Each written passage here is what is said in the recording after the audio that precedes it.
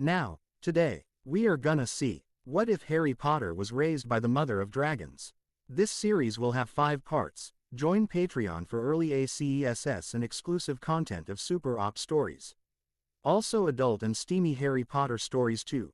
Please subscribe this channel, because definitely I will try my best to provide a valuable content for you all. Also check the description to support the original author for this beautiful creation. What's he doing here? Robb said the moment Jon, Tyrion and I entered the main tent. Robb was leaning over the main table, staring at us expectantly. He was flanked by the Greatjon, as well as one of the maesters I didn't remember his name. The Lady Catelyn was also present. I was under the impression that this was urgent. Tyrion's my ally, now. He's going to help us in the war against his family. I said simply, getting some strange looks at the response. I never said anything of the sort. Tyrion protested. Details. I waved him off, before turning to Robb. What's the matter? Robb gave Tyrion another uncertain look, before sighing tiredly. The Lord Frey will let us cross his bridge. Robb said uneasily. I'm sensing but, coming. I pointed out dryly. Robb nodded, pinching the bridge of his nose as if the mere thought of it pained him. Apparently, in order to acquire Lord Walder's aid, I must take in 2 of his children as wards at Winterfell. That doesn't sound too bad. I must also promise Arya's hand in marriage to a member of his family.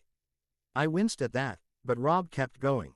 As well as myself. Jon was right. If only about Robb's bit of needing to get married, it was a good thing I didn't take that bet. Not that I couldn't afford to pay, of course, but who liked losing at anything? Tyrion made a move towards the wine, pouring himself a cup as the guards stationed around us placed their hands on their swords threateningly. Stand down, Robb said sternly, and they complied. Lord Frey's tolls were always exorbitant, my Lord Stark. Tyrion commented as he took a sip of his wine. That's how his house got to be one of the richest in the Riverlands, after all. The imp's right.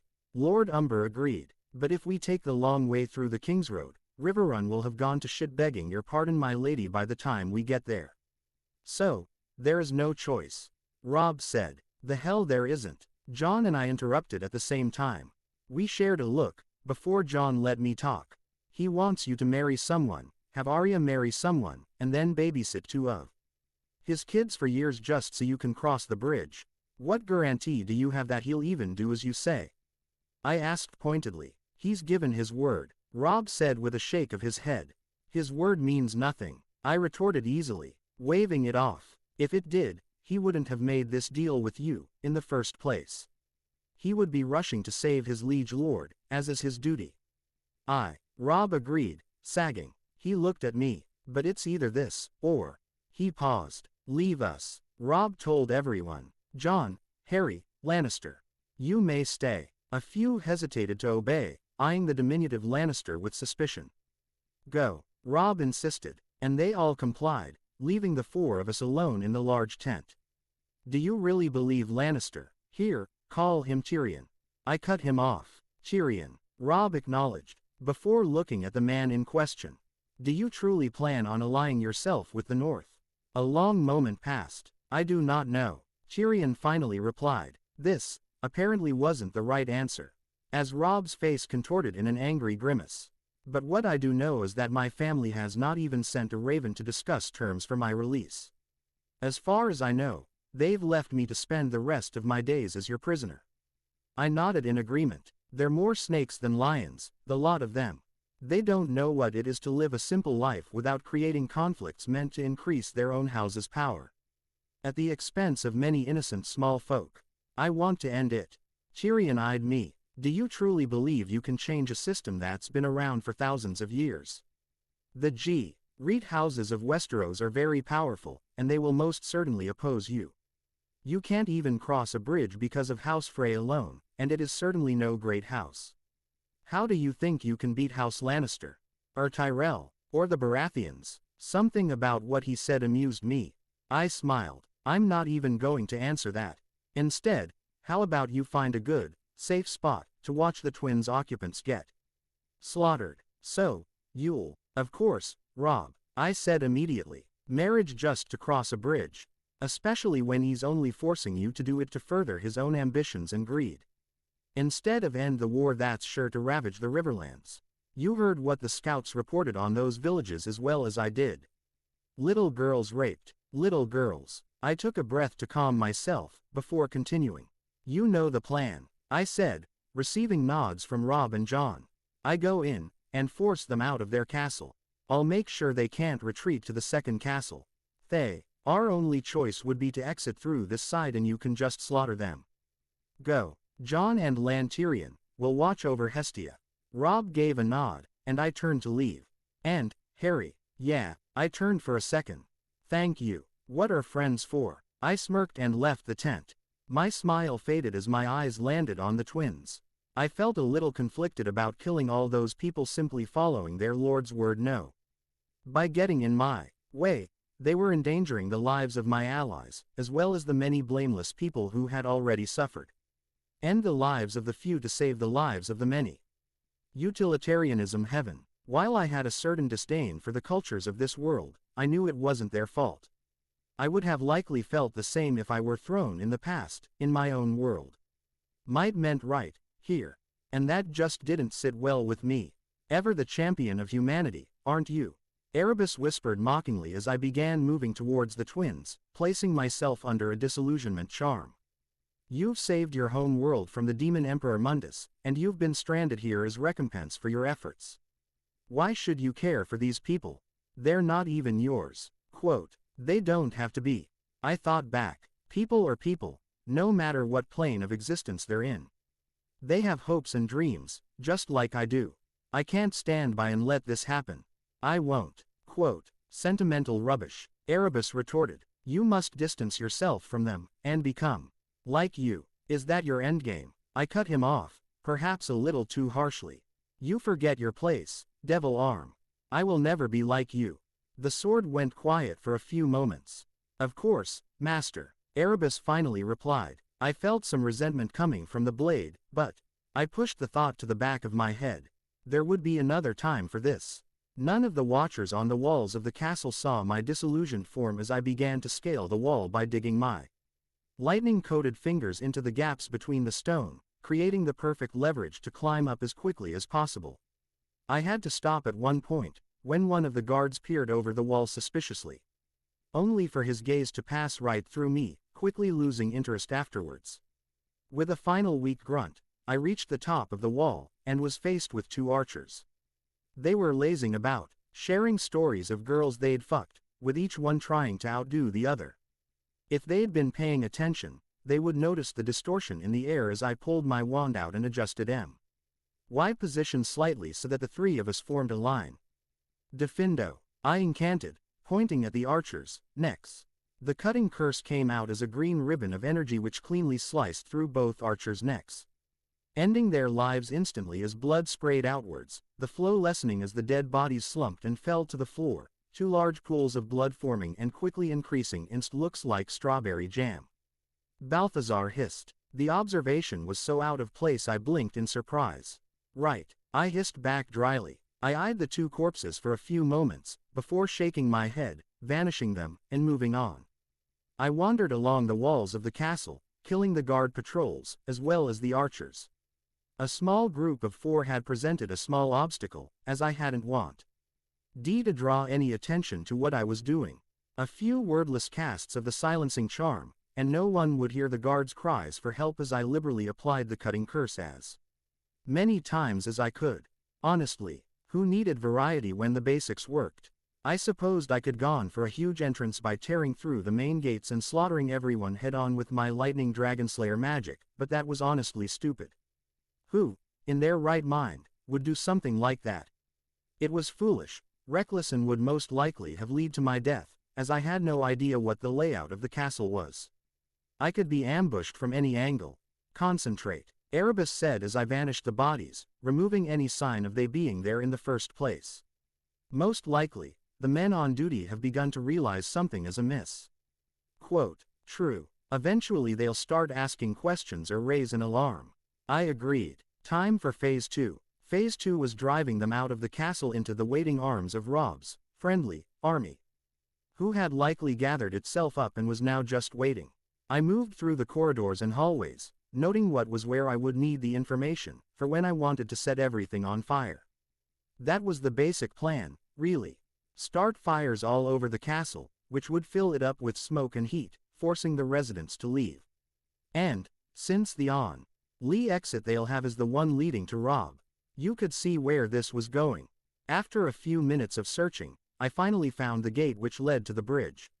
It was guarded by two disgruntled men, who looked like they fit better in modern America, in which everyone was a fat whale, rather than in Westeros, where only the rich were able to become fat.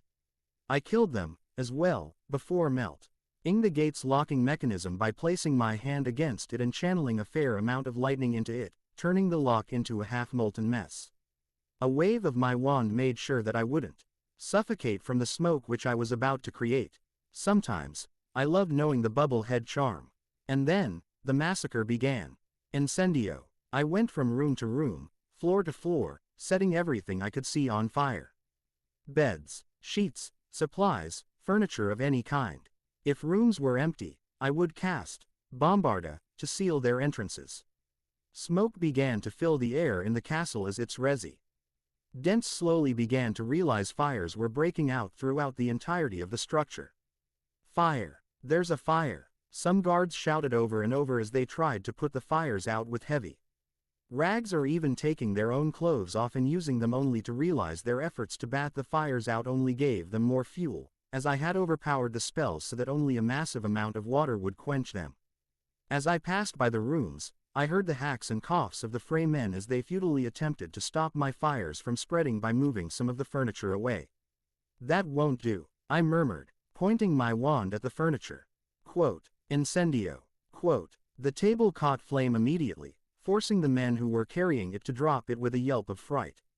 The table hit the ground, collapsing into pieces which fell on a nearby carpet, setting it on fire, as well. We have to leave, one of them said. Any more and we'll die of the smoke. He's right, another said. Let's go. The ground shook as hundreds upon hundreds of men rushed to the gate leading to the bridge. The hallways were overcrowded, each man almost stepping over the other. What's taking so long? Open the gate. The men were starting to get riled up.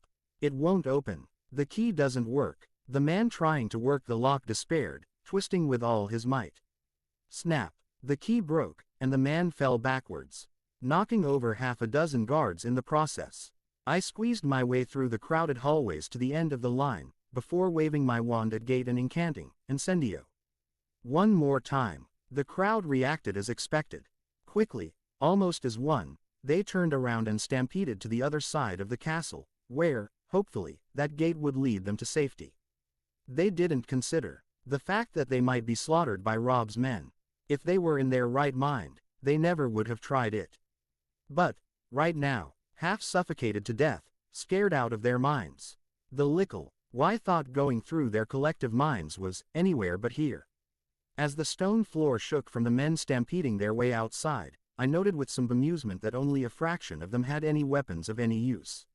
I heard the sound of the portcullis being opened, and felt the drastic change in the air pressure. The flames around me grew stronger from the added oxygen, but it didn't affect me one bit. The side effects of having a blade with control over the cold was that I really couldn't be affected by most fires when I stood near them. It would take something of significant magical power. Like John's blue flames or the flames of a dragon, possibly this wildfire I've heard so much about, to cause me damage. As it was, I simply walked leisurely outside watching the mass of 3,000 Frey men a hominum revelio had given me that answer, 3,107, to be precise, running every which way out of the death trap they called a castle, into the Ting arms of Rob's army comprised of 20,000 men. Even if each Frey man had a weapon which they didn't, they were already burned, suffocating, and panicking. The battle was swift and bloody. I watched as the Frey men fell to arrows, swords, spears, axes and maces. The battle began to die down as Rob's men were finishing off the rest of the Frey men on the field. I nodded to myself. The plan had gone off without a hitch, but I still had to cancel all of my spells. To that end, I went from room to room, using finite, and using Erebus to kill off any remaining, non-magical flames. Tedious work, extremely boring. But it was either that, or have Robb's army burn, and suffocate to death when they attempted to cross through the castle. I waved my wand a few more times in the main hallways, sending out gusts of wind to have the air circulate and purify itself of the taint of the smoke. I gave up on that, after a few tries with little success. It'll clear itself up eventually. Balthazar consoled. True, I hissed back, making sure to breathe through my nose as I made my way outside. The modified bubble head charm was only applied to my nasal pathway, and not my mouth. I was hoping it would be a little quicker than this, but no plan is perfect. With a wave of my wand, I disabled my disillusionment charm, as well as my modified bubble head charm, and walked back into the field, where the men were celebrating as they began looting the many corpses they'd created. I stayed at the entrance as I was approached by the Lord Umber and a few of his men. Didn't think you could do it, lad, the Greetjon said as his gaze flitted from the sea of dead men to the empty castle. I followed his gaze, noticing the billowing clouds of smoke steadily being pumped out into the atmosphere. Though there was less and less as the seconds passed. Within a few minutes, the air would hopefully be safe enough to breathe, maybe not comfortably, but enough so they could walk through the castle's corridors. You actually doubted me, after seeing what I was capable of. I smiled, dusting my shoulder off. There were thousands of men in there, Lord Umber said roughly. Any man with his wits would have doubts. Too true, Lord Umber. The voice of Robb cut in, as he approached us, wiping the blood off of his blade. Grey Wind was at his side, drenched in the bit's fur crimson. But Harry isn't any man. 3,107 men, by the way, I corrected, before vanishing the blood off of Grey Wind, who nudged me in gratitude at my helpful gesture. Not all men, Robb disagreed, pointing to a large group of women, looking bruised, burned and generally downtrodden, a fair few children huddled around them. I winced at the realization that I might have killed children, but shook my head. Lord Frey could have avoided all of this by simply joining his power with ours, instead of extorting Robb, like that. Do not worry, Harry, Robb said, misinterpreting my wince. I have already informed the men that any unnecessary advances, shall we say, to the women in our capture will be dealt with harshly. There is no room for rapists in my army. Any who dare to do so will have the choice of their sword arm. Or the wall. I nodded. At least there was that. Fair enough, I said, before pointing to the castle. You might want to wait a little before going inside. The air's still heavy with the smoke of the fire I made. It's all right. Robb shook his head, gesturing to the thousands of dead bodies on the field being looted and then carried away to a quickly growing pile. There's still plenty of time. Yes, I replied, not really knowing what else to say on the matter, before turning to Robb. Where's John? He elected to stay behind and watch over Ghost and Hestia. Robb said. They're at the camp. I nodded in reply, and began to make my way there. If you'll excuse me, of course. He let me go. The trip back was quick, and uneventful. Apparently, around half of the army had remained at Camp 1. Supposed it made sense, as the battlefield would be overcrowded, but they still looked alert as they greeted me. I graced them with nods and waves as I made my way through camp, eventually reaching the back of the camp, where Hestia, Ghost, John and Tyrion were waiting. Tyrion, John. I greeted the two as I petted Hestia's head. The she-dragon trilled and nudged me affectionately, before going back to play with Ghost. Still doubt my ability to win this war and take down the great houses which oppose me. I do not, Tyrion said, pointing at the smoking castle I'd single-handedly emptied.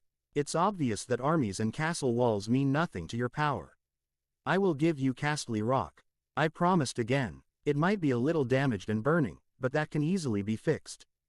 Given time. Tyrion seemed to consider my words. And, you? He inquired. I blinked, not having expected that. People didn't usually ask what I wanted. Just look at Robb. He would ask me to do things for him, and he would reward me with things he believed I wanted, like a lordship, lands, etc. I didn't truly need any of those, but I took them because he LD simply have given me nothing in return for my efforts. But, having someone ask me what I wanted was new.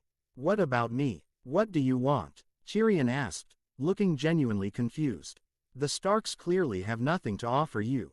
That you couldn't seize, yourself. So, what is it? Tell me. Jon bristled and made to speak, but I held him back. It's all right, Jon. I raised my hand to stop him from saying anything. Before turning to Tyrion, I don't blame him for questioning me, though you're literally the first person to ever do that. Mostly, people are just grateful I'm helping them. The maesters always ask about my magic. About how it works. You're the only one who's asked me why. Tyrion patiently waited, staying silent as I spoke. Not even Jon's asked me that, but for a simple reason. I said, and quickly amended at Jon's slightly hurt look. Betrayal is not something we think is lurking at every dark corner. If your dear sister, here, Tyrion scoffed, was anything in her childhood like she is right now, and assuming the rest of your family is the same way, since it's the environment which ultimately decides the person's qualities and faults, then, I can infer that your life has been filled with deceit, betrayal and constant, shifting plans.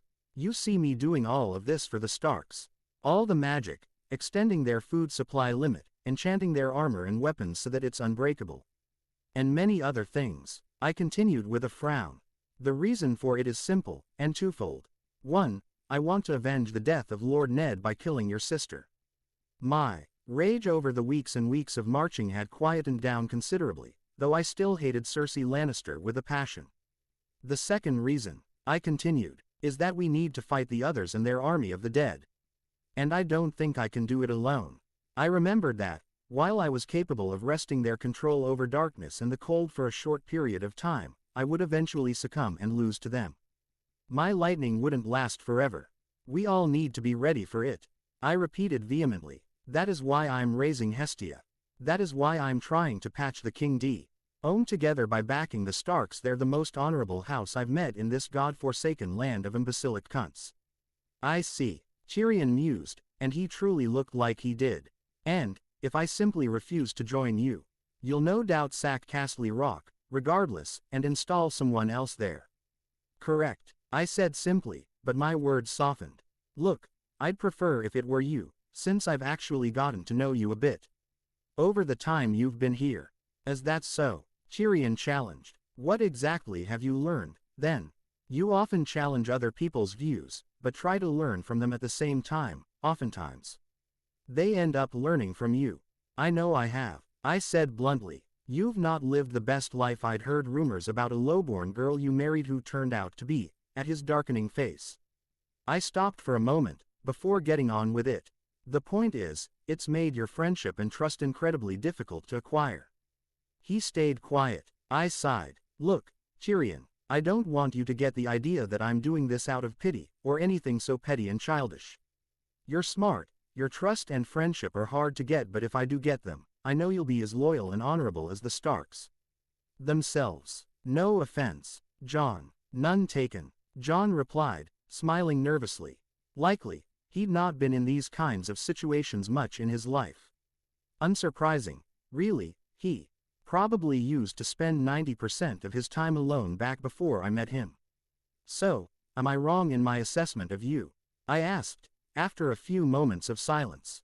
You aren't, Tyrion allowed. That was all I need. I grinned and held my hand out. Tyrion hesitated, but shook it, smiling slightly. You won't regret this, I said honestly. You'll see. I'm sure I will, Tyrion said wryly, but not unkindly, before pointing at the second castle. But, for now, I believe you still have some work to do. Yeah, I agreed, turning to leave. This won't take long. Sneaking in was a little tougher than the first castle, now that the guards were actually watching for anything that seemed out of the ordinary. Unfortunately for them, and fortunately for me, the idea that the person attacking them could be invisible never crossed their minds. And, why would it? Magic was extremely rare in this world. Only a select few were capable, and most of them were second-rate tricksters. From my studies on the matter though, to be fair, I derived that conclusion from books written by people who didn't even believe in magic. I could be wrong. Focus, Erebus interjected helpfully. I scaled the side wall, and waited until one of the patrols passed by, before hopping to the top and quickly making my way into the castle proper. A quick cast of Hominum Revelio told me that there were about 1,000 humans in the castle. I supposed it made sense.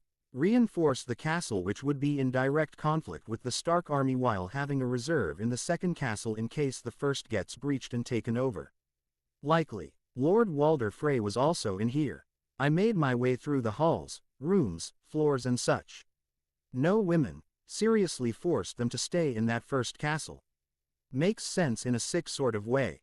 Balthazar hissed to me, prioritizes his defense at the expense of his more disposable people.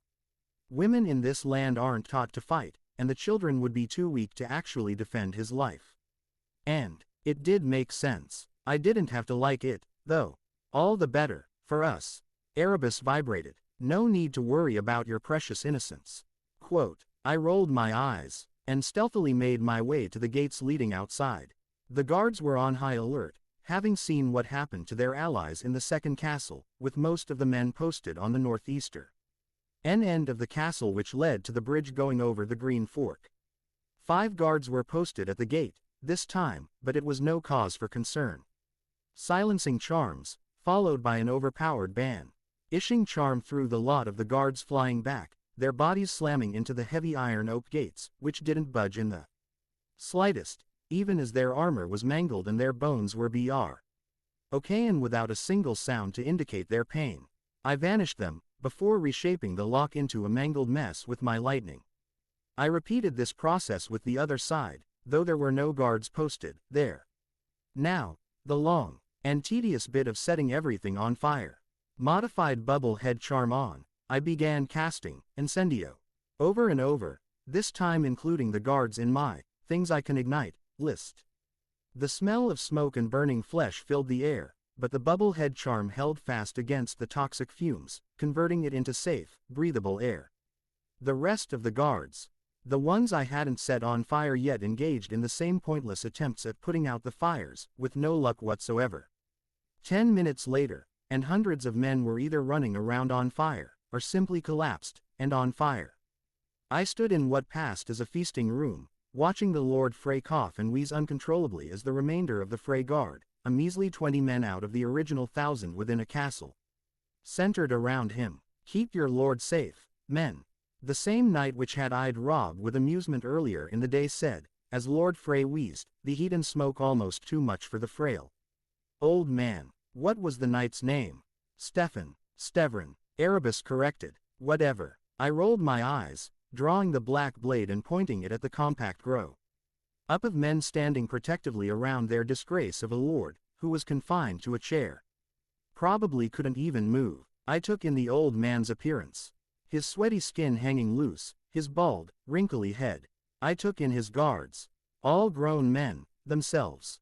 To think, a few hours ago, they were smugly extorting Rob for everything he had, just to cross a damn bridge. They forfeited their lives, an entire house for a bridge. Leave nothing behind. I thought harshly. Dark stream. The flames in the great hall were instantly doused as darkness spewed forth from Erebus, greedily enveloping all of the men with its power and consuming them like a torrential river, their cries unheard. Such was the speed of the surprise move. That was it. The house Frey stood no more. Good fucking riddance. I spat and cut the flow to the power, idly noting that Erebus burped as he seemed to do whenever I fed him, and felt a rush of information flood through my brain. I said. You consume the knowledge of those you eat. I said in the frosted room, though the temperature steadily went higher and higher. The fires spread around the castle. Indeed, Erebus replied as I made my way through the castle, putting out all the fires I had created with Erebus and liberal use of finite. I passed a nondescript wall in the basement, and ran my hand over it, feeling it out, for there it is, the indentation. So, I gave it a strong push.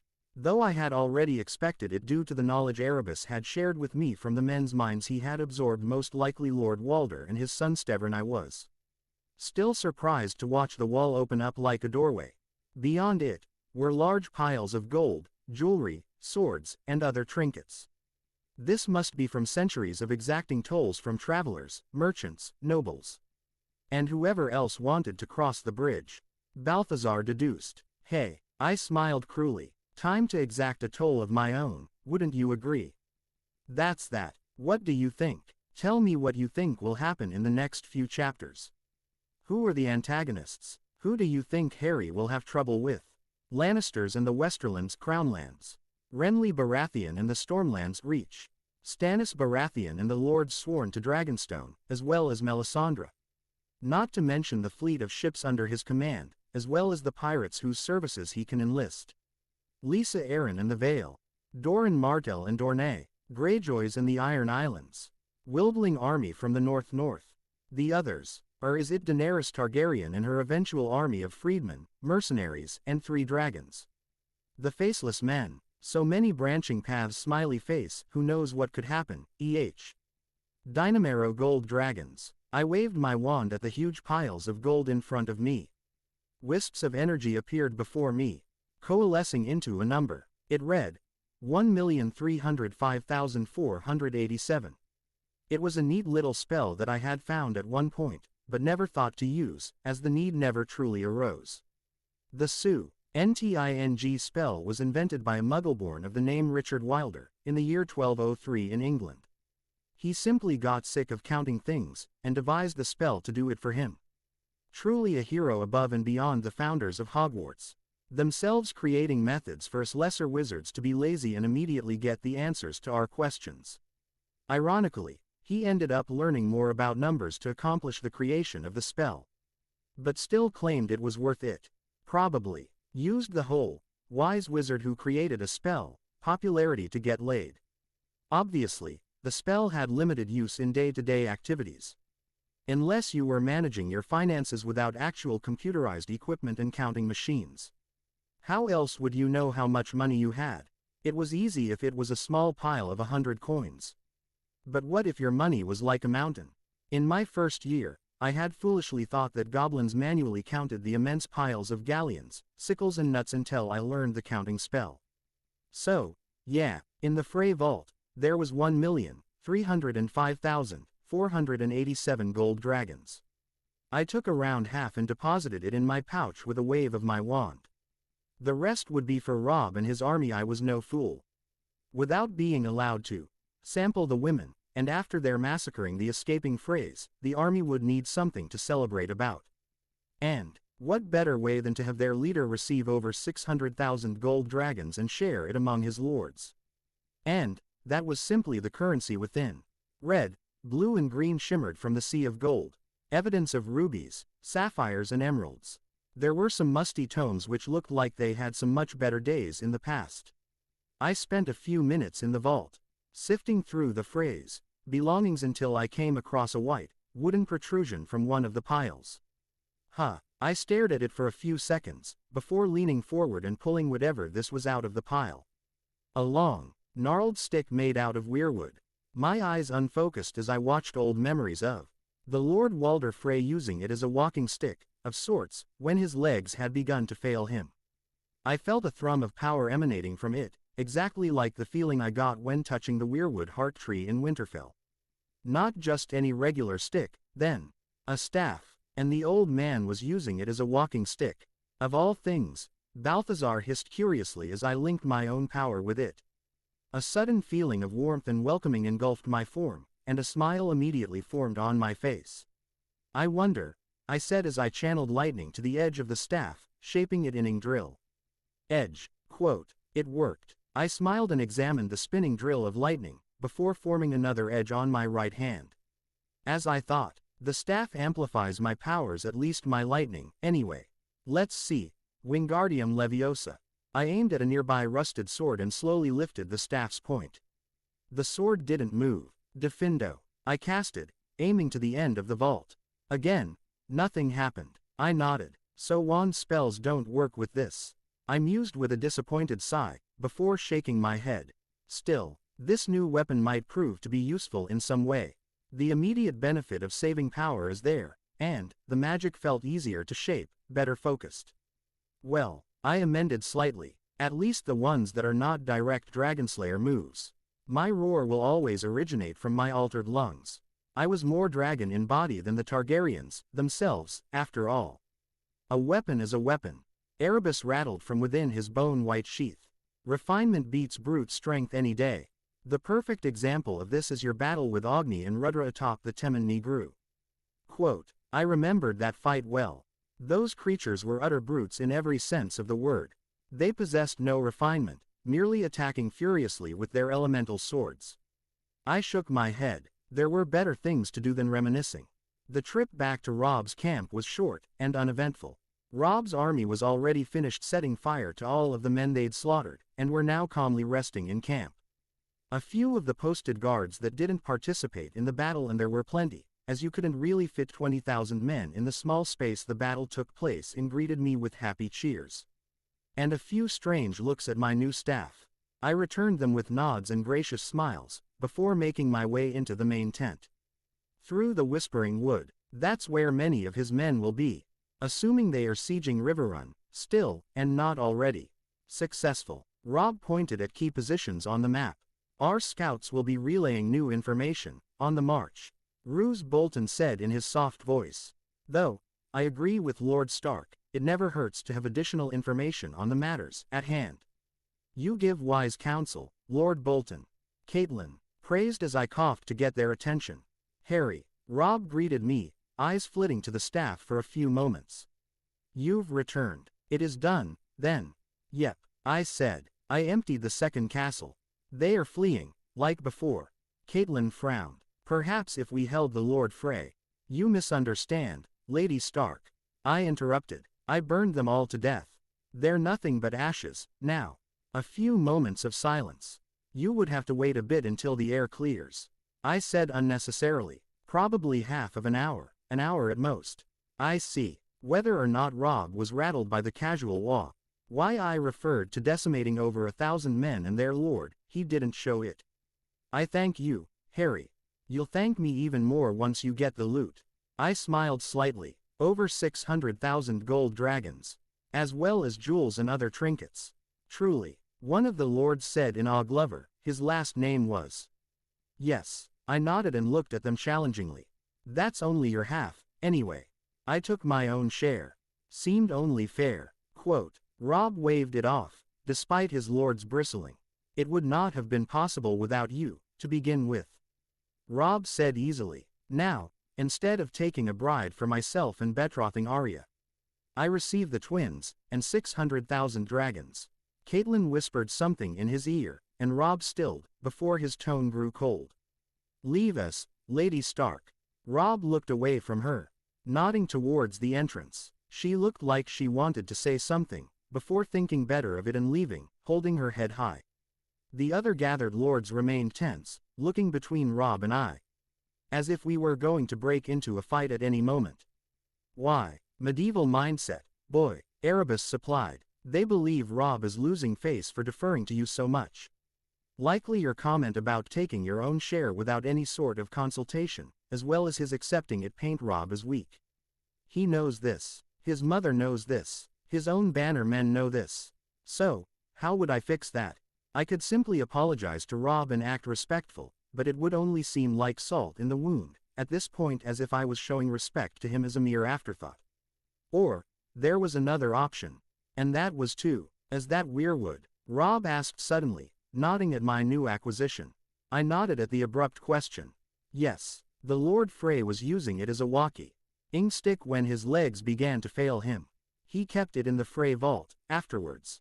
A walking stick. Rob looked furious. To desecrate the old gods in this way. There was a chorus of, his lords looking equally furious. Their disdain for the interactions between me and their Lord Paramount completely forgotten. I stifled an eye roll. The religious were always so empty-headed. I was expecting I had to knock some sense into them. Good riddance to the old fucker, then. Lord Umber bellowed, moving over to slap me in the back. I smiled, feeling the tension in the room lessen somewhat as the Greatjohn laughed. I nodded in agreement, as the meeting continued, with Rob detailing his plan, taking some input from the gathered lords but making his own informed decisions. This was an area of expertise I had no real skill with. Predicting army movements and reacting accordingly. Sure, I could gather the information, scout an area out and list where the enemies were, but I couldn't really figure out what exactly would occur in the immediate future. But, the plan was to leave a fair few archers and men at arms, just like with the Moat Cailin, a negligible amount of men conside. Ring their army of 20,000 strong, but enough to hold the twins easily. Other armies did not have a wizard who could sneak in a castle and sack it by reducing all of its occupants to ash. Back to the plans in motion. We were to ride to the castle and town of Seagard, which was directly southward along the map. There, we would join up with House Mallister, assuming they didn't betray their Lord Paramount like the Lord Frey had, and move on further south, skirting along the mountainous region on our way to Riverrun. There, we would hit the Whispering Wood, where Tywin's men were likely waiting. If they were sieging Riverrun or had already taken the castle. In both cases, the plan was to smash the army to 1,000 little pieces before relieving the siege. A few more men will be left to take the remaining gold in the Frey vault back into the north. Robb looked to Lord Umber and Glover. I'm sure the both of you can spare the men. I'll be sending a few of my own, as well. Of course, my lord. Glover replied. Umber a second later. Right, then. Robb took a breath and looked at all of his lords. We march at first light. Tell your men to get a good night's rest, for we will need it tomorrow.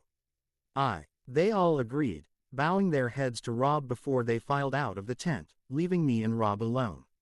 You think they're going to question your authority? I asked when we were finally left alone. Robb snorted. They already do. In fact, Lord Umber had even tried something of that nature a few weeks ago. I had to deal with him accordingly. He almost lost 2 of his fingers before I put a stop to Grey Wind. I raised my eyebrows in surprise. I guessed I wasn't paying as much attention as I thought I was, if this happened without me knowing. But then again, such was life. You could never be sure of what people did outside of your own realm of influence and awareness. It was worrying in a way, and I wasn't referring to the Lannisters, either. That house was simplistic to the extreme.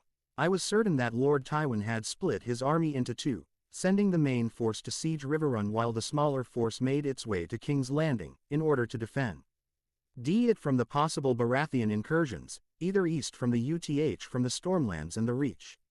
My true enemies were working in the chaos which ensued. The Red Priests of R'hllor. The others. Both factions, though enemies, were likely doing the exact same thing, building their respective armies of followers, whether it be the dead come back to life for the others, or the blindly devout followers who'd set anyone on fire to receive power for the Red Priests. Other possible enemies were the Faceless Men. I doubted after killing one of their members, they would simply let me go. The order was mysterious and reticent.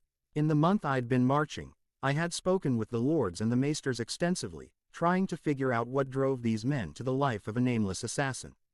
They gave up their sense of identity for their mission to bestow the gift, also known as death, to whoever asked for it. And with it came magic. The ability to use the faces of the dead they collect, as well as enhanced senses. Judging by how that faceless man could see me through my disillusionment charm. Truly dangerous foes, if given the chance to act. If they attacked while I was sleeping, distracted, or simply not paying attention, I likely could not react in time to save myself. When my guard was down, I was just as vulnerable as the rest of the humans. I had enchanted armor, sure, but a simple stab through the face or the neck would fix that right up.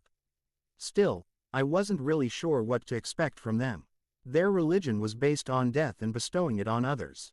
Was the contract still resolved if I killed their member instead of him killing me, or would that have simply exacerbated the situation? I just didn't know. At any rate, I vowed to test my food more often, as L is examine the people I'm talking to for any deviation in personality, however slight it may have been. Otherwise, I could die. That's called being paranoid, Balthazar drawled in my mind. Yeah, well, they said the same thing during my time at Hogwarts. I thought back. There's no plot to steal the Philosopher's Stone, Harry, you're just being paranoid. Voldemort didn't try to come back by eating Ginny's soul, Harry. You're just being paranoid. There's no conspiracy behind Sirius' imprisonment, Harry, you're just being paranoid. There's no murder plot behind the Tri-Wizard Tournament, Harry, you're just being. Agreed, Erebus said in irritation. I have been monitoring the powers in this world as much as I can. The experience is jarring and disorienting, even for an old being such as I. I heard Robb say a few words, but it sounded like gibberish to me. Sorry, what? I asked. I wasn't paying attention. Is anyone? Robb sighed tiredly. I was saying I was going to sleep. Oh, I scratched the back of my head and laughed sheepishly. Yeah, I'll go too. Take care. I heard Rob's grunt, turned and left, making my way to where Jon, Tyrion and our assemblage of pets were located. You've been keeping an eye on the world's energies, I thought as I sidestepped a few men hauling carts of food and drink. Likely, they had drawn the short straw and were saddled with food duty. Indeed, Erebus replied, the sword vibrating slightly. There are 2 red priests on this continent, now. I stopped. What? I replied in shock, before shaking my head. One of them is probably Thoros of Myr. Correct, Erebus confirmed. And the other? I asked. Unknown, Erebus replied, but I have been feeling their power growing in the southeast, as well as to the far east, likely. This is in response to the hatching of your dragon. Hestia was the cause. No, you can't be sure of that, Erebus. I cannot, Erebus allowed, but it fits. It did. So, things were a little more complicated, now. For better or worse, I'd allied myself with the North, which was threatened from all sides. The plan remains the same. I ground out, getting some curious looks from the people I passed by. What plan? I heard Jon say as I reached our own spot in the camp. Ghost and Hestia were lying next to the fire, while Tyrion was grazing on a nearby pile of hay. Tyrion sat by the fire, glancing in my direction for a moment before nodding and turning back to the flames. I greeted the fellow teen as I took a seat by the fire, sniffing slightly as the scent of cooked meat entered my nose. Normally, I would have been salivating at the thought of venison, but I had just finished setting thousands upon thousands of people on fire. So, instead of voraciously devour it, I took quick, light bites. Making sure to keep my mind on the threats to the north, south and east, instead of the people I'd killed. Jon sat by me. Hey, he got my attention. What plan? I took another bite, and began filling him in. So, the Lannisters are still our most immediate threat, Jon said with a frown. But it's possible these red priests will become the newest threat. I nodded patiently, and, all the while, the others build their power north of the wall. Jon trailed off, a hint of worry creeping in his tone. Yes, I nodded. We're in a bad way. Are we? Tyrion challenged with a frown. The red priests are likely not even aware of your existence, or they could simply be assuming the mindset of live and let live. I hadn't even considered that. It's a fair point, I allowed. All I really have to go on is the fact that magical power is growing from all sides. But, you seem to be getting stronger as well, Tyrion pointed out, patting the weirwood staff by my side. The smart thing to do would be to wait and see if these red priests will initiate hostilities against you and yours. To attack them without provocation simply because of the possible threat they pose is not only foolish, but hypocritical. I pinched the bridge of my nose. Damn it, but you're right. I breathed. So, what do you plan on doing? Tyrion pushed. Castle Rock. I said, it's still yours. After that, I'm not sure. Either the wall, or defending against the red priests of Arlor. We'll wait and see, Jon offered up. We don't all have to go to the same place, of course. I nodded, smiling slightly, and taking a long drink from the wineskin. Yes, you're right, Jon. I forget I'm not alone in this. You can handle the wall. Tyrion will handle the west after we gain control of it. As for the Lord of Light, we'll see. We rose early the next day, and began to march to Seagard. The crossing took a little longer than expected, but there was only so much you could do with 20,000 men 19,000. Now crossing a bridge, Robb, Lord Glover, and Lord Umber left a few of their own men behind, both to hold the twins, as well as transport the spoils of war northwards, back to Winterfell. This victory alone would have made the war worth in, gold and influence-wise. The trip to Seagard would take a few days' time, but that only allowed me to get a better bearing on the situation with the energies of the world. It also let me ascertain what the general population thought of me. Whispers ran rampant in the men's camps, hailing me as a hero on the level of those of old. Dragonlord, Black Dragonscale, Castle Sacker. There was admiration in their words, but also an undercurrent of understandable fear. Whispers of a darker nature rose, though they were CKLY quelled by the fact that I'd enchanted their weapons and armor to be unbreakable. You couldn't really argue that particular point. But, it was only natural that they'd question my intentions. I Would have thought the same thing. If he has this much power, what's to stop him from turning on us? Quote, so, I would go around speaking with the levies, knights and men at arms, Hestia trailing behind me like an overgrown pet. I asked about where they were from, their likes, dislikes, their dreams for the future. Most would have called it a selfless move of someone who cares for the little guy. The first called it self-preservation on my end. I felt a little bad for influencing them like this, but it was either this or allow for dissent to grow within the ranks, allowing for a worst-case scenario of betrayal. The gold from the fray that I reached out to the men mitigated that particular threat. The first night of that march, I sat by Hestia after I'd gathered up some firewood.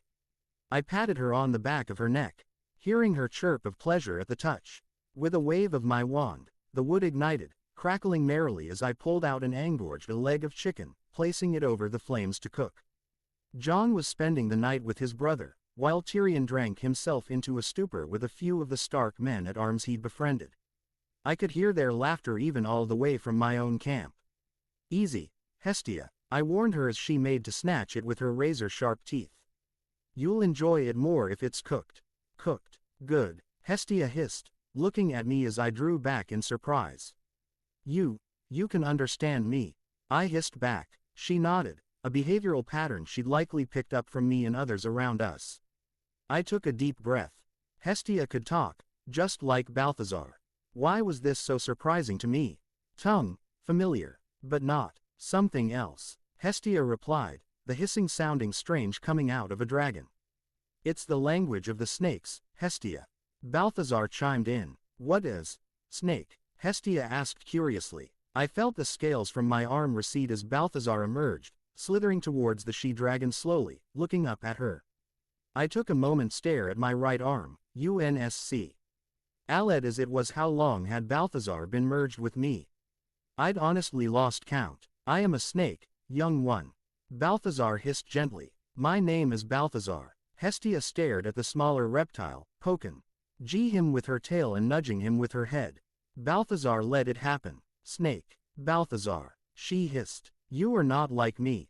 You're right, Hestia. I smiled and spun the sizzling leg of chicken over the fire, swallowing down the saliva that built in my mouth.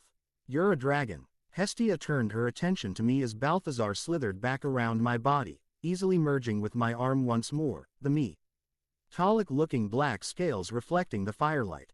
What is dragon? You are. I hissed back gently. Would you like to see yourself? Please. She replied instantly, sounding a little excited.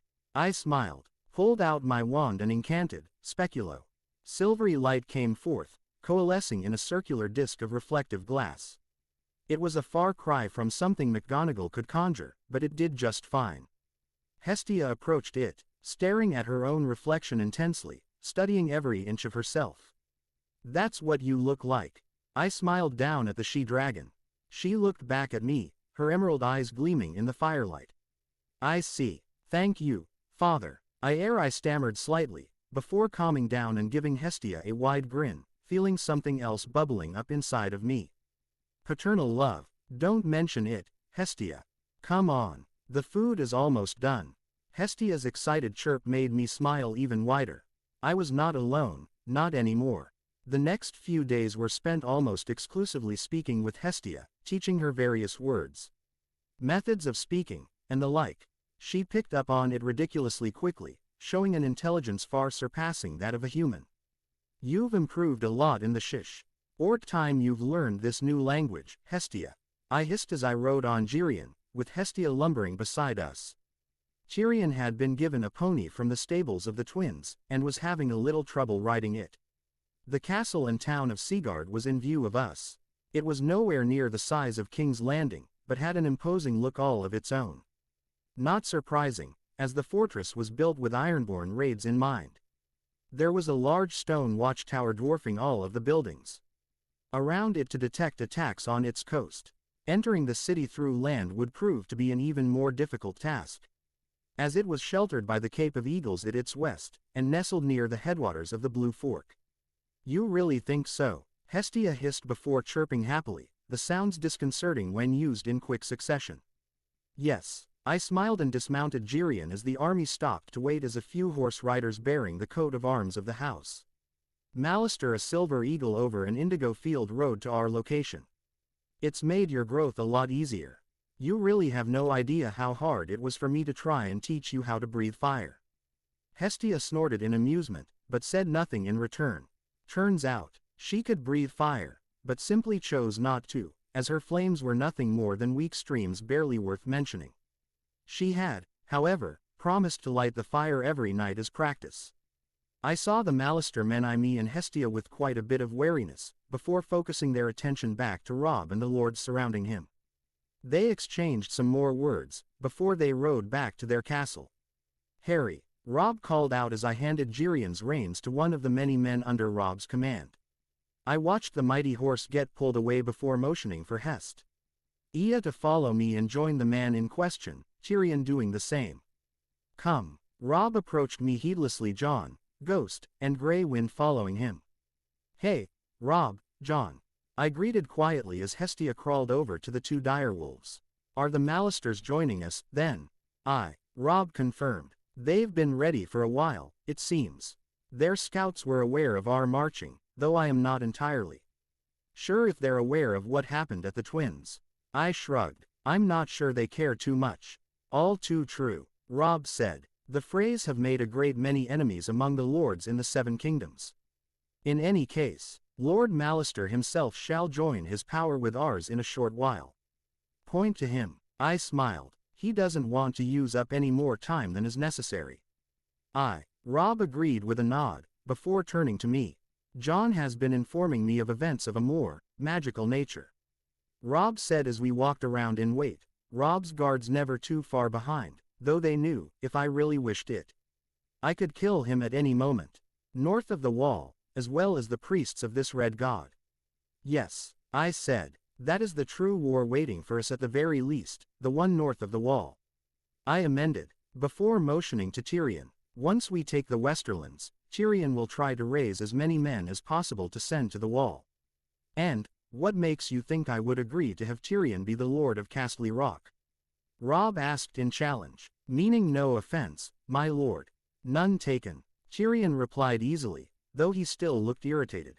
"Who wouldn't be? The fact that I am going to be the reason you take Castle Rock in the first place." I answered dismissively, and I met his piercing blue stare with my own. "Superior, I'd like to think it was one." "Fair enough," Robb huffed. "Being challenged by my own men has left me a bit standoffish, as of late." "Don't worry about it," I waved it off. "Those fuckers look for any excuse to screw you over. Just say that it's your idea and I'll pretend like it's the best thing I've ever heard in my life. That should do the trick." Robb looked uncomfortable at the thought. I sighed and prepared to give the "grow up" speech, but Jon beat me to it. "You weren't in King's Landing, brother," Jon said heatedly. "It isn't like Winterfell. You saw the Freys, and how they acted. The people were fighting. Their words mean nothing. Their oaths mean nothing. Why should ours? They killed father, and then they tried to kill us. Sansa, Arya, Harry and I." Jon panted for a few seconds before mastering himself. "Forgive me, Robb, I don't know what came over." "No, you're right, Jon," Robb said, looking down slightly. "Father always used to say, when the snows fall and the white winds blow, the lone wolf dies but the pack survives." Jon said slowly, sorrowfully. Robb nodded, a sad smile gracing his face. "He did. We have so many enemies now," Jon said and hugged his brother. "I don't want you to die, brother. Not if I can help it." "Jon," Robb said, overcome with emotion for a moment, before hugging him back. "Thank you. Anytime." The two pulled back. "ND the Lannister can work together long enough without killing each other." I nodded gratefully, a wry smile forming on my face. "Thank you, Robb. We'll need all the help we can get." "They're coming." I heard a few shouts in the distance. "Lord Stark." One of the men approached us. "The Malister men come." "I see." Robb took a breath and we all headed to the head of his army. "Then let us greet them." The Malisters rode out in force, bearing a flag of truce as the Stark men chattered on excitedly. Thousands of men, led by their lord. He had brown hair mixed with white underneath a winged helm, a chiseled face, and fierce, blue-gray eyes. Lord Jason Mallister. One of the Mallister men announced. Lord Mallister. Robb greeted once they were close enough and their army settled in. Lord Stark. Lord Mallister greeted back jovially. I see. The Freys have allowed you to cross their bridge quickly. I was not expecting you so soon. They did not. Robb refuted. The Freys are no more. My friend, and close ally, Harry, he motioned to me, saw to that. A moment later, Lord Mallister's gaze shifted to me, and then to the dragon by my side. Indeed, he dismounted and moved to me, completely ignoring Hestia and looking me over. Did this guy have no fear? Harry of the Blackscale. Lord Mallister trailed off with grin. I was there during the king's tourney. I watched you slaughter the mountain with my own eyes. It is an honor to shake the hand of a man such as yourself. He extended his hand, and I took it. Justice long overdue. I agreed with a nod. Lord Mallister. All too true, he said. I was unaware you possessed a dragon, however. Hestia hatched only recently. I let go of his hand and patted her on the head. Only the people here are aware of this, as far as I know. I evaded the questions on how exactly I'd sacked Frey's castles. Lord Stark. I formally addressed him with a pleading look. This guy was a little too excited to see a dragon. Shall we go? Yes. Robb rolled his eyes in amusement. Come, my Lord Mallister. Let us go and smash the Lannister armies and regain control of the Riverlands back to my grandfather, the Lord Tully. Lord Mallister looked torn between wanting to ask a few more questions and going back to do his duty to his Lord Paramount currently under siege. Yes, Lord Mallister said, still keeping his blue eyes on me for a few moments before mounting his horse once more. Let's. Well, at least you'll have followers in the Riverlands when you're done with this campaign. Balthazar opined. Shut up, Balthazar. I thought back as we began to march southward, once more. Our destination, Riverrun. One step further to my ultimate goal. The march to Riverrun took 3 times as long as the one from the Twins to Seaguard, but Robb had insisted that his men get the Riku. I read amount of rest to keep their minds and bodies as sharp as their enchanted blades. Good news came in the form of Sir Brynden Tully, Robb's great-uncle better known as the Blackfish. He was tall and lean, his clean-shaven face craggy and windburnt. His once auburn Tully hair had gone to gray, but his eyes still remained a bright blue. He had been harrying the Lannister supply lines as best he could with the small amount of men he had. 200, at most, to the Lannisters' 30,000. They relied on guerrilla tactics, ambushing their enemies while they were sleeping. After the battle would be done, the men would carry as much food as they could, and set fire to whatever remained. It was a good plan, and they were met with great success. Their scouts reported more and more men began to mutiny, or simply flee. All were killed for their disobedience, which stirred up even more discontent in the ranks. Another bit of news was that Robb's prediction turned out to be true. Tywin Lannister had split his army, moving a quarter of it to Harrenhal, while the remaining 3/4 besieged Riverrun, and set the rest of the Riverlands on fire. Their army was scattered likely, they were unaware of the army marching towards them. The Blackfish had done a lot of work, in that regard, having his archers kill any ravens he saw heading to and from the Lannister camps. So, Robb ca. LLED a meeting as the sun was going down. Riverrun is a few hours' march away. Robb addressed his lords in the main tent, while Grey Wind, Hestia and Ghost lounged around the side. It was a point to the many lords gathered here that almost none of them gave Hestia a second glance, with the exception of the Blackfish, as he wasn't used to seeing either direwolves or dragons. Sir Brynden's news have offered us an opportunity, Robb said, grasping the handle of the sword at his side. The Lannister armies are scattered along the morale has taken grave hits due to a lack of supplies and dissent within the ranks. Now is the time to strike. The Greatjon said, excitement in his voice. Lord Stark is right. Now's the time to teach these Southern cunts what happens when you attack the north. He gave a glance to the Lady Stark. Begging your pardon, my lady. Catelyn nodded, trying her best not to roll her eyes at Lord Umber's behavior. It sounds too good to be true. Lord Glover objected. How can we be sure they are not aware of our intentions? No bird has reached them. My archers have seen to that. The Blackfish explained, smiling grimly. They are scattered around the castle in 3 separate camps, with the rivers between. There's no other way to besiege Riverrun. The Lannisters have outnumbered us by 10,000 men. Lord Glover insisted. The Lannisters are also very tired. I cut in, gaining the attention of the lords. They're tired, hungry, and a few steps away from outright mutiny. If the Lord Blackfishes, Brynden snorted. Information is right. 10,000 men at each camp. It will either be 3 battles against armies of 10,000 or 2 battles, one against 10,000 and the other against 20,000. Astute observation, Blackscale. The Blackfish replied, finding something amusing about that particular title. He was the Blackfish, and fish had scales, as well. Trust in our men, Robb said with a confident smile. With Harry's aid, we will be unbeatable on the battlefield. Here, a few men nodded. But, more importantly, we're fighting for something more important than gold and riches. We fight to save my Lord Grandfather. We fight to rid the Riverlands and the north of Lannisters and their gold. Aye, the lords all replied. We fight for something more than a useless iron chair in King's Landing. Robb was breathing hard as he drew his sword. We fight so that men of the north shall never be slaughtered in the south. We fight for my father, Lord Eddard Stark, killed for doing the right thing. They shall face our swords and know the fury of the north and the Riverlands. Winter is coming. Quote, a loud roar met his words as the entire army cheered.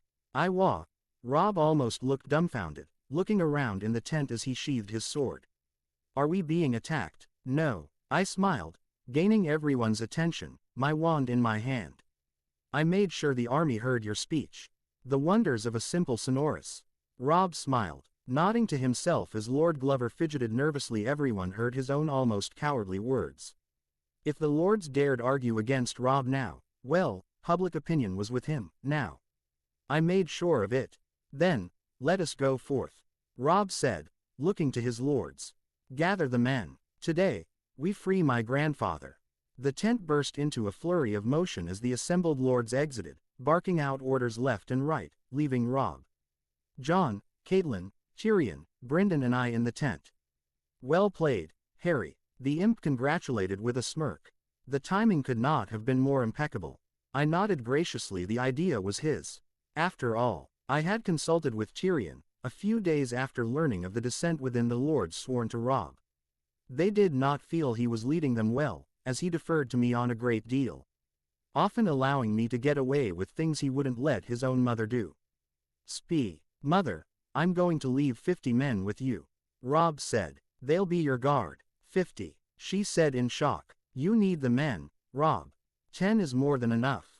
They argued for a good while longer, until she finally gave up at 20 men, though she didn't look satisfied by that result. Jon, Harry, Robb turned to his brother, and I. Are you ready? Jon nodded, and suddenly hugged him. As ready as I'll ever be. I'm leaving Hestia with you, and the Lady Stark. I said to Tyrion. Are you sure? Catelyn said, looking at the beautiful, blue-scaled dragon wearily, her disdain for Tyrion forgotten for the moment. Yes, I gave a nod. I've told her to help protect you until we all got back. We'll be waiting, Tyrion said, extending his hand to me. It wouldn't do if I had to hear of your demise, Harry. My infinite winemaker. I rolled my eyes and shook his hand. Take care of yourself, infinite wine drinker. I joked back, before my features turned serious. I followed Robb and Jon outside, Ghost and Grey Wind trailing behind us while the shrieks and chirps of Hestia were heard. The men were already in position, and it took a single shout on Robb's part to get them going. To justice, he had shouted and mounted his horse, and the men repeated the words from the top of their lungs. Before marching forth, the trip was quick, and a little tiring, but we were all overcharged with excitement, and dare I say righteousness. We finally crested a hill overlooking the large, forested valley called the Whispering Wood. A few of Sir Brynden's scouts were there, already waiting for us. It is not as you say, Lord Stark. They gave a short bow to Robb, who nodded impatiently. 15,000 men encamped in the woods. 10,000 further south. And the rest? Robb asked. We're not sure, but we believe they are southeast of Riverrun. One of the scouts replied. Not what I was hoping for, but perhaps it is better this way. Take half of their available force immediately and slaughter the rest, Robb said, smiling grimly, before riding down the line of his men, under the moonlit sky. Tonight, we take back Riverrun. There was a muted cheer among the men, as we had to sneak over to the camps if we wanted this ambush to be done correctly. 10,000 men, led by Lords Bolton, Manderley and Glover, would do their best to get as close as they could to the camps from the northeast, before putting the Lannister men to the sword and torch. All the while, riders would circle the camp before splitting into two, attacking the men from the west and the southeast in a triple envelopment. I elected to go with the Greatjon, and Lord Mallister to the west end of the Whispering Wood, while Jon went with Robb and the Blackfish. Jirian snorted as we trotted slowly towards the camps within the forested valley. It was tense, and honestly quite boring. How long until the signal? Do you reckon? I asked in a faux light tone as we slowly moved closer and closer. Took us a fair while to get to this point. The Greatjon spat to the side. Should be any moment, now. 5 minutes passed, and still nothing. And then, the screams started as flashes of orange light erupted in the forest as the howls of grey wind and ghost echoed far and wide. There's the sign, Mallister acknowledged as I drew my new weirwood staff. It pulsed with power as arcs of lightning appeared all over it. Lord Umber. The Greatjon nodded before bellowing to his men. Let's get him, lads.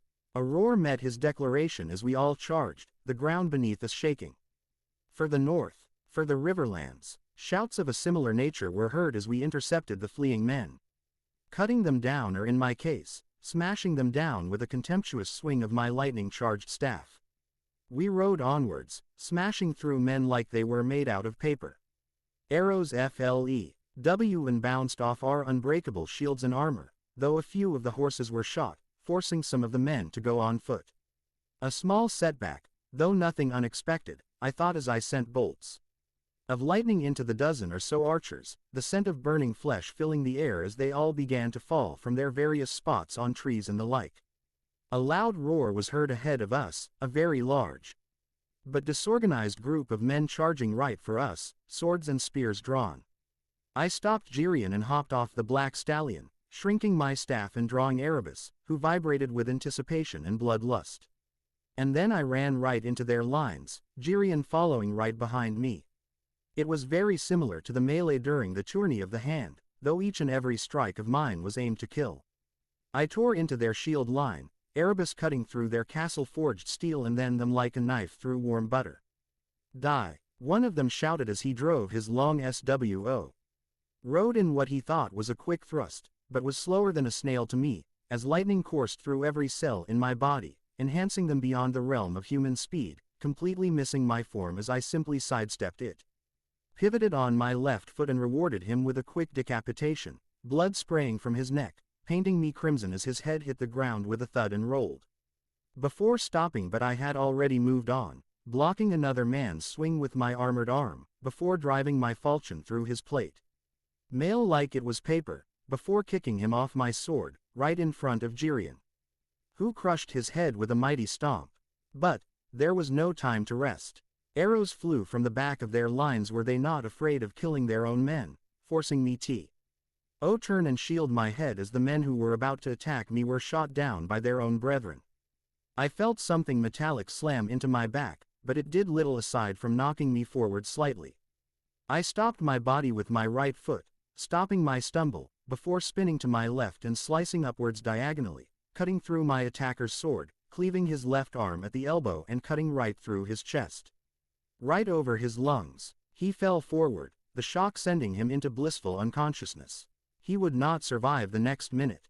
And so we pushed onward, killing any men in our way, and trying my best to make sure my own allies didn't die, either by shielding them or by killing anyone about to catch them unawares, going deeper and deeper into the forest until the rest of men threw their arms down in surrender, having suffered extreme casualties from the perfectly executed ambush. Did we lose anyone? I asked after reuniting with Jon and marching southward. He looked even bloodier than I did, though he still moved easily and gracefully, like he wasn't even tired, same as me, really. Ghost and Jirian walked by our sides, each trying to shake the blood off their skin and fur, to no avail. I don't think so. Jon frowned. The men knew to defend their necks, faces, and such. I doubt we've lost more than 100 men, at most, and those are only due to arrows finding their mark. Or an enemy's lucky spear or sword thrust. Still, 100-something dead out of 20-something thousand. I smiled slightly. A decisive victory. Yes, John agreed as we reached the Tumblestone River. Not to mention the men from Raventry Hall joining their power with ours at the end, adding another 1,000 to our ranks. I nodded. Their timing was almost perfect. As they charged the men who had repelled the Glover, Bolton and Manderley forces attacking from the northeast, taking them completely by surprise. This looks like a good place, I said, and pulled out my wand. Quote, Defodio, Defodio, Defodio. The earth was blasted apart with each successive use of the gouging spell. Another few waves of my wand, and I had pretty much created a makeshift bridge. Still, it needed to be a solid piece. Clisco. I jabbed my wand at the rock pieces, hearing a loud, sizzling noise as all of the individual pieces melted together, the water cooling it down quickly. There, let's go, I called out to the men, some of which stared at the Fedalus eyes, before being pushed forward by the impatient Stark men over the surprisingly solid bridge over the river. This was part of Robb's modified plan. We would go over the Tumblestone River, and take the remaining Lannister men from behind, as they had no warning whatsoever from their brethren in the Whispering Wood. The battle, if you could call it that, turned out to be an even bigger massacre than that of the Whispering Wood. Though the men were all getting tired, they were all still high on their last victory, and confident in their chances. As my enchanted armor had delivered on its promise to shrug off anything the enemy could throw at them, while their weapons never broke, or lost their sharpness. Add to that, the fact that the Lannister men were caught completely unaware. John and I didn't even get to fight anyone, this time. Considering that all 20-something thousand men of the North A.N.D. Riverlands charged northeast into the Lannister camps, and with Tumblestone and the Red Fork blocking any easy escape routes to the north and east respectively, the remaining Lannister men were penned in. Outnumbered 2-to-1 and caught unaware. Add to that, the fact that Riverrun opened its gates, allowing its besieged soldiers, led by Edmure Tully, I assumed, to attack the Lannister men from the northeast, catching them in a double envelopment. The next few minutes were nothing short of bloody and brutal, the Lannister men quickly throwing down their arms and surrendering, just like their brothers in the Whispering Wood. After that battle, 10,000 men were sent out with orders to clear out the remaining 5,000 men, southeast of Riverrun, with additional orders to act down and stop anyone attempting to flee.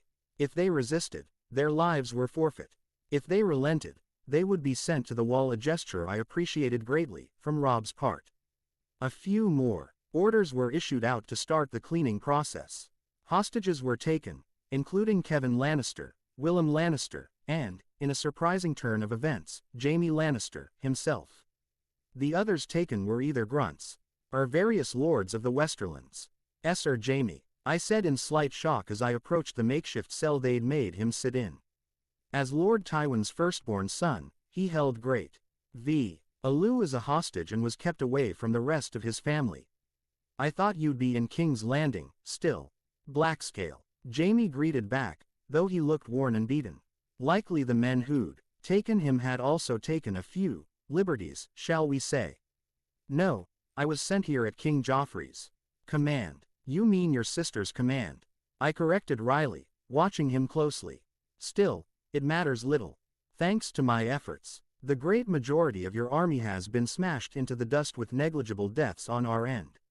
The remainder of the men who laid down their arms and surrendered peace fully will be sent to the wall or held for ransom. As it is expected, Robb approached us, Grey Wind at his side. Kingslayer. Oh, your grace, Jaime said sarcastically. Wonderful to be in the presence of the king in the north. Such an honor. Quote, King in the north. Robb looked confused as he spoke. What are you on about, Lannister? Your proclamation as king in the north, Stark. Jaime shot back. Or, have you already forgotten? Quote, I am no king, Kingslayer. Robb denied, seeing the look of shock on the blonde-haired man's face. Who's supplying you with this information?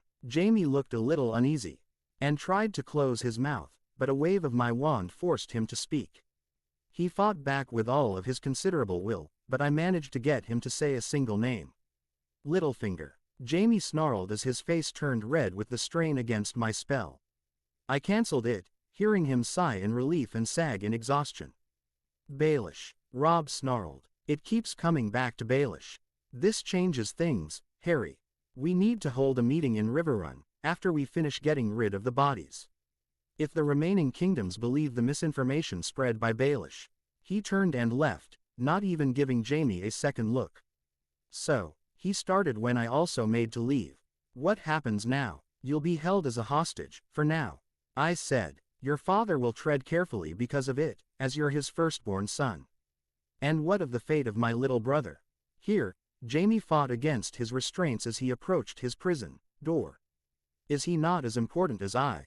Tyrion's fine. I rolled my eyes. He's actually one of the few people in your crappy family whom I actually admire. People admire Lannisters, Jaime asked, before shaking his head. And, where is my brother? Not people, me. I admire you and Tyrion. I corrected. We may be on different sides, but I know you're a good knight, and a good Kingsguard, even in spite of what happened during Robert's rebellion. And, what would you know of that? Jaime challenged. You weren't even there. I know that you killed Aerys for ordering you to kill your father. I said, watching his dumbstruck face. I know he so planned to destroy the city by having his pyromancers ignite caches of wildfire hidden throughout King's Landing. How do you? I've never told anyone. Jaime looked pained at knowing his secret was out. The curious thing about possessing a talent in magic, I explained patiently, ignoring his start of surprise, is that I can perceive the spirits of the dead on our plane of existence. They've shared so many secrets with me. Like what? Jaime said doubtfully, before a loud trill and the heavy flapping of wings were heard as Hestia, as big as a horse now, landed beside me with a loud thud. Staring curiously at the chained Lannister knight. Like where to find a dragon egg, as well as how to hatch it. I smiled as I patted Hestia on her neck's sweet spot, making her trill and chirp in pleasure as she leaned into my touch.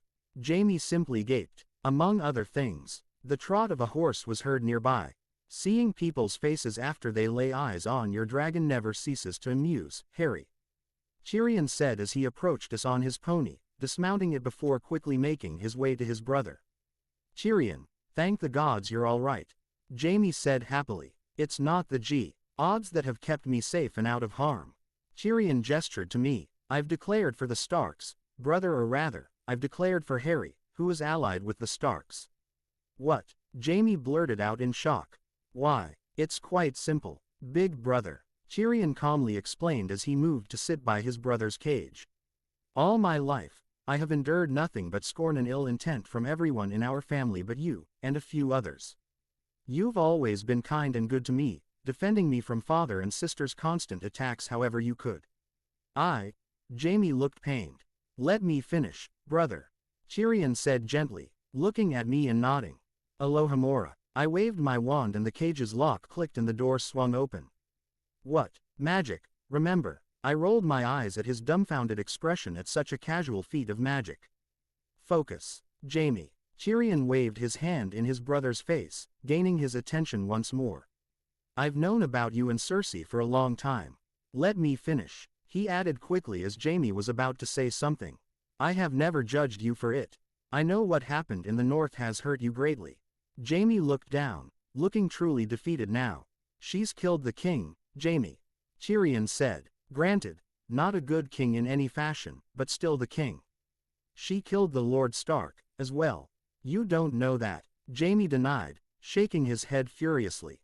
I do. I cut in. I was led a good ways away from King's Landing, where a group of Baelish and Cersei's sellswords tried to murder me. I took care of them and rushed back to the Red Keep, where I found the dead bodies of Lord Ned and the king. A faceless man was there. I killed him, found Sansa, and tore a path through the soldiers with my lightning. That was you? Jaime asked in shock. I saw the flash of light, and the devastation AF, and killed a faceless man. I lifted my left hand and channeled lightning into it, lighting the area in its bluish-white light, before clenching my hand, dissolving the power with a shockwave which rattled everything around me. That answer your question? I smiled slightly. A nod. Look, I said uncomfortably. I don't really want to think about what you did with your sister, in fact. I'd rather we skipped that subject entirely, and never let that kind of news get out. But, you have a few choices, here. And, what would those be? Jaime gave me a wary look.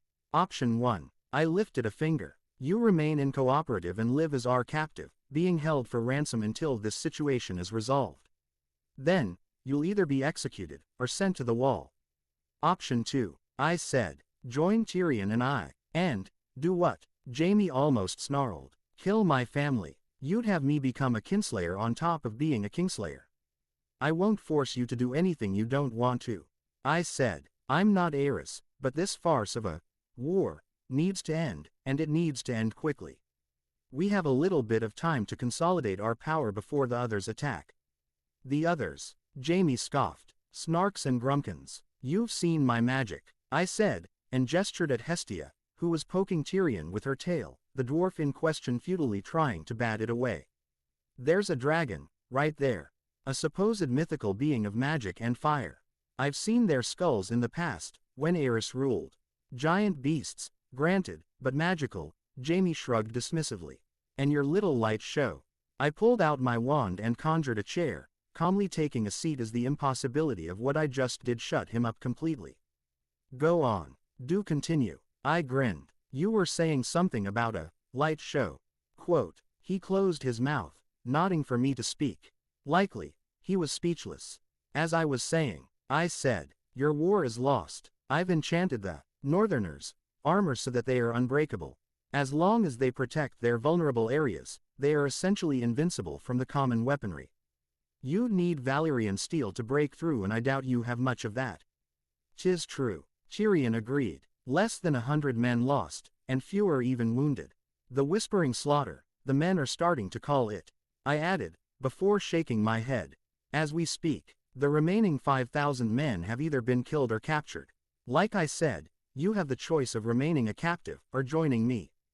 Jaime looked down for a few moments. Please, brother, Tyrion coaxed. You're not happy. Now, she's betrayed you, betrayed us. I will not kill my family. Jaime snarled out, and despite the chains holding him down, I felt a little threatened. Hear me roar, indeed. No one said you would. Tyrion said, you can simply guard me, if attacking our family bothers you that much, brother. Jaime sagged. There's no real choice, is there? Either this, or the wall. I shrugged. I sincerely doubt you could provide any accurate data on the protections of the Golden Tooth, or even Castle Rock, at that. You've not been there since you were 15, and I doubt you paid all that much attention to their defenses, even back then. Jaime stared. You plan on taking the rock? It sounded incredulous coming from his lips. How? I smiled. Magic. Estia slapped me in the face with her tail. I'm sick of you saying magic to everything, like it's an answer. Hey, I protested. He was begging for it. Ow, stop that. The blue-scaled she-dragon trilled and smacked me again. A slow chortle came from the chained man, and he began to laugh. Tyrion and I joined him shortly afterwards. A short while later, the laughter died down. You don't have to decide, right now. I said, I'll give you a few days to gather your thoughts, put things into perspective. Tyrion will stay with you at all times, though. You'll just let me roam the camp freely. Jaime asked incredulously. I'm not worried. You've got no weapons and your enemies have unbreakable ones. I waved him off. Furthermore, Tyrion will try to keep you out of trouble. And if you escape, well, I pulled out my wand and pointed it at a nearby rock. Accio. Quote. The rock flew into my hand. I can summon you from anywhere. I said, fibbing a bit, not that he knew that. But I doubt I'll have to. I smiled, and turned to leave, Tyrion and Hestia following me obediently. Think on what I said. I will see you two later. And so, I left the two brothers to their own devices. You really think he will stay? Erebus asked. He's just one man, with no supporters, in doubt about his sister who'd betrayed him at least once, likely thinking, how many times? Or something of the sort with his brother, who supports me fully. I replied confidently, dismissively even. He'll join us. I won't need to do anything. Tyrion's likely doing the work for me, as we speak. Fair enough, Erebus said, and went quiet. as I was met with John, and a relatively clean Ghost. You've cleaned up fairly well, I noted lightly as he and Ghost fell in step with us, the combined armies of the North and Riverlands giving us a wide berth and staring at us with amazement at least, the Riverlands men who weren't used to seeing Hestia and Ghost, or a horse following its owner without any reins. John said, pointing at the castle of Riverrun.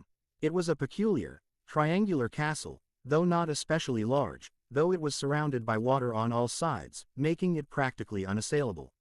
Heard they could last for 2 whole years under siege, if done right. Robb has called an emergency meeting in Riverrun's Great Hall. What exactly it entails, I'm not really sure. The remaining kingdoms have been fed misinformation by Baelish. They all most likely believe Robb has declared himself as the king in the north. I made quotation marks as I said the words.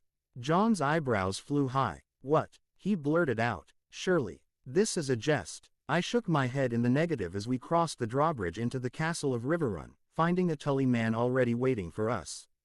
My lords, he was about to say more, but stopped to gape and stare at Hestia and Ghost. I rolled my eyes and snapped my fingers, gaining the dumbfounded man's attention. What is it? He stammered, blushing in embarrassment. I was told I should take you to the Great Hall, where Lord Robb is waiting. Very well, John said, trying not to smirk as I handed Gyrion's reins to another one of the men, who obediently led the mighty stallion away to the stables. Lead the way. Oh, of course. The trip there was fairly quick, though I had to endure the stares of shock, fear and admiration of the Tully men I passed by. I stifled the urge to pinch the bridge of my nose in irritation and grit my teeth through it all, until, eventually, we reached the Great Hall. Robb already stood at the center, with a few men sitting on the nearby tables. Harry, John, he greeted us with a smile as Ghost and Hestia went over to where Grey Wind currently sat. Take any seat you like. We complied, and waited. Lord after lord trickled in the room, as well as the maester of the castle, an old man by the name of Vyman, who looked at the direwolves and dragons for the most part, though he seemed to master himself quickly enough. Respectable enough, if he could curb his urges to explode into questions. I was thankful for it. A few minutes later, with all the lords finally gathered in the Great Hall, Robb began to speak. My lords, Robb smiled grimly, tonight was a great victory for us. The majority of the Lannister army has been torn apart, and scattered to the winds. Their remnants to the southeast are being dealt with as we speak. A cheer came at his words, but died down quickly when he raised his hand. The remaining men will likely consolidate their power at Harrenhal. It is likely where the Lord Tywin is currently located. Robb said, it is too early to tell, however. Our scouts are due to come in tomorrow morning, my lord. The Maester Vyman bowed his head as he spoke. Excellent. Robb nodded. Which I need to bring to attention. Firstly, Jon Snow, come forward. Jon complied, though he seemed surprised at being called forward.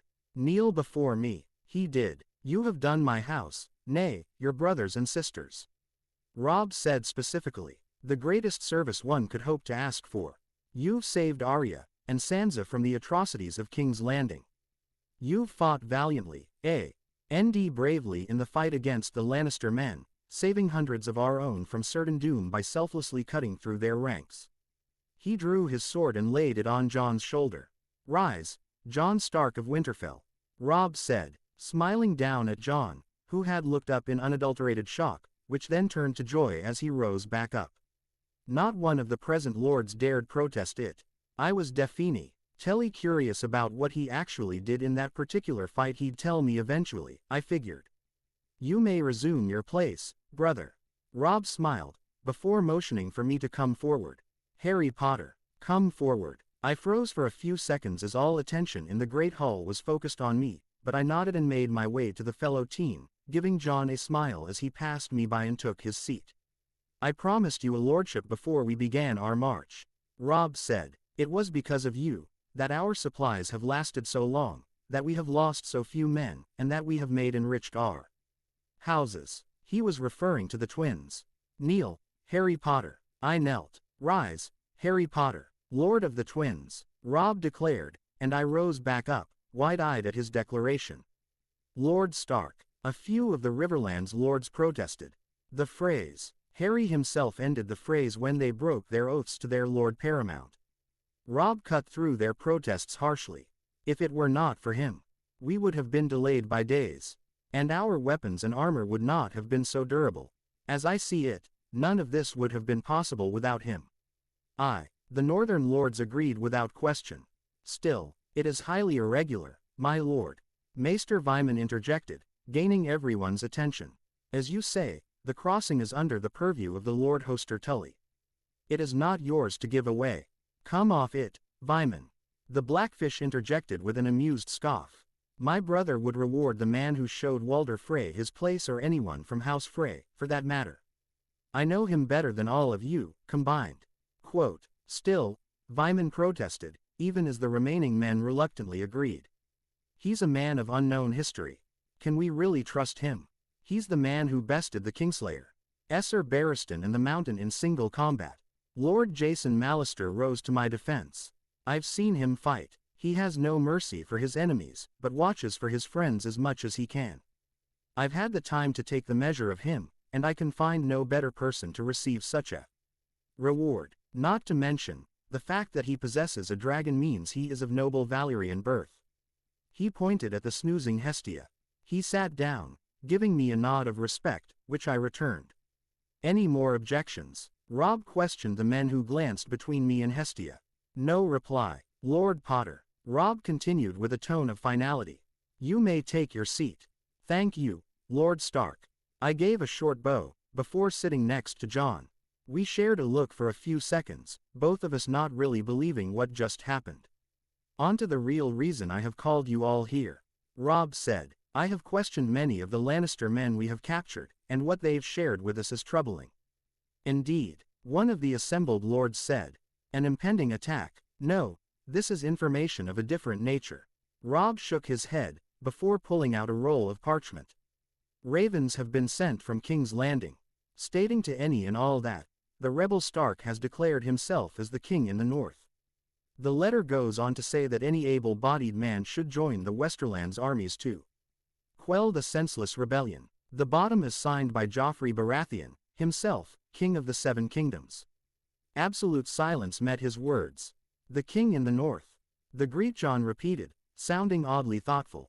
Why? Lord Glover asked dumbly. Surely he realizes this only gives you more power, if he acknowledges you in this way, even if it is worded in a negative light. I do not tend to understand the boy's addled mind. Robb shook his head. Further questioning of our prisoners has yielded us the source of this information. Lord Baelish of the Vale. The Master of Coin. One asked, and Robb nodded. What of the Baratheon kings? Lord Bolton cut in softly. Where do they stand, in this? Both militarily, and in response to this letter. King Renly has the combined might of the Reach and Stormlands behind him. Whereas King Stannis possesses the royal fleet, as well as the houses pledged to Dragonstone. Maester Vyman informed the gathered lords. Though no responses were issued from either Baratheon. That doesn't necessarily mean anything. Lord Karstark cut in. News takes time. The Ravens could simply have not reached us, yet. Perhaps we should negotiate an alliance. Sue for peace with the Baratheons. Lord Blackwood suggested. The Greatjon laughed boisterously, rising up quickly, the chair grinding against the stone floor with a high-pitched groan. Eclard a king by our own enemies. It reeks of their fear of the combined might of the Riverlands and the North. A few loud agreements met his words. Let the three Baratheon shits play at being kings. While our own king has been in the field with us, this entire time. Our own enemies have already crowned him, so, why shouldn't we? He drew his humongous great sword and knelt down, holding it up towards Robb. The king in the north. The Greatjon's words are true. Lord Mallister said, rising and addressing Robb. But I do not believe you should be the king in the north. Heated whispers and murmurs broke out. Because it is not only the north you've defended. We stand here, at Riverrun, the heart of the Riverlands, because of your pledge to protect the land of your grandfather.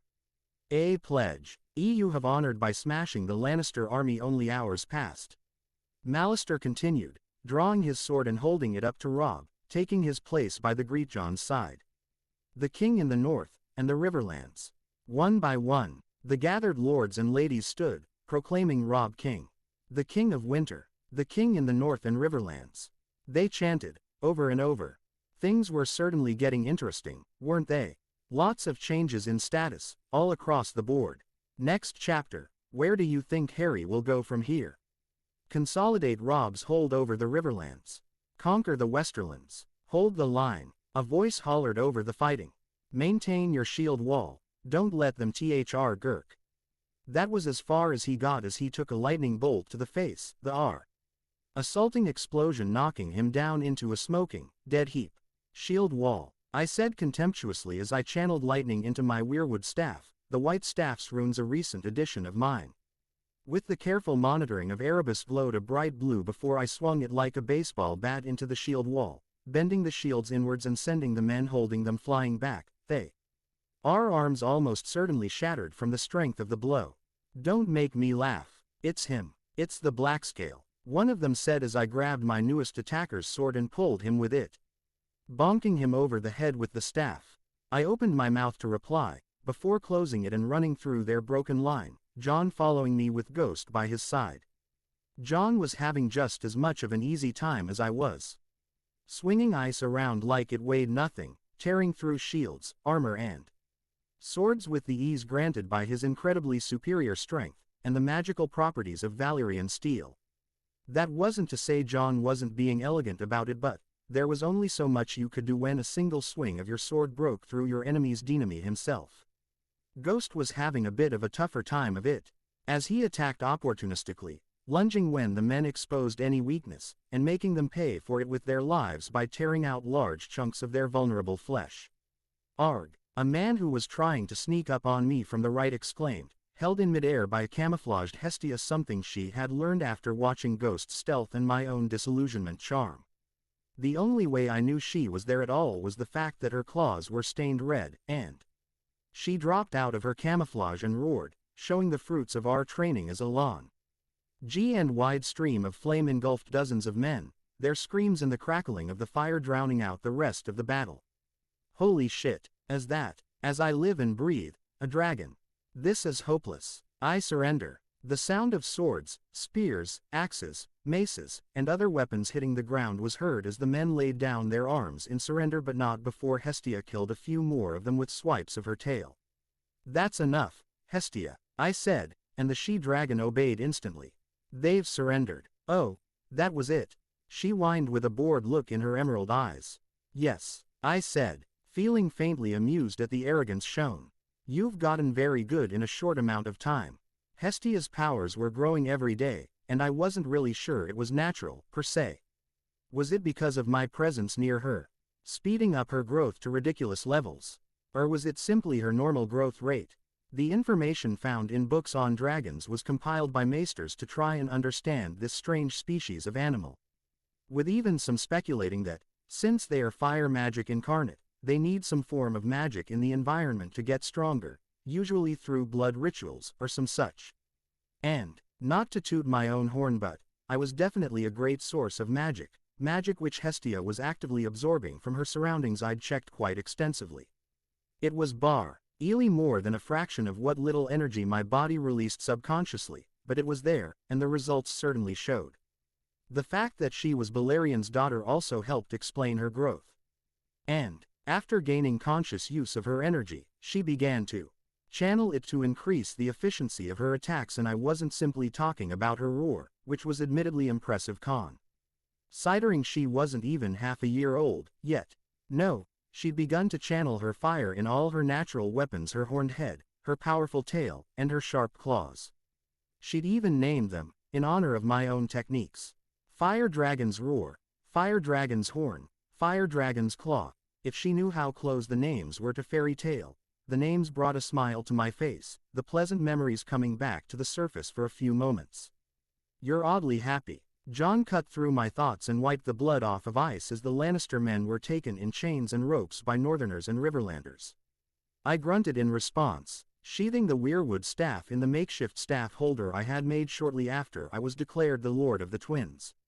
I fidgeted slightly in discomfort. The weight behind my back would need some getting used to. It was certainly better and saved a lot more energy than shrinking and unshrinking it every time I had to go to battle.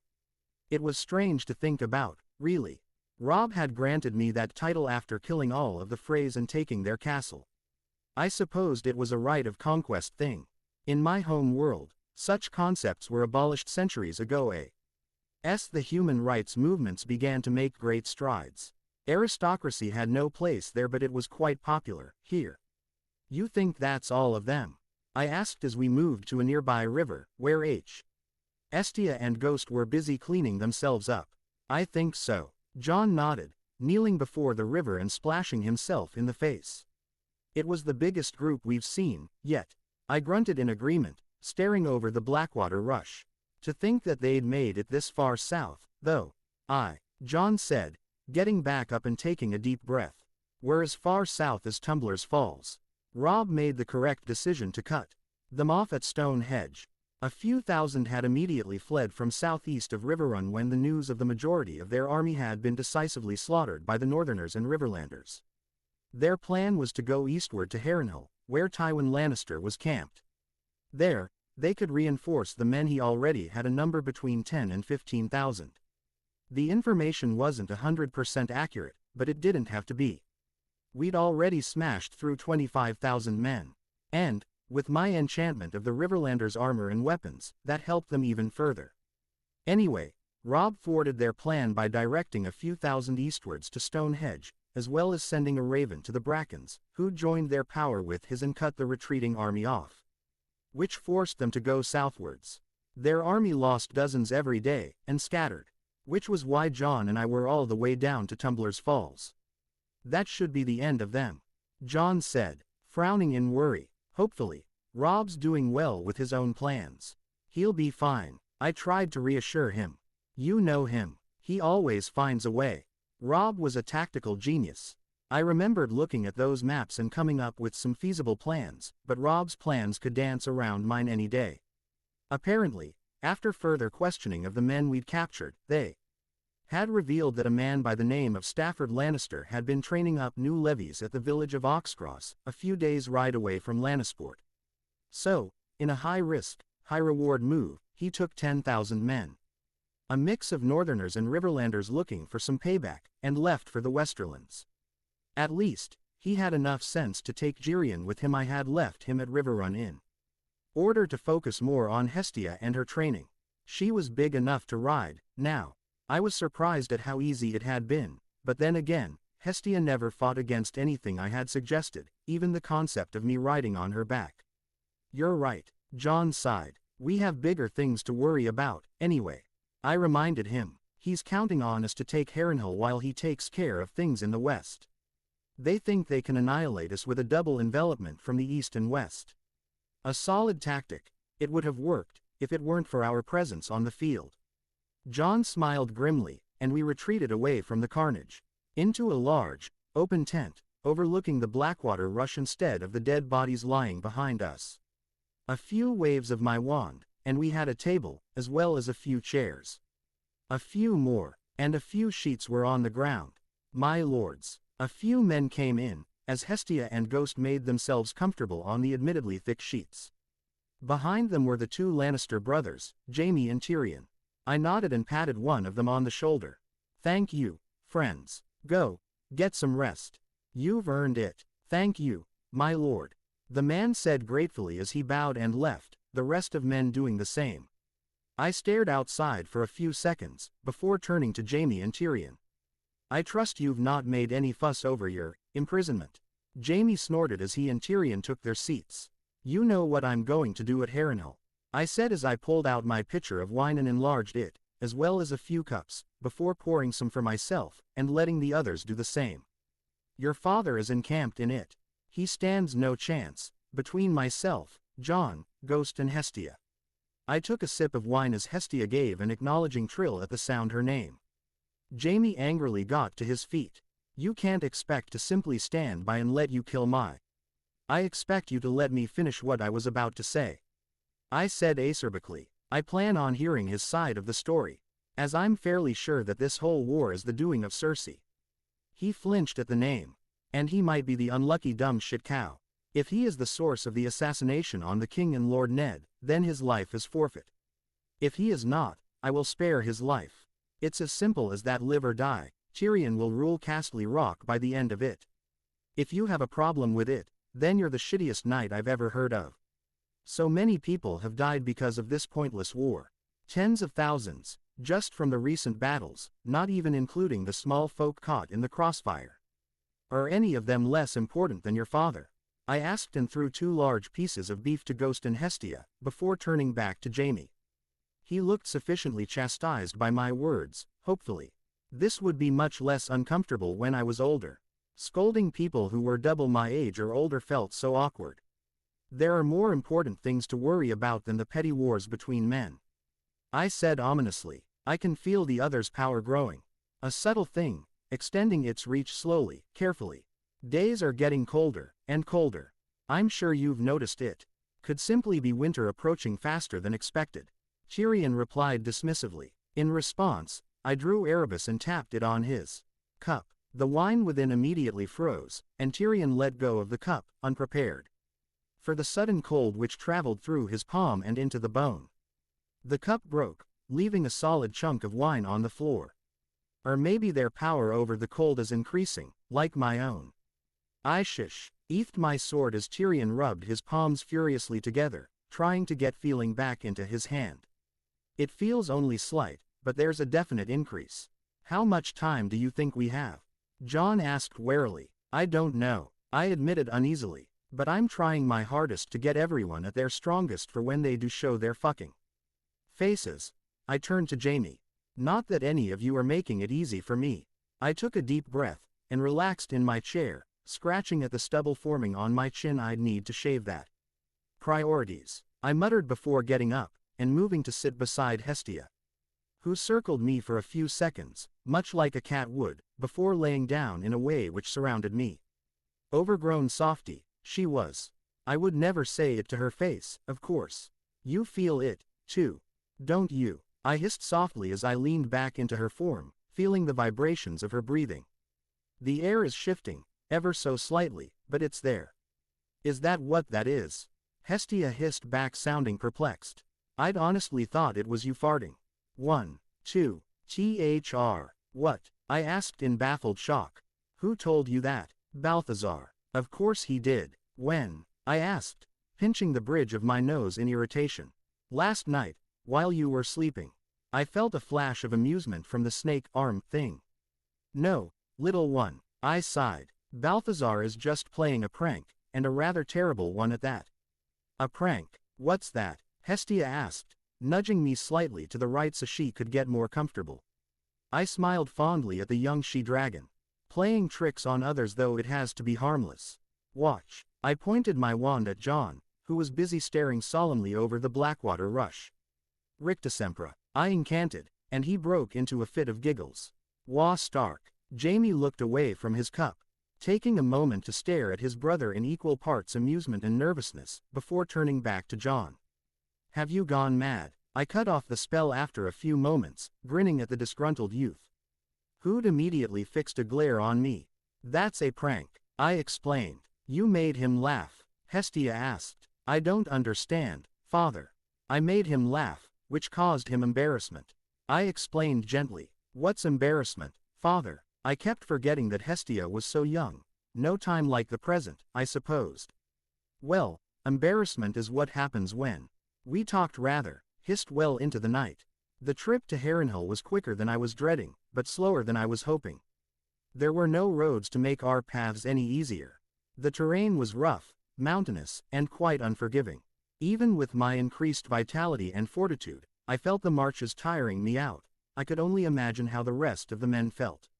Luckily enough, not a single one of them complained, as food and drink was always available, and if I'd learned something from my months of living in this backwater world, it's that a drunk on booze, I meant and fed army is a happy one.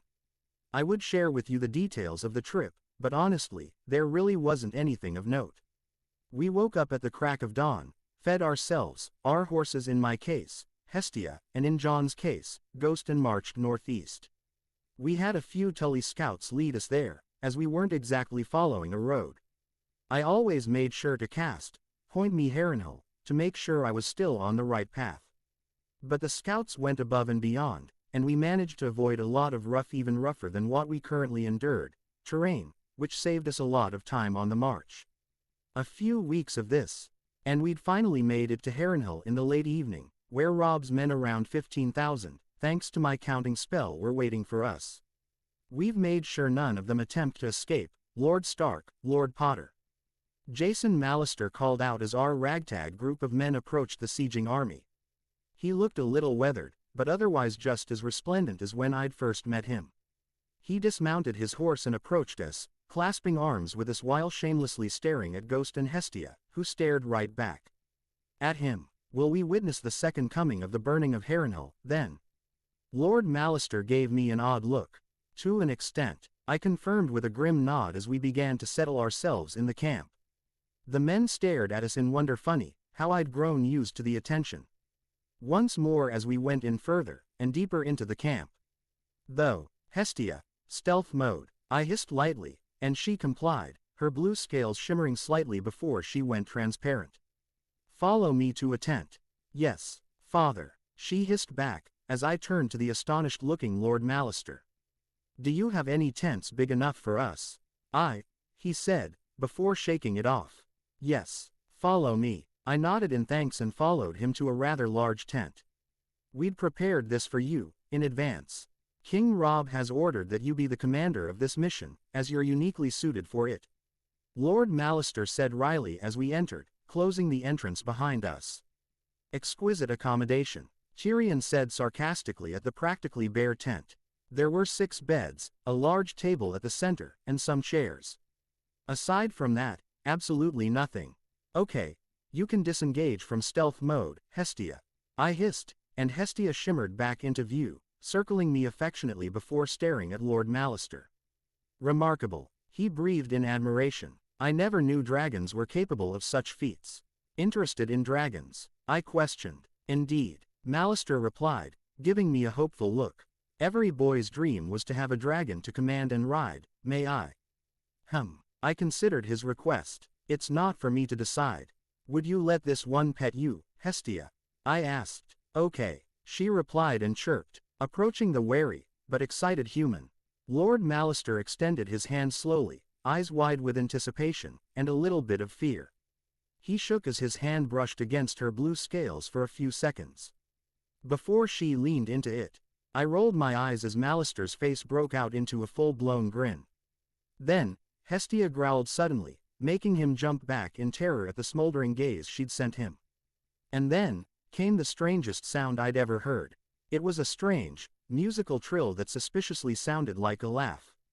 Hestia's shoulders shook in mirth as he watched the baffled human try to make sense of the situation.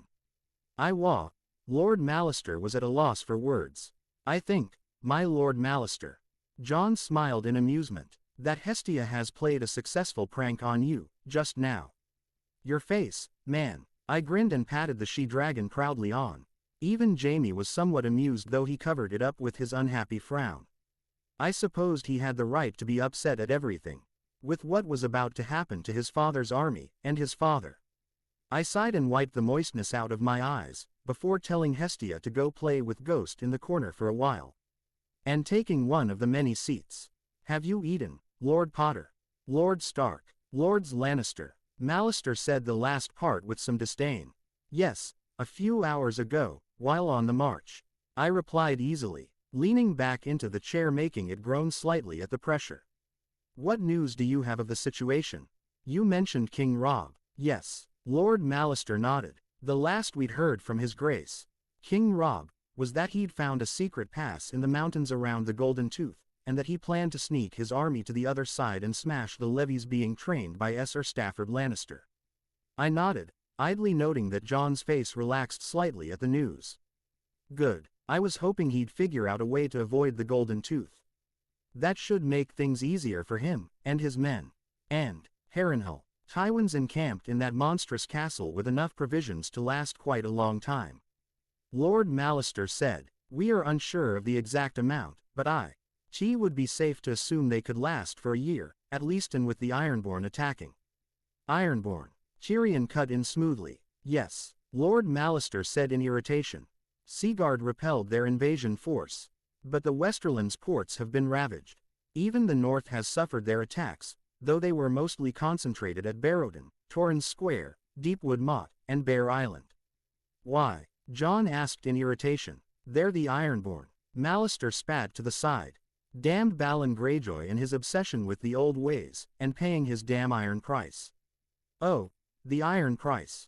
It was the idea that warriors acquired all of their possessions by taking them from their defeated enemies, instead of trading with gold.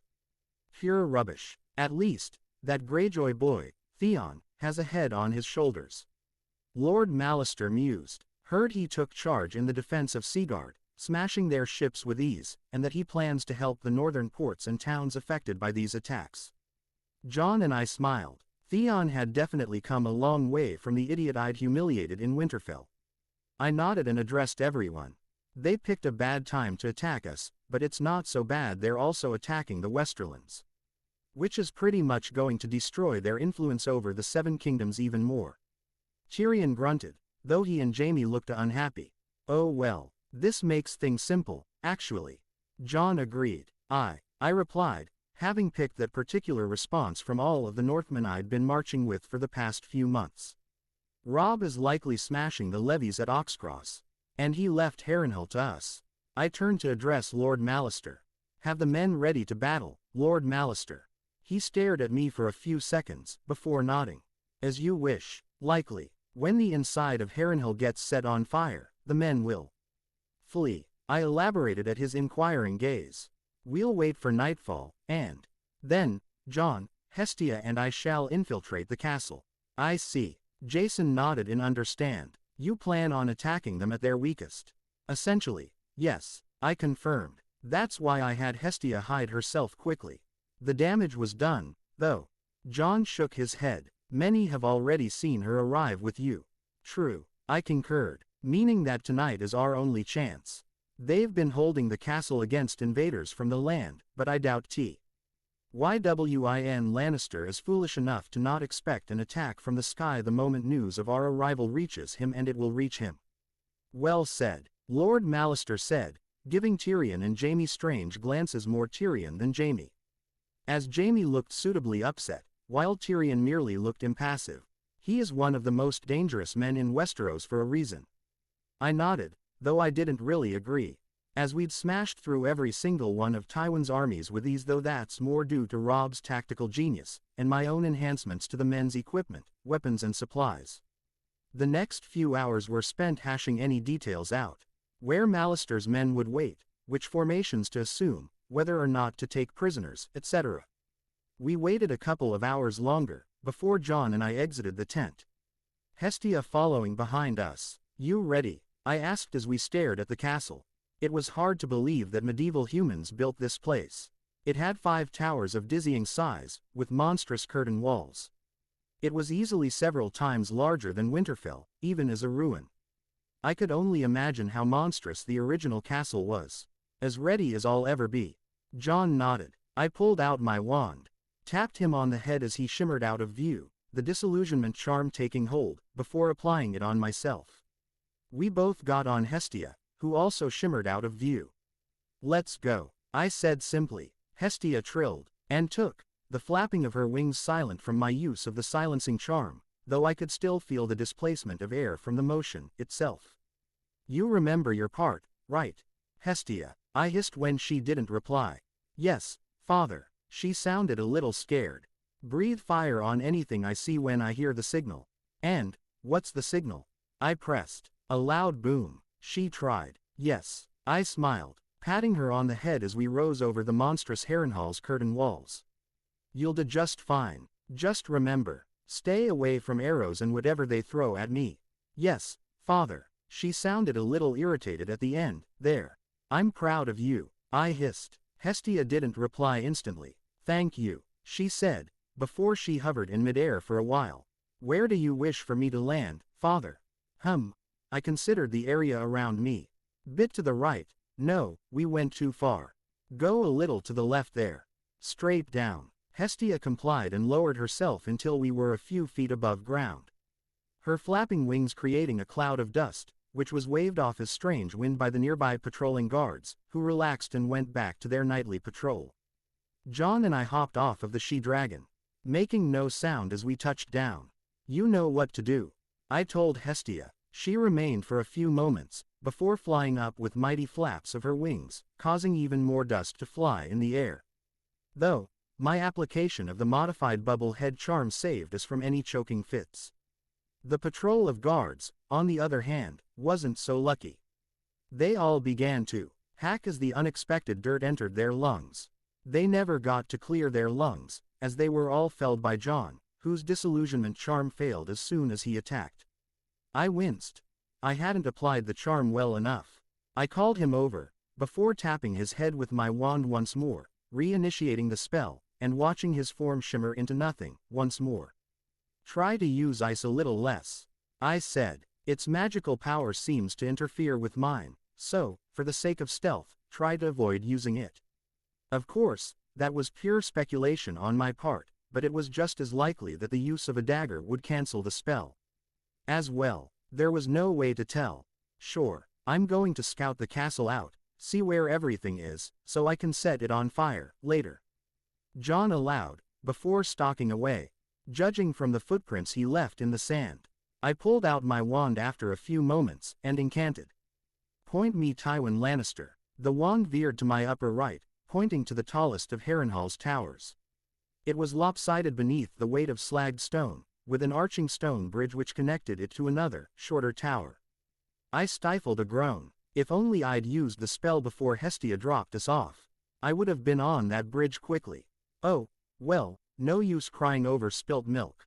I snuck around the edges of the huge courtyard, where a few men were having mock battles to pass the time. As a few more told stories to their fellow Soho were bored, as if they'd heard the stories hundreds of times before, which was probably true, all things considered. I entered through the base of the largest tower, blindly navigating through the maze inside for at least 10 minutes, until I found the stairs. "Okay, good," I thought to myself, before pulling out my wand and casting, "Point me Tywin Lannister." The wand pointed up, with a small incline to the left. He was still up there, perfect. Ascending was a long, boring, and breathtaking experience. I had to stop and press my body to the wall as a few Lannister patrols passed me by, but the trip was uneventful easy, I told myself. I made sure to recast the spell every few floors, just to make sure I hadn't went too far. Until I reached the correct floor. Technically I overshot it by 1 level, but that's beside the point. I made my way through the halls, following my wand's direction until I reached a door which was guarded by 2 men in Lannister armor. Disposing of them was quick and easy, a muttered "Silencio," followed by a single cast of Defendo, aimed just right to slice through both of their necks, their headless bodies dropping silently onto the ground.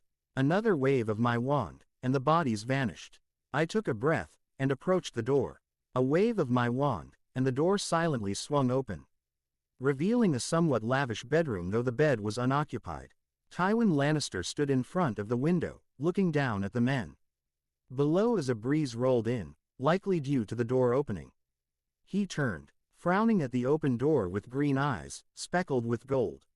He was tall and broad-shouldered, and, though he wore nothing but night clothes, his frown was intimidating enough. He began to move to the open door, likely wondering why the guards hadn't ensured it remained closed. "Stupefy," I muttered and pointed my wand at his form, red light erupting from it and engulfing him.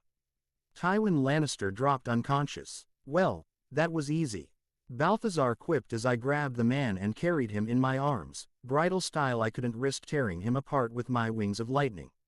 If I'd decided to carry him over my shoulder. "Yes," I replied, setting the man down on the floor and pointing my wand outside. Periculum. A large, blue spark shot out of the window, before detonating in a very loud explosion. I wasted no time and grabbed Tywin again, and channeled my lightning to form wings. I winced as I heard the sound of tearing cloth as my air raid went in effect, filling the room with a bluish-white light. I heard Hestia's shriek as I hopped out of the window and flew away from the humongous castle. My lightning wings flapped and quickly carried me away. Why from the range of any possible arrows the Lannister men might have fired at me though, I figured they were too busy dealing with the sudden fires that had broken out everywhere, as well as the young she-dragon overhead. She spat out flame on the stables, the carts, carriages, anything that looked flammable. She set it on fire. Flashes of blue from another part of the castle were seen as that section also erupted in flames. Jon had started, as well. A minute later, I touched down in front of Lord Jason Mallister, who stared at my wings in open shock. Hey, get it? 'Cause my powers are electric. See, never mind, and dumbly took the most dangerous man in Westeros, nodding when I ordered him to keep Tywin away from his sons, for the moment. At least, until Harrenhal was ours. I'll have the men ready for battle, my Lord Potter. Mallister bowed deeply, before turning and barking several orders to his men, who nodded and took Lord Tywin away. I gave a nod, before flying right back to Harrenhal, where the party was at. I flew over the wall, and landed in the courtyard I had dropped in initially, before reining my lightning back in. A quick reparo had my shirt ready for battle, once more. Though I didn't reapply the unbreakable charm around the repaired spots, this time even if the men around me seemed more intent on trying to quench the flames than fight. The whole situation was a repeat of what I'd done to the phrase. Really, you didn't really need any amazing spells to cause havoc and mayhem in tight spaces. Just a simple, diligent spam of the fire-making spell. Incendio. A chair. Incendio. A bed. Incendio. Empty buckets which could have been used in the firefighting effort. Incendio. Some tapestries caught fire, falling on a group of men who panicked and ran into walls, doors, other men, and even stables, tearing away good chunks of the flaming tapestry. Hell, they were doing my job for me, at this point, I thought grimly as I set fire to any Lannister soldier who seemed smart enough to avoid the craziness, though those were few and far between. The bodies began to pile up as Jon and I joined forces as Hestia rained hell from above. Okay, I've got an idea, I said as Jon cut through a few men with ice, before taking his hand off of the hilt and pointing it at a few men who were attempting to escape, engulfing their forms in his powerful blue flames. They screamed loud and hard for a few moments before collapsing, the fire licking at their bodies, and filling the air with the stench of burnt leather, human meat, and metal. What? Stopped for a moment to look at me. I held out my hands. Take my hands, this is going to be good. Jon gave me a strange look, but complied. Now, what? I smiled and initiated my air raid, stifling a sigh as the lightning spewed out of my back. Through the unenchanted parts of my shirt it was probably better this way, as I wouldn't have to channel any excess energy to simply manifest my wings. Unbreakable spells were hard to beat, as the entire point of their existence is to be very rigid. The answer was literally, in the name. Anyway, I pulled Jon up to the peak of the highest tower, taking a little while to do so. Hestia, I hissed out as we reached the top. The slagged stone floor beside me shook as Hestia landed on it, staring at it intently for a few moments, the work of Balerion, her real father. I thought to myself before acknowledging my call. Okay, you two. I switched to English, knowing the she-dragon could understand English just as well as Parseltongue, though she could not speak the former. I want you to shoot your flames down. Your strongest streams of fire you can manage. Will those even reach? Jon frowned. We're very high, up here. Don't you worry about that. I smiled. That's where I come in. Just do as I say, all right. Jon nodded, deciding to trust me. I turned to Hestia and stared at her, until she nodded, before smiling grimly. Ready? Yes. Jon replied as Hestia trilled. Do it, I said and waved my wand in a spiral, before jabbing it in the same direction as the flames that Jon and Hestia had just shot out. Ventus Maxima, I incanted. It was a simple spell I had learned in my 3rd year at Hogwarts, called Ventus. The Wind Jinx. At its best, it only served to push heavy logs and knock Malfoy down on the ground. The latter was always more fun to cause, or witness. But then, I added the modifier, Maxima, to it. What did that mean, exactly? A modifier never changed the base effects of the spell, only the intensity by which it worked. Its directional vector and amplitude were decided through different modifier phrases, like minima, which drastically lowered the effects of a spell, separatum, which split a spell into many different parts, etc. So, what did the maxima modifier do? Strong gale force winds shot out of my wand and into the flames, increasing their intensity and range at least tenfold. The small L streams of flame turned absolutely monstrous as the entirety of the ground floor and a few of the upper floors of Harrenhal was submerged in blue and crimson fire, roasting all of the Lannister men alive. Maybe having Lord Mallister's men be ready for a battle was pointless. We cut off the flow of our combined magics, and stared at the terrible sight below us, a monstrous castle bathed in massive crimson and blue flames. LG lands for hundreds of miles in all directions. Clouds of smoke billowed up into the sky, darkening it even further, contrasting against the light from the powerful flames. The screams had stopped quite a while back, and, even if they were still screaming, we probably wouldn't be able to hear them over the roar of the fires consuming anything and everything flammable in Harrenhal. Incredible, Jon breathed, staring down at the destruction, before looking at his own hands, as if seeing them for the first time. Do you understand, now, Jon? I asked calmly while patting Hestia on the head. This is what magic is capable of. What are swords against that? What is an army? Jon nodded solemnly. It is a terrible power, indeed. I'm hungry, Hestia hissed a few seconds later, completely killing the serious mood we had going. I sighed, rolled my eyes, and replied, well, let's get going, then. Jon, I said, and nodded at Hestia, while invoking my air raid. He got on her back without hesitation, and we took off. A minute later, we landed at the same spot where I had left Tywin prior. A few Mallister men were waiting for us, giving us odd stares as we approached them. Take me to Tywin Lannister and bring some meat, as well. I ordered, reining my energy back in. The wings winked out of existence, the bluish-white light going with it.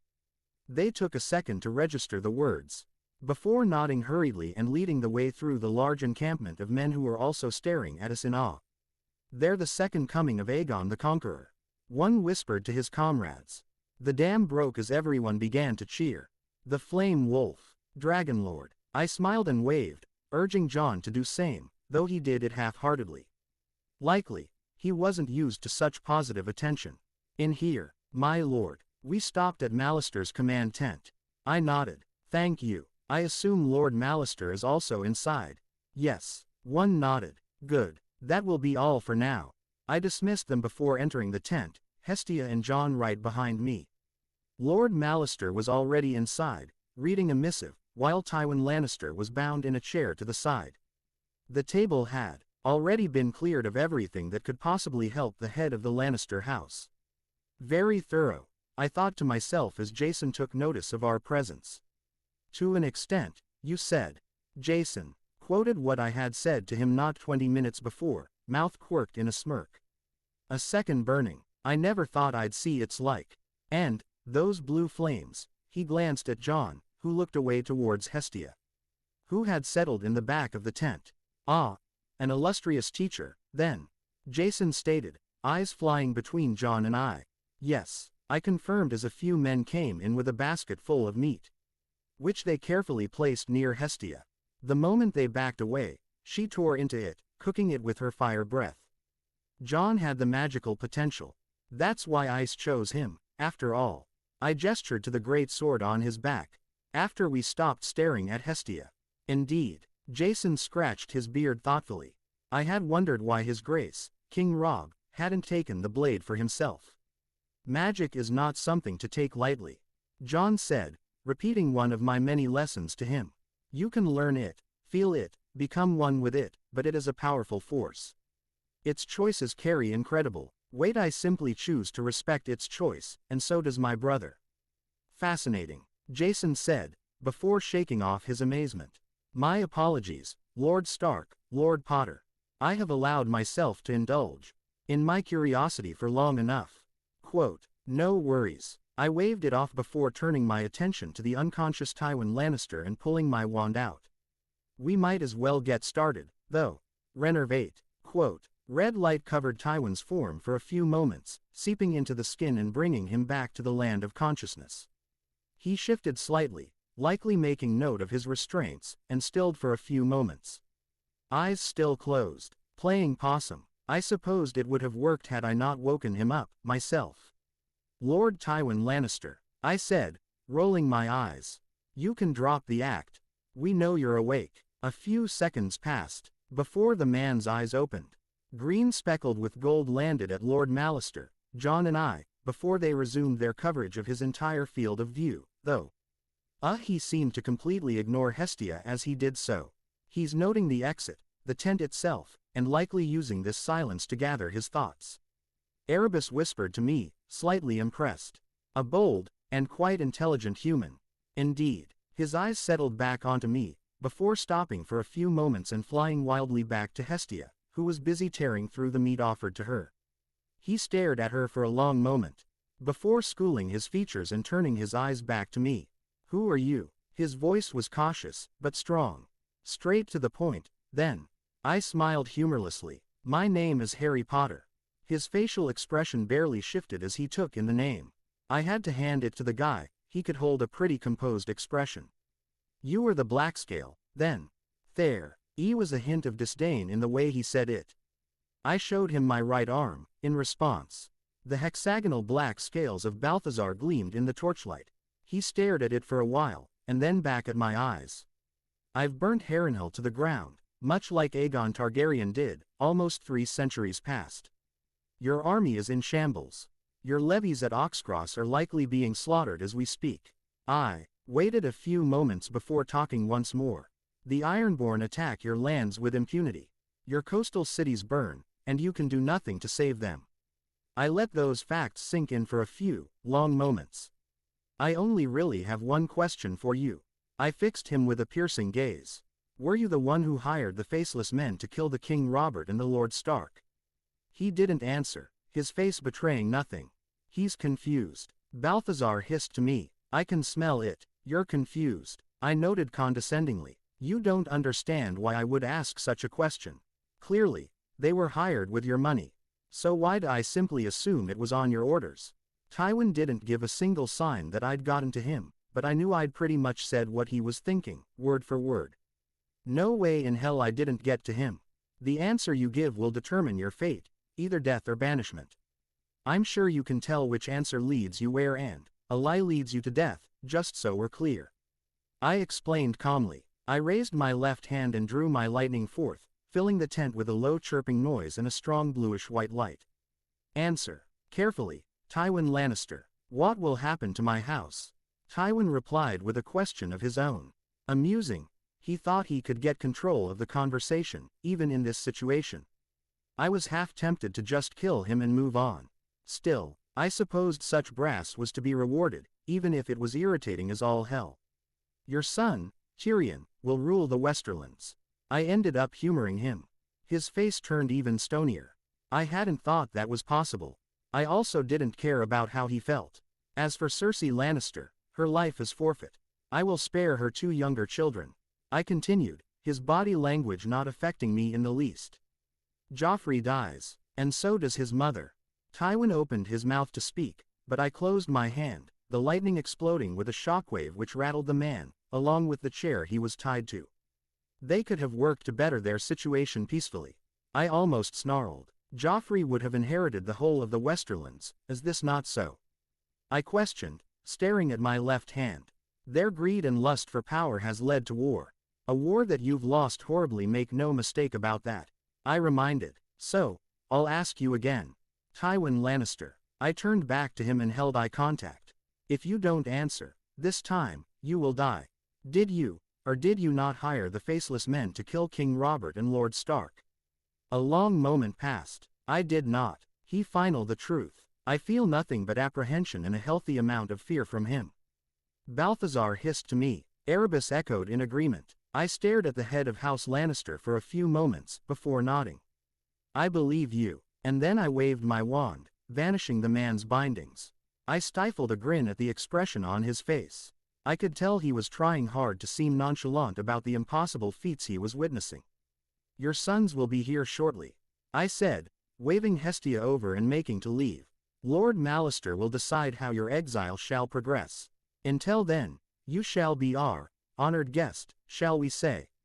I nodded to Jason. Of course. Lord Mallister replied dutifully. Hestia. I hissed towards the back of the tent and left the tent.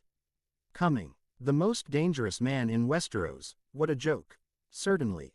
Dealing with our own enemies in our home world has greatly skewed our understanding of the word, dangerous. Balthazar hissed to me while Hestia nodded in agreement without standing as all children are wont to do. Fair enough point, I replied as John also emerged. So, now what? I asked as we made our way through the camp, the soldiers greeting us with cheers and congratulations. House Lannister is beaten. John was quiet for a few moments. It will depend on what Robb wishes to do, but I believe we shall be dealing with the other kingdoms. Stannis and Renly, most definitely. I said nothing. There is also the wall, John suggested. I shook my head and sat down on the dirt floor.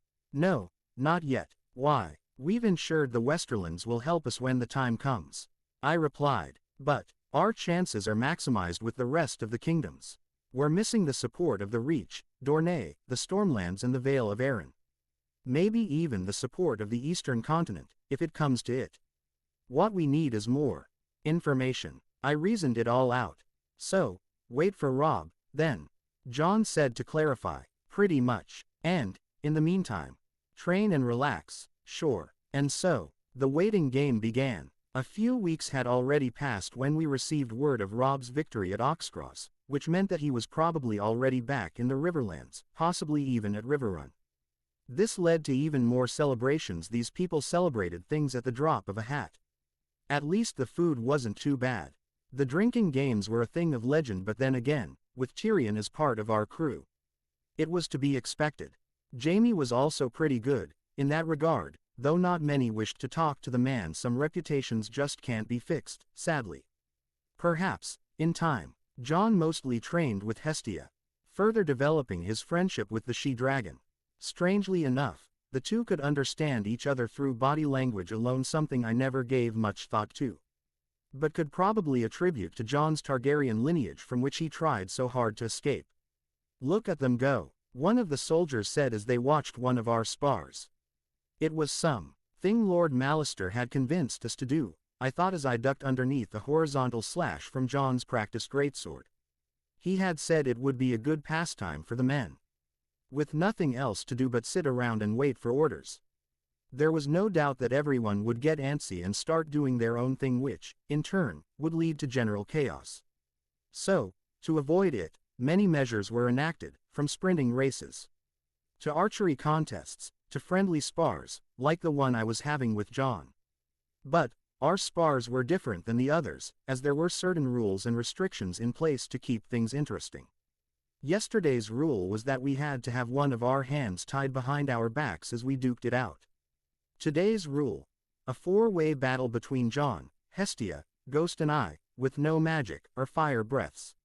What have you? Jon made to continue, but was blindsided by Ghost's tackle, sending him flying into Hestia's tail, which was used as a clothesline. I winced as I watched him spin and slam into the dirt, before groaning and trying to get back up. Ooh. The crowd grimaced as one as they witnessed the whole thing. Loud barks drew my attention back to Ghost, who was sprinting to me, fangs bared. I knew it was pointless to try and dodge the great big direwolf, as Ghost could easily change his trajectory to match mine. Instead, I met him head-on, grabbing onto his snout with my right hand, while I maneuvered myself to his left side, jumping over his back so I wouldn't lose the tight grip I had on him. Then, I pulled his head down, in an effort to make him submit. He struggled mightily, but I had positioned myself in a spot where his legs neither front nor back could reach me. It was only a matter of time before he would. That was as far as I got as I felt Hestia's tail snake in between the two of us, holding us tightly together. Shit, I'd thought she was still busy with Jon. My eyes turned to the prone form of Jon, who was slowly getting up. He must have been more disoriented than I thought. I got you, Hestia crowed at me as she held Ghost and I down to the ground. Oh yeah, I challenged, grabbing her tail and putting it close to my mouth. Well, I'm going to eat you. No, Hestia almost shrieked and let us go the moment I opened my mouth to bite. Not fair, father. Hey, life's not fair, I retorted and looked to Ghost. Team up. Ghost made no move to reply, aside from turning his head to the large Hestia. Good enough for me. Go. Ghost immediately went to work, leaping onto Hestia's back, driving his forepaws into her neck. The blows barely did any damage. But they weren't supposed to. Hestia's full attention was on Ghost, as she tried to shake him off, or slap him off with her tail, but he avoided every single strike with great ease. A roar of challenge came from the side as Jon leapt onto the back of Hestia's neck, using his considerable weight to bring it down. I knew what I had to do. Her attention shifted to Jon as her tail whipped towards him, only for it to smash against my scaled arm. Wasting no time, I grabbed hold of her tail and used every ounce of strength I had to hold it down, as well. Hestia struggled to get free, and we struggled harder to keep her down. She almost succeeded, a few times. "Give up," I hissed. "No, let me go," she cried, trying to unfurl her wings with no luck. Ghost had that area pretty covered literally. "Give up, or," I trailed off with a grin. "I'll eat you, for real this time." "Okay, don't bite me," she agreed immediately, and stopped her struggles, much to the pleasure of the crowd around us. They did it. Amazing. Cheers rang out as we let go of Hestia and stood up, dusting ourselves off. "Good show," Lord Mallister congratulated. "Indeed," a familiar voice agreed. I turned to the source and saw an unknown, cloaked man. At least, he was unknown until he lifted his hood, revealing Robb. Jon exclaimed and made to move to his brother, before stopping himself and looking around sheepishly. I mean, Your Grace." Robb rolled his eyes and extended an arm, which Jon took. "Your Grace." Many more exclamations broke out as the men around us knelt. "Enough of that." Robb looked amused. "On your feet, men." They complied immediately. "I have missed you, brother," Robb said, grinning slightly. "It has been too long." Jon agreed, mirroring his brother. "A month, I believe," I cut in, extending my hand. "Glad to see you well, King Robb." "Lord Harry." Robb nodded. "I've heard all about what you two have done to Harrenhal, but to see it for myself." He glanced out at the still smoking ruins. In the distance. "Incredible." He shook his head. "But we have other concerns. Follow me." And then he walked off, the crowds parting before him. We rushed after him, our respective companions following us. Come to think of it, where was Grey Wind? As the excitement over seeing Robb again faded, I began to notice some very odd things. He walked differently, tensely, I would say. He seemed to favoring his right leg. My mind raced with ideas and scenarios on the way. What happened? Where was Grey Wind? Where was Jirian, for TT Robb accompanied by a host of guards? Was he attacked and forced to flee his guard? Perhaps that was why he gave off the impression of being wounded. But, if he was attacked, why was he so calm about it all? I shook my head of these thoughts. ND kept following Robb into a nearby outcropping of rocks, away from prying eyes. "This should be far enough," Robb said, looking around. "What's going on?" I asked immediately. "Where's Grey Wind? Your royal guards? My horse, Jirian? Were you attacked?" Jon added in. Robb looked us both in the eye. "How do I know I can trust the two of you?" Robb asked. Jon and I were both taken aback. Now that came out of nowhere. "What?" Jon almost spat out. "Of course you can trust us. I'm your brother. Harry's our friend." "Yeah," I threw in. "What he said." Robb kept staring. "What is it you told me the first time you beat me in a spar?" Jon frowned in frustrated confusion. "What? I don't understand how." Robb drew his sword. "Answer my question, brother."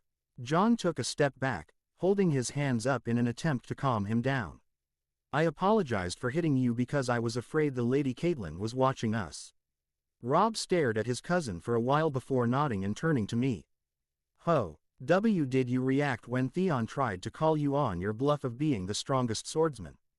he asked. I stared at him for a few seconds, before saying, "Bluff. I wasn't bluffing, and I even asked if he wanted to deliver my challenge to Jaime Lannister personally, or if I had to do it myself." He nodded and sagged in relief. "Thank the gods," Robb said, and fell to his knees, his legs unable to support his weight any longer. Robb. Jon was at his brother's side immediately. "Robb, not so loud." Robb winced as he weakly looked around. I pulled out my wand and conjured a large table.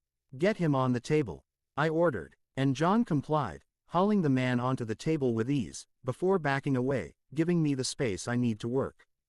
"Ghost," Jon simply said, and his direwolf nodded, turning around and standing guard. Hestia was already doing the same. Good girl she was. I'll keep anyone away, Jon said and took up another spot to stand guard. Thanks, I replied gratefully. I'll see what's wrong with him. I followed up by conjuring a tent around us, just to be sure. Okay, I said. I'm going to take off your cloak, Robb. Robb weakly nodded in reply. Just be careful. I gently untied the strings before slowly taking it off, revealing the damage below. My eyes widened as they roved over his form. His chest armor looked almost pristine, except in two locations, Arid looked like it was cleanly punctured through. I removed his armor. His shirt underneath was soaked through with blood. I swore under my breath, before doing the same with his legs. So that's why you were limping, I said slowly as I waved my wand over his body to confirm the extent of injuries he had. My eyes unfocused for a few seconds as I took in the information. Fractured left wrist, severe bruising on your left arm, stab wound on your shoulder and your right side. One stab wound through your leg through the bone. What the fuck happened to you? Robb groaned, but I silenced him. Don't answer that. I cut him off. Jon. Jon immediately came inside. His eyes landed on Robb's form, and widened in alarm. Go get me Erebus, and my sack, I said urgently, before turning to Robb. I heard Jon's hurried footsteps as I pointed my wand at his left leg. This is going to hurt. Brace yourself. Silencio. Brachium amendo. Blue light flew from my wand, connecting with Robb's left leg.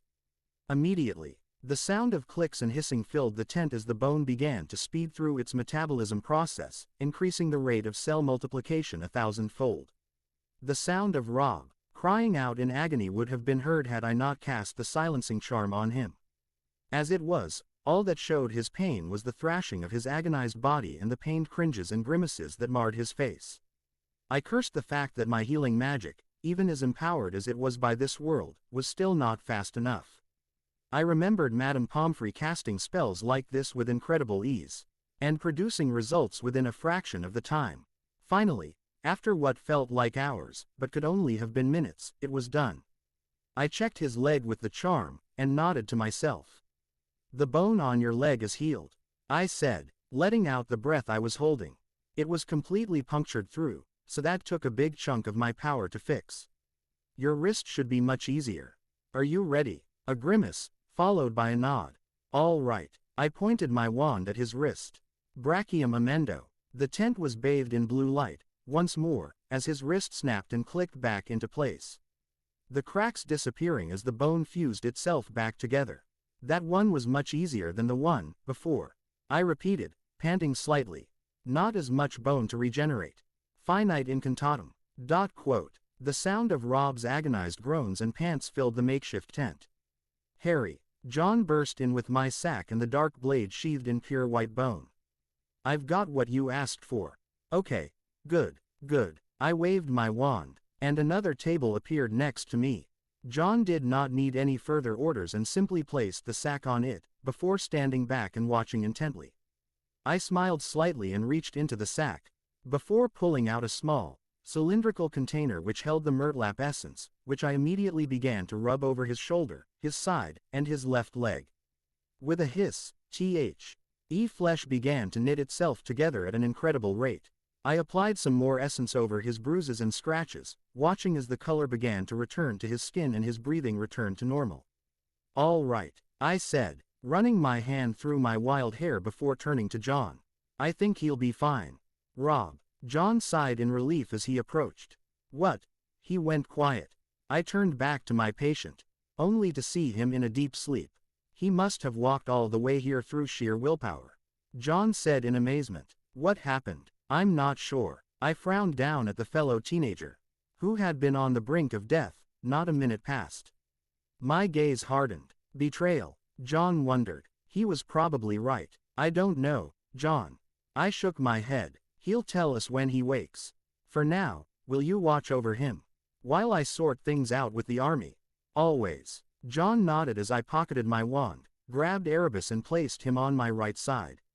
Nothing ever went as planned, did it? I've heard our king has arrived. At last. He's won at Oxcross, then. Lord Mallister said as I burst into his command tent. He was sitting down, enjoying a cup of ale, it seemed like. Lord Potter. I took a few moments to catch my breath.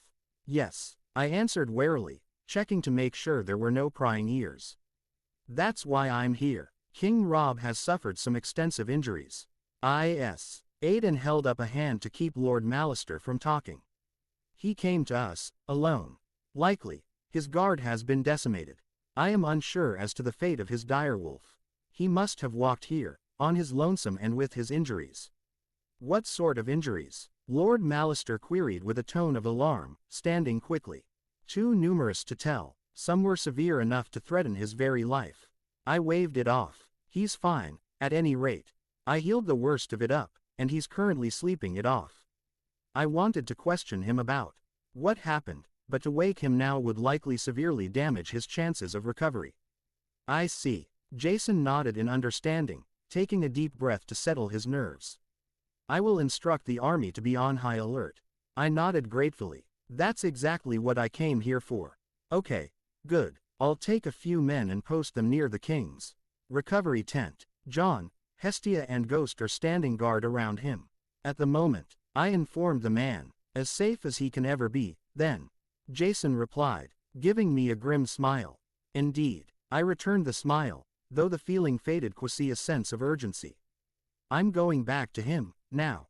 Wait for him to wake up. Lord Maul. Ister only gave me a nod as I exited the tent. Along the way back to the makeshift tent I'd made for Robb, I enlisted the help of 30 men, including Tyrion and Jaime, who had been sitting around doing nothing at the time. What do you think happened to him? Tyrion asked me curiously on the way. I shook my head. No clue. All I know is that all of his men that he was riding with, possibly his direwolf, Grey Wind, are dead. And that he was so severely injured that he would not have made it through the day without my healing him. Perhaps an ambush. Left for dead, afterwards. Jaime suggested as we reached the makeshift tent. Ghost and Hestia stood on each side of the entrance, looking as if they were going to shred whoever dared to attack to pieces. It's possible, I said dubiously. It could have been more faceless men. Hired by Cersei. Not likely. Tyrion shook his head. With King's Landing blocked off by pirates, and my dear father captured here, there would be no way she could afford such an expense. True. I frowned thoughtfully, feeling like I was missing something. Wait. I shook my head. Damn it. I felt like the answer was right under my nose, and I simply just missed it. Just stand guard here, while I try to figure this out. I ordered. I feel like I'm missing something. Yes, I'm sure whoever attempted to kill his grace will tremble in fear at the sight of a dwarf with a small kitchen knife. Tyrion said sarcastically, waving said knife around. I stifled an amused grin. Just follow me, Jaime. Perfect man for the job. Jaime rolled his eyes and stood guard with the rest of the men. I've been doing it for decades, now. Right, I said, not really sure what to say in response to that line, before entering the makeshift tent. Come, Tyrion. Jon was already inside, standing next to Robb, who was still sleeping. Oh, good. I smiled slightly at the improved sight around me. It looked like Jon washed Robb's wounds. You cleaned up a bit, thanks. Then I pulled out my wand and gave it a few sets of complicated waves. First, a wooden frame was conjured. Then, a soft mattress came into being, resting snugly on the frame. It wasn't an overly difficult spell, but transfiguration was never my forte, so, all right. I took a deep breath. I wasn't fully recovered from healing Robb, and this wasn't helping, but whatever was needed to maximize his chances of recovery would be used. Wingardium Leviosa. Robb was lifted a few inches off of the table and was slowly moved to the comfortable bed, before being gently set down. A few more waves of my wand, and he had a pillow, as well as clean sheets. I gave a final, satisfied nod, before turning to the other two. I've alerted Lord Mallister as to what happened.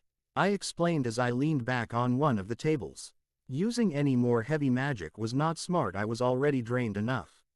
Otherwise, I would have simply fashioned a few chairs for all of us. He's placed the army on high alert.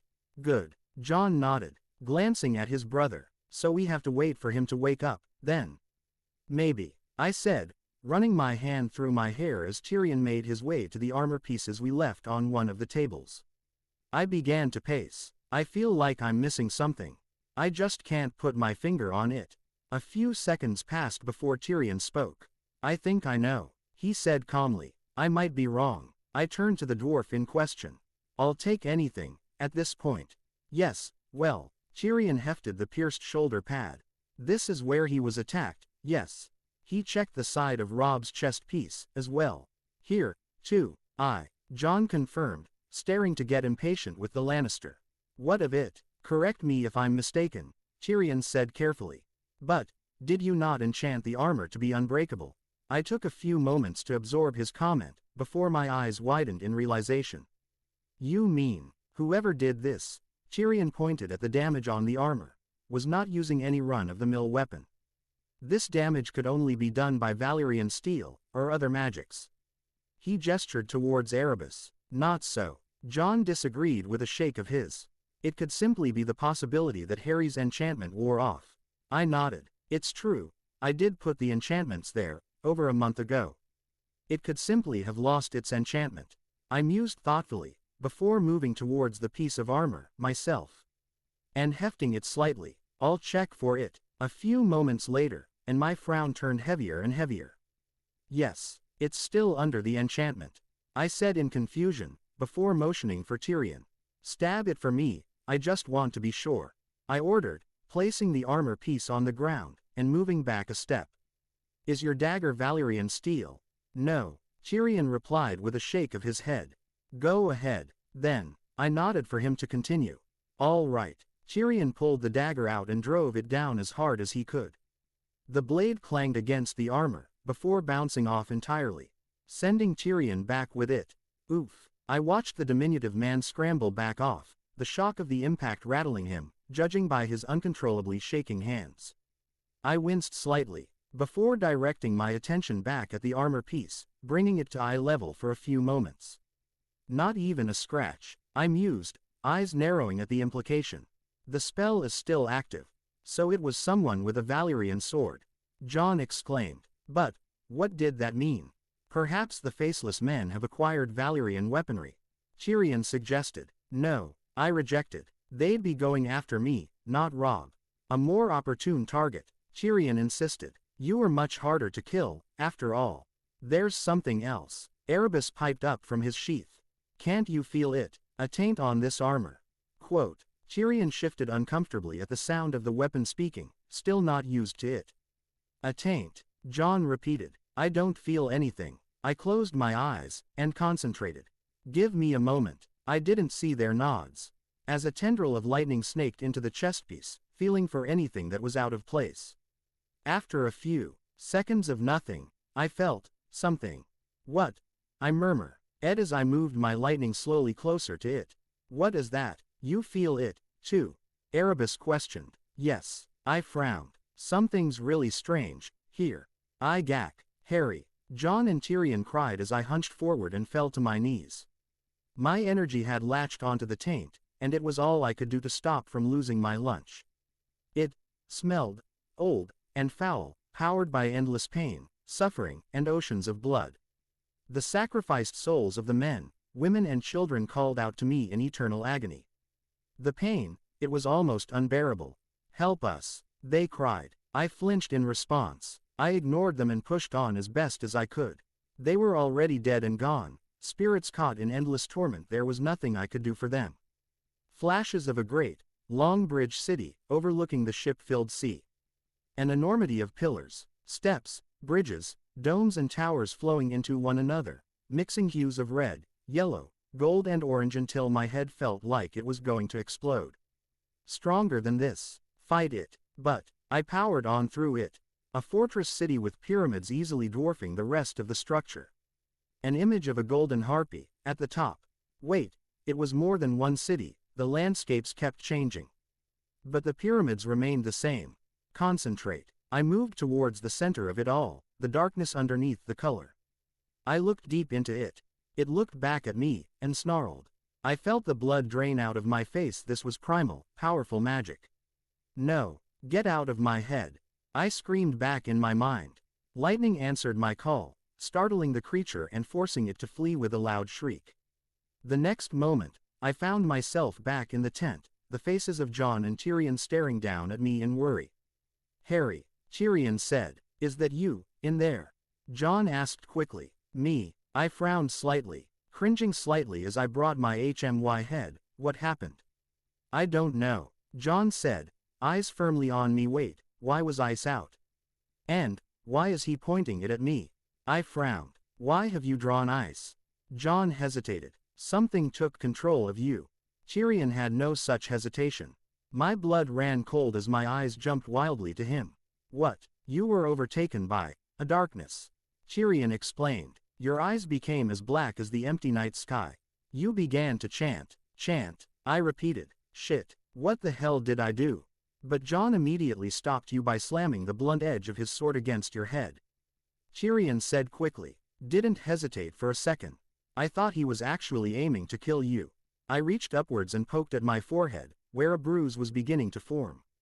"That stings," I said, before I pushed myself back up. "Did you have to hit me so hard?" "You were drawing your sword," Jon replied, giving a meaningful glance towards Robb as he sheathed ice back. My eyes widened in realization. Something took control of me, and tried to kill Robb using my body. If Jon wasn't there to stop me.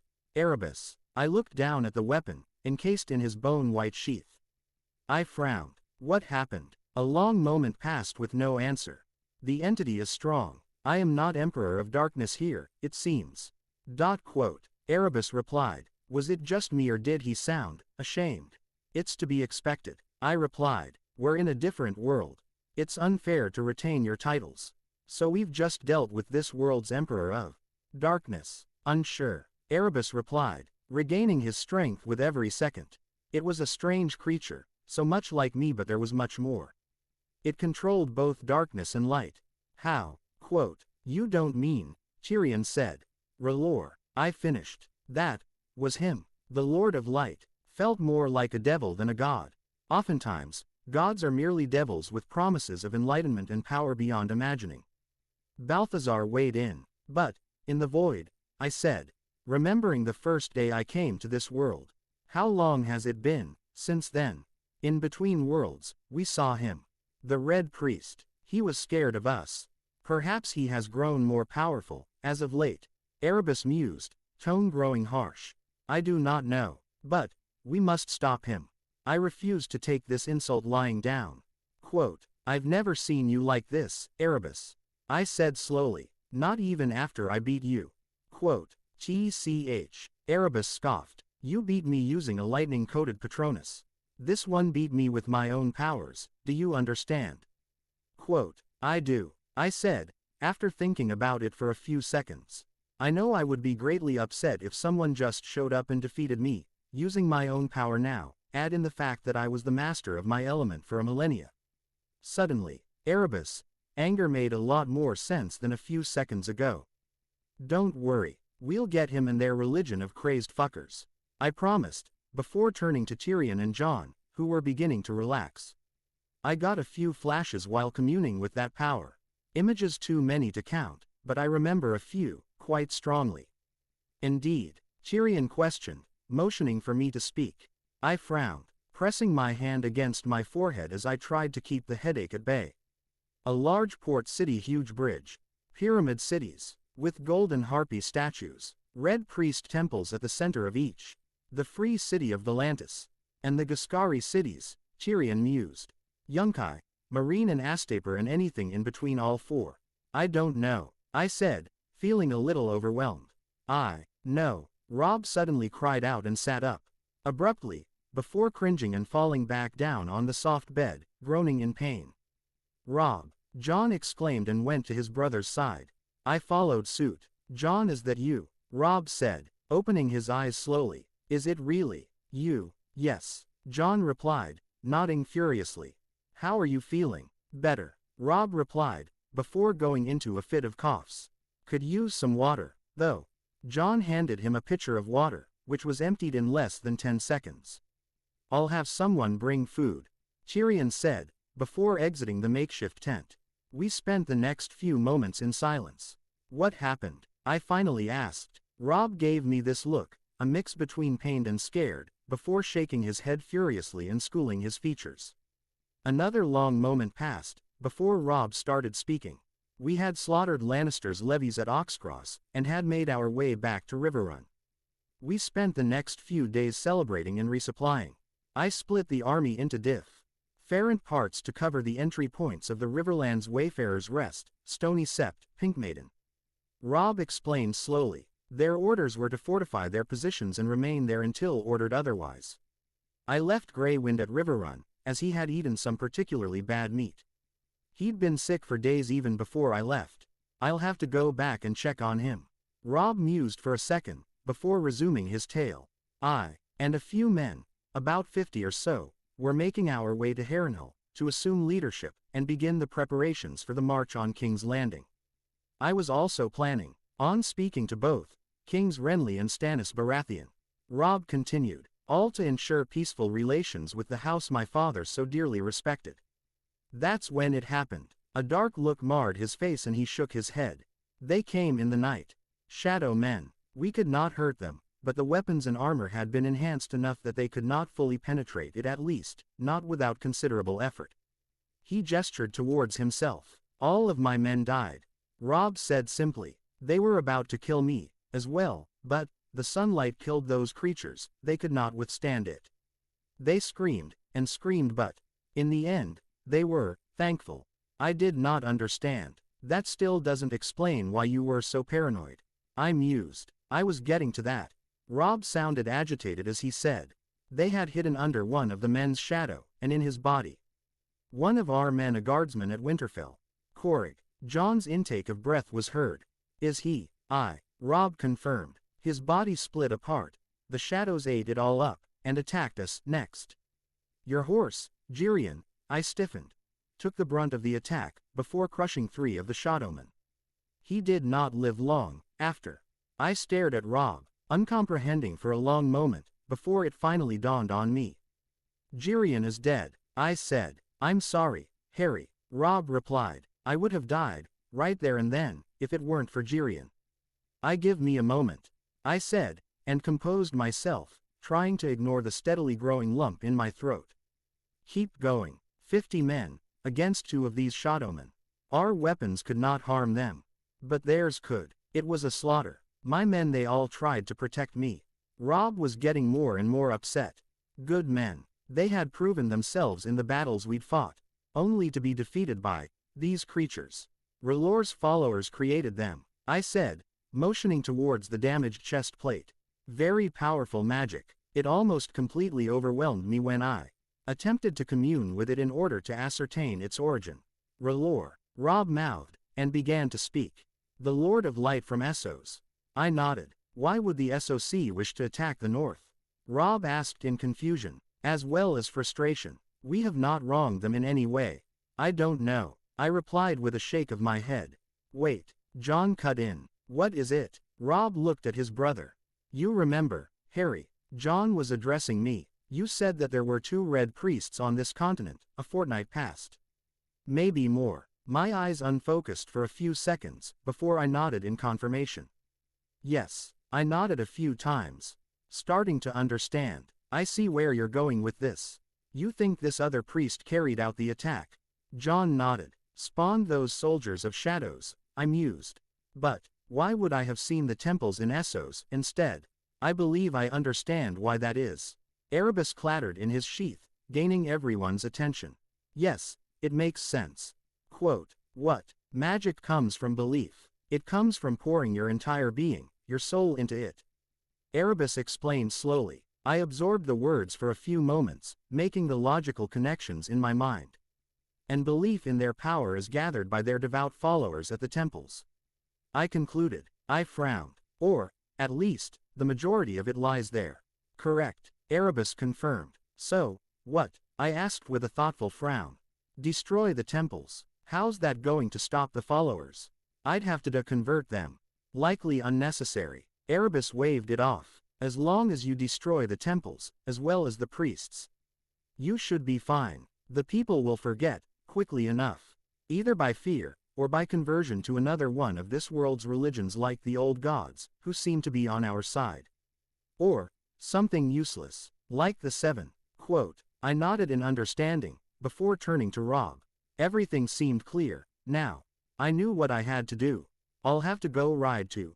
I stopped, and swallowed the lump in my throat. Jirian was gone, and he was never coming back, thanks to this Red Priest. To a port, have them take me to one of the SOC cities. Harry, Jon said in confusion. What about? I shook my head in irritation. This takes precedence. You can protect Robb. I'll leave Hestia with you, as she listens to you. You may need her fire. I can't. Won't you need her more? Jon protested vehemently. You're going right to their domains. No, I replied immediately, beginning to lose my patience with the fellow teen. You and Hestia will stay with Robb. Protect him with your lives. Without Robb, there will be pandemonium. We'd lose control over the Westerlands immediately. We can't let our efforts go to waste. Harry, Robb said calmly from his bed. Are you sure you're not going because of? Don't say it, I retorted frostily, piercing Robb with my gaze alone and suppressing the explosion of rage that was about to come out. Don't you fucking say it. Robb unflinchingly stared right back, proving why he was the king in the North and Trident. Even while grievously wounded and bedridden, he still stared me down. It was then that I looked down. My hands were shaking. I was out of breath. Completely emotionally compromised. What a joke. I huffed, and looked away, before pinching the bridge of my nose in wariness. Fine, fine, I sighed, sagging in exhaustion. I'll take Hestia with me when I go. And, Jon added, motioning for me to keep going while giving me a look identical to that of his brother. I'll rest up and plan our moves with great care and forethought. I replied, good. Jon looked pleased, as Tyrion came in with a large tray of food. Let's begin, then, shall we? I wondered for the 10th time if this was the right course of action as I stared over the endless expanse of blue underneath. Erebus gave a clatter of irritation, likely sensing my thoughts. I suppressed a smile of amusement. You all right, Hestia? I gave a gentle pack on the neck as we glided over the narrow sea at high speeds. It had been a week and a half since Robb had delivered the news of the slaughter of his men on the way to Harrenhal. My destination, the free city of Pentos. Yes, father, Hestia hissed back, sounding completely at ease. I can do this all day. I chuckled in both mirth and pride. Was this how my parents felt when I began to crawl and make attempts at talking? And thought back on the events of the past week. Plans were made with great care for detail. They were then revised, altered, and finally, scrapped altogether before new ideas were shared. Jon would stay with Robb at all times in order to ensure his continued existence. Robb, who was fully healed by the time I left, was disgruntled but accepted the plan. Most likely, he just missed his brother. I left Jon a stone enchanted with the Protean charm C, my horrible attempt at one only to be used in extreme emergencies. Hopefully, whoever had come up with the assassination plot would realize it failed within the next few weeks. Maybe they wouldn't attack again. Jon was simply there to make sure any more attempts weren't successful, and the stone was there as further assurances of safety. Tyrion, on the other hand, began his movement towards the Westerlands along with his brother Jaime, while Tywin remained a prisoner in Robb's camp at Harrenhal. He point of that was to muster a force that would ally itself with the Riverlands and the North, however difficult the task would be. Even Tyrion himself knew it to be almost a waste of time, almost. The Westerlands had chafed much under Tywin Lannister's rule, from high taxes to the destruction of houses that wronged him. The man ruled his lands with an iron fist, inspiring fear and hatred from the people, instead of love and respect. Tyrion hoped that, with the help of his brother, they could at least regain the respect of the people, if love wasn't possible. All in all, it was a great undertaking that would either keep the Westerlands out of the fight, or gain the North and therefore, me some valuable allies in the years to come. This way, Robb could focus on sending a few thousand his men to strengthen the wall's defenses, as well as dealing with both Baratheon brothers and the remaining rogue Lannisters at King's Landing. Dorne was too far south, and unlikely to attack the North or the Riverlands, as they would have to go through the Stormlands and the Reach to even reach us. Not that they would necessarily be our enemies. I frowned thoughtfully. Though, with our new Alliances with the Lannisters, it's hard to say. And irrelevant, at any rate. Erebus added in. They've adopted a somewhat isolationist policy similar to the Vale. I nodded. True enough. They'll be fine. Balthazar addressed my real concerns. Jon has become truly powerful, as strong as you were when we came into this world. I smiled. Over the last few months, Jon had been progressing in APS and bounds when it came to his training in his fire element at a rate that surprised me greatly. I had no doubt that he would surpass me in raw power, with time. A long time, I hoped. Still, I couldn't help but worry. Erebus scoffed in response. Balthazar's response was a little less scathing. You can't watch over them forever, Harry. Balthazar hissed quietly. You have to let them grow in their own ways. I know, I admitted, a hint of sorrow seeping in as I recalled our first meeting at the courtyard at Winterfell. Felt like years ago. Theon was walking around, acting all arrogant until I humiliated him. Now, look at him, single-handedly turning the tide of battles against the bloodthirsty pirates of his homeland. I shook off these gnawing feelings of dread. They would all be fine. They were ready. Do you think that this informant has anything of use for us? I questioned as Hestia swayed left and right out of sheer boredom. I flicked her on the back of her neck with a nice zap for increased power. You stop that. Oh, fiend, she whined, before righting herself. I'm just so bored. We've been up here for about 3 hours, Hestia. I pinched the bridge of my nose and pointed downwards. You notice anything different? Hestia looked down, before looking forward again. No. I palmed my face, but bit back the instinctive retort of irritation. Don't say anything mean, Potter, she's still a child. She doesn't know better. Well, you see how the color of the water is getting lighter and lighter. It was very dark an hour ago, remember? I explained slowly, and gently. Yeah, she replied back, excitedly. You're right, Father. The color is getting lighter. I smiled, glad she was understanding. That means we're getting closer to shore, the lighter the water gets. I wouldn't be surprised if we began to see land. Any minute no there. I cut myself off and pointed to a small outcropping of rocks jutting out of the sea. You see, yay, we're almost there, Father. Hestia crowed in delight and increased her speed slightly, didn't even know she had more in her. We were already going at over 200 miles per hour. To answer your question on the informant, not know this Magister Illyrio Mopatis. But he was well recommended by Lord Mallister. Quote, I nodded. Not that it matters, either way. Erebus waved off any concerns. We should be able to discern their whereabouts using our own powers. No, I shook my head. They've acquired methods of blocking our attempts at scrying. Truly, Erebus questioned curiously. Huh, weren't you there when? Oh, that's right, I left you with Hestia for a while, didn't I? I replied, palming my face for a few seconds, before letting out a deep breath.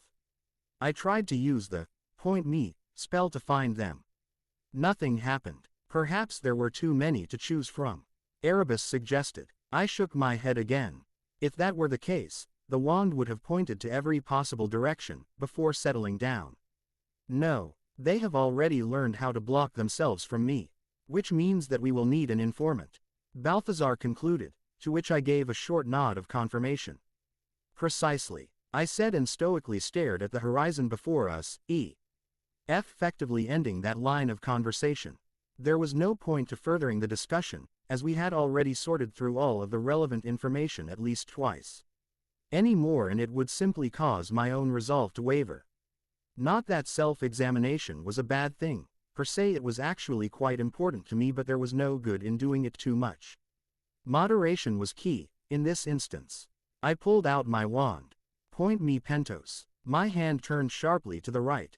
Now, to see if this Illyrio fellow is there, as well. Point me Illyrio Mopatis. My wand went the same direction. Ho! I smiled and patted Hestia on the neck. Take a right, no, too much. There. A few minutes later. Land ho! I grinned at the sight of the sandy coast ahead of us. Even from this distance, I could see Pentos, only just slightly. There were a few more 100 miles to go, after all, but at least, we were here. Essos, are you good for another hour, Hestia? I asked gently. Yes, Father, she replied, chirping happily afterwards. Great-o, and make sure to have your camouflage up. It wouldn't do for anyone to see us coming in. I instructed further. In response, her scales began to shine slightly, before fading altogether, showing me the lands below. It was a little disconcerting, to say the least. I shook off the sudden vertigo, and initiated a disillusionment charm on myself so that no one saw me, either. I watched on stoically, making sure to recast the point me spell to check if Illyrio had left the city, feeling rather than seeing my hand point in the direction of the sprawling port city. And, what a city! It had massive, high walls, and was filled with many square brick towers which dwarfed the many, smaller structures around them. Large torches adorned the majority of the top of the buildings, casting the city in orange-red hues, further accentuating a particular building among the set. I looked at it grimly. A red temple, here as well.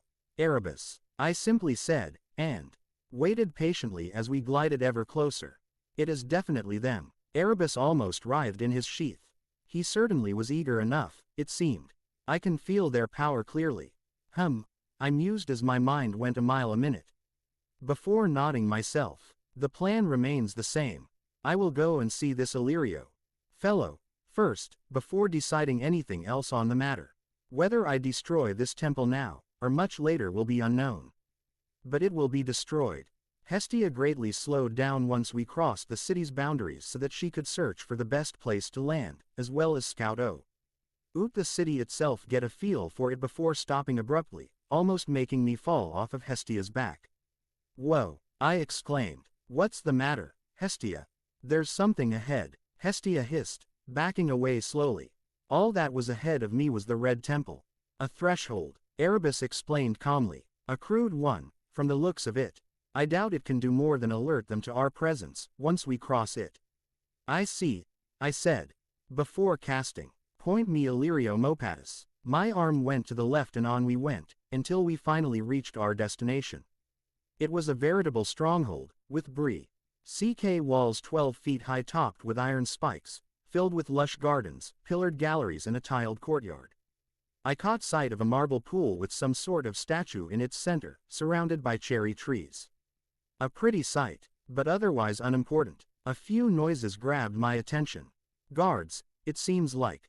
I muttered to myself. And where guards are, Balthazar hissed quietly as a man who could give Robert Baratheon a run for his money in the weight department came out.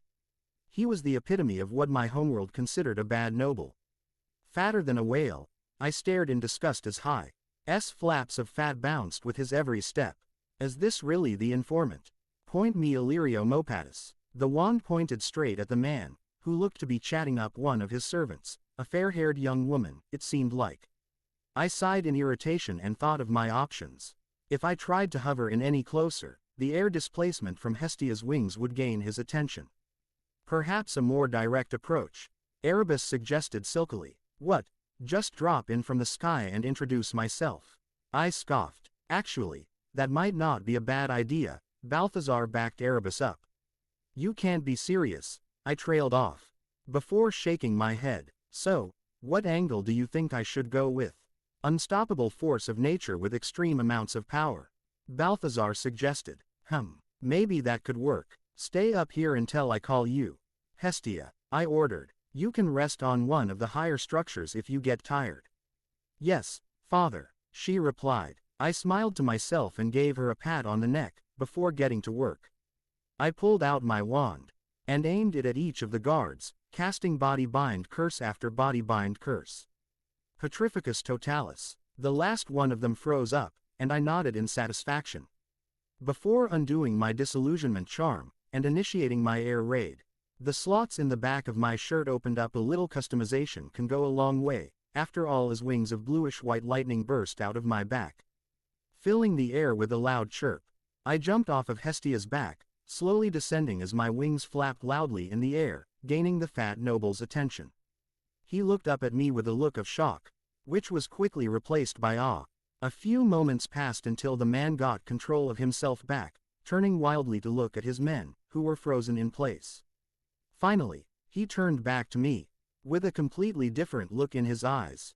Now, he's looking at me with fear, I thought to myself as I hovered over the ground for a few seconds before gently landing. My win GS winking out of existence as the slots in the back of my shirt closed up.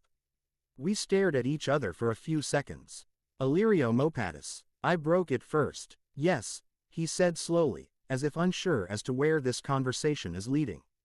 I was told you would be a good source of information. I said in amusement, waving my wand and summoning two of the nearby chairs so that they were next to us. Please, sit down, I offered. Illyrio complied without any further prompting, and I followed suit. A few more seconds of silence passed. Excuse me, but, Illyrio started, a little less uneasy as he began to realize his life was in no immediate danger. Who are you, exactly? Oh, I made a show of being surprised. Of course, news travels slow, after all. My name is Harry Potter. He shifted at the name. Ah, you recognized it. Something's wrong, Erebus whispered to me in an urgent tone. Quote, he's not truly surprised at what he just witnessed, or at your name. Too late. Yes, a voice silkily said from behind me, as I felt the dagger at my throat. Impressive entrance, Harry of the Blackscale. Or, is it Lord Harry of the Twins, now? I recognized that voice anywhere. Lord Varys, I greeted in amusement, as if I'd known of his presence all along. Fancy seeing you here. Aren't you supposed to be beaming off Stannis Baratheon, or his brother Renly? Varys scoffed and rolled his eyes. IK. Now a lost cause when I see one and I'm no lord, if you recall, Lord Potter. My mind swirled with possible ways to escape this situation.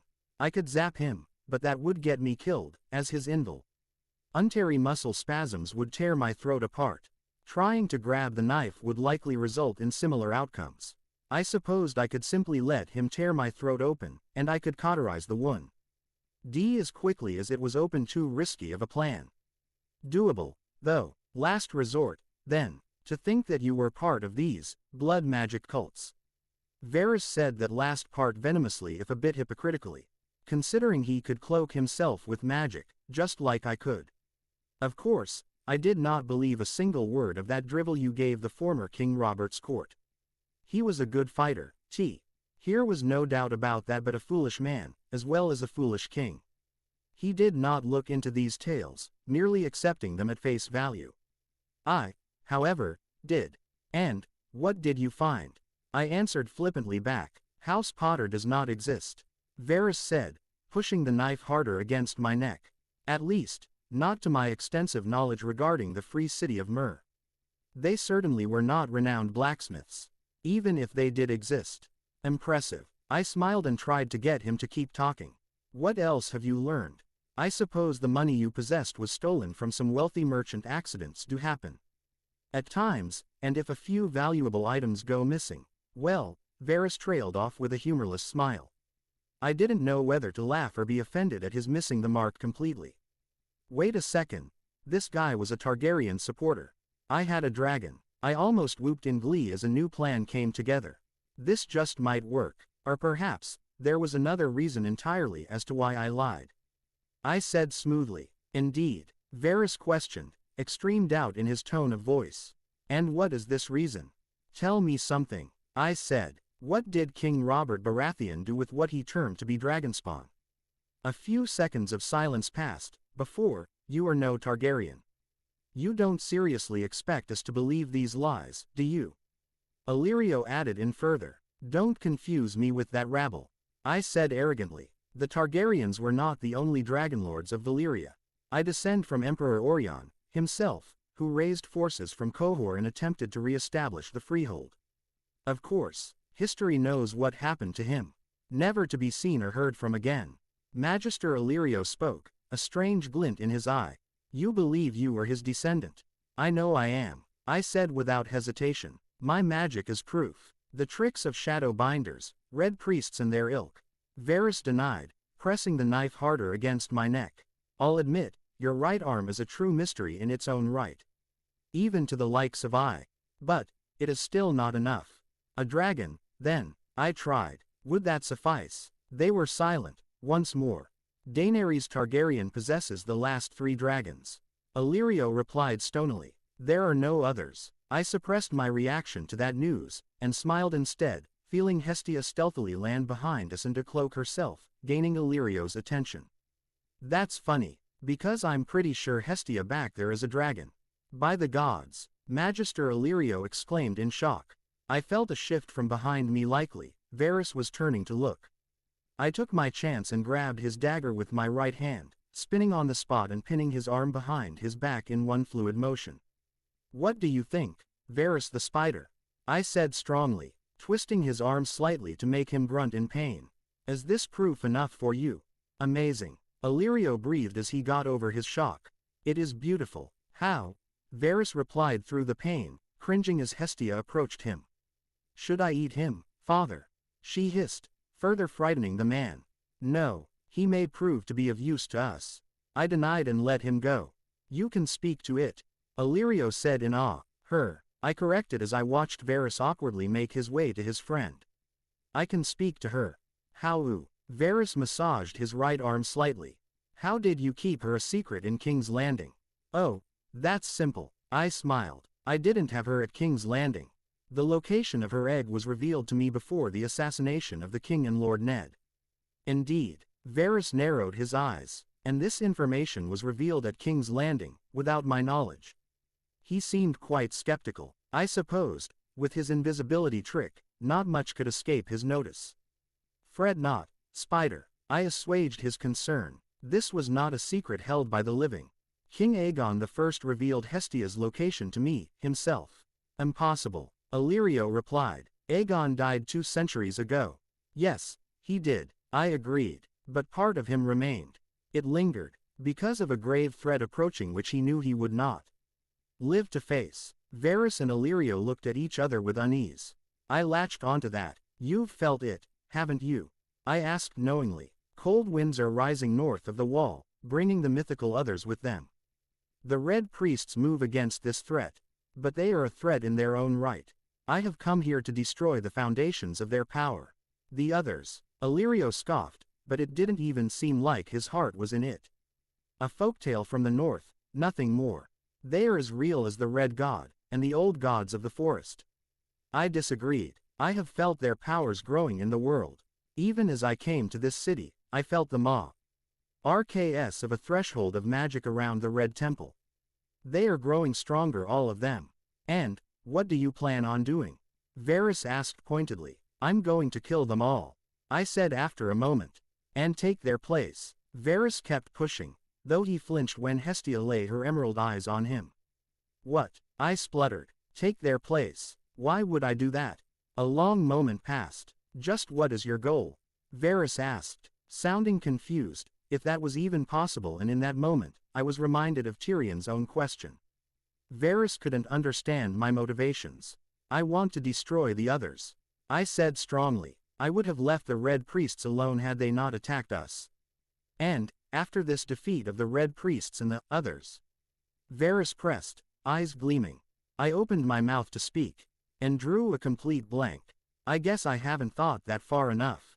Restore the twins, I suppose, find a way home. Is it even possible? Make a family, Daphne. I don't know. I really haven't considered it. Perhaps, visit the ruins of what used to be the Freehold. I said finally. Maybe that holds the key to going home.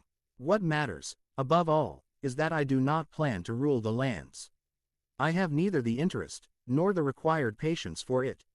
That is not to say that I am not capable of such a task, I simply don't wish it. Would you support a Targaryen restoration? Illyrio asked abruptly, much to the ire of his fellow. What? You clearly do not wish to say it. Varys rolled his eyes. A Targaryen restoration, huh? I repeated, thinking of a conversation Jon had with his ancestor, Aegon I. You aim to place Viserys on the Iron Throne, then? Hardly, Varys said. Viserys was killed by the Dothraki. The fool saw fit to bring steel into their sacred city, and paid the price for his transgressions. I wondered what the savage Dothraki did to him for a few moments, before shaking these thoughts off. Then his sister, Daenerys. I asked as I scratched Hestia below her chin, drawing trills of affection. With her 3 dragons. A nod was my only answer. I cannot speak for Robb or the men pledged to him, I said, but I know that the North and the Riverlands seek to defend their lands against the others and Red Priests, as well as any invaders of any kind. They did not wish for war, they were forced into it. If Daenerys Targaryen respects this, then the North and Riverlands will accept her rule against it, like with the current sitter on the throne. An abhorrent boy, Varys tutted. Aerys III, they call him behind closed doors. On his first day, he executed 50 men who dared to oppose his claim. It has only worsened with time. He will meet his end soon enough. I waved it off. If not by Stannis, then either by Renly, or the combined might of the North and Riverlands. But, let's get back to our original discussion. I waved my wand and conjured a third chair for myself, before taking a seat. Please, sit. ISMI. Led as Hestia lay her head next to my chair, pinning the two men down with her piercing emerald gaze. Let's talk further. You think we can trust them? Balthazar said once we were in the confines of our room. I wouldn't trust them as far as I could throw them. I replied, throwing a chunk of meat to Hestia, who cooked and swallowed it with one movement. That said, I trust their self-interest, and their loyalty to Targaryens. I allowed after a few moments. They seem to have a hard-on for dragons. No wonder Lord Mallister recommended the Magister. You think he's one of theirs? Balthazar asked. Wait, no, never mind. They would have known about Hestia if that were the case. Indeed. Erebus sounded amused. Try not to strain your mind too much, Snake. You need all at your disposal. Every little bit. How about you go eat shit? Huh. Balthazar almost snarled back. Asshole. TCH. Erebus clattered. Why don't you make me? Do you guys need a timeout? I said in amusement. No. Hestia Pie. Head in from the lavish balcony overlooking the city of Pentos. No timeout, father. I grinned in fondness at the words. Okay. No timeout. I promised Riley as I looked around the room. A humble lodging, Illyrio had called it. Humble, my ass. I thought to myself. The overall theme of the room was fire. The walls were painted in red, yellow and orange. The bed covers were made of a fine orange ilk embroidered with images of black flames and dragon heads. According to Balthazar, he picked up the scent of a woman, which could have been anything, but his insistence that whoever had this scent was related to Jon led me to believe that this smell belonged to one of his Targaryen relatives. So they had been hosted here by this Magister. Interesting, but not absolutely crucial at this time. Still, it was important to know. At the very least, judging by the room's lavishness in general, and my knowledge of the information on the two Targaryens, lives of abject poverty prior to this, I had a feeling that the Magister Illyrio would be looked at fondly by Daenerys. After all, he was the man who put them up when he had no reason to, when everyone was jeering and mocking them openly as they tried to survive on the streets. Favors had power. It doesn't matter. I shook my head, before addressing my companions. It's been suggested that we hold off on attacking the Red Temple here. Yes, we were there. Erebus said helpfully. I stifled an eye roll and kept talking. Pros and cons. I asked. Any input would be appreciated. There are no advantages. What these two fools don't realize is that these red priests don't play by their rules. Erebus explained. Between access to magic of their own, as well as being linked to a deity, the more time we give them, the less chances we have at succeeding. Agreed. However much I dislike the stupid demon sword. Balthazar hissed out. I nodded. So we are all in agreement, then. Good. We're attacking tonight. Erebus asked. We're attacking. Now. I said. And got off my feet. Let it be in the middle of the day. Hestia and I will burn that temple to the ground, just like Aegon did, hundreds of years ago. That is, if you're up for it, Hestia. I hissed out at the she-dragon, who was currently trying to sleep. No, I'm sleepy. Well, that completely took the wind out of my sails. Oh, I said, pinching the bridge of my nose in irritation.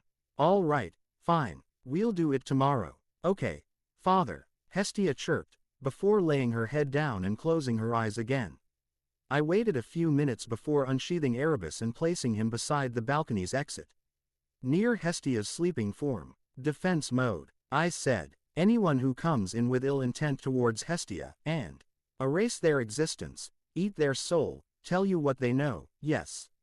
Erebus cut me off, sounding bored. Out for a little jaunt, then. HMPH. I grunted. Yes. I left the room shortly afterwards. So, what are we doing? Balthazar asked curiously. We're about to destroy the Red Temple. I hissed back as I pulled out my wand and placed myself under the disillusionment charm.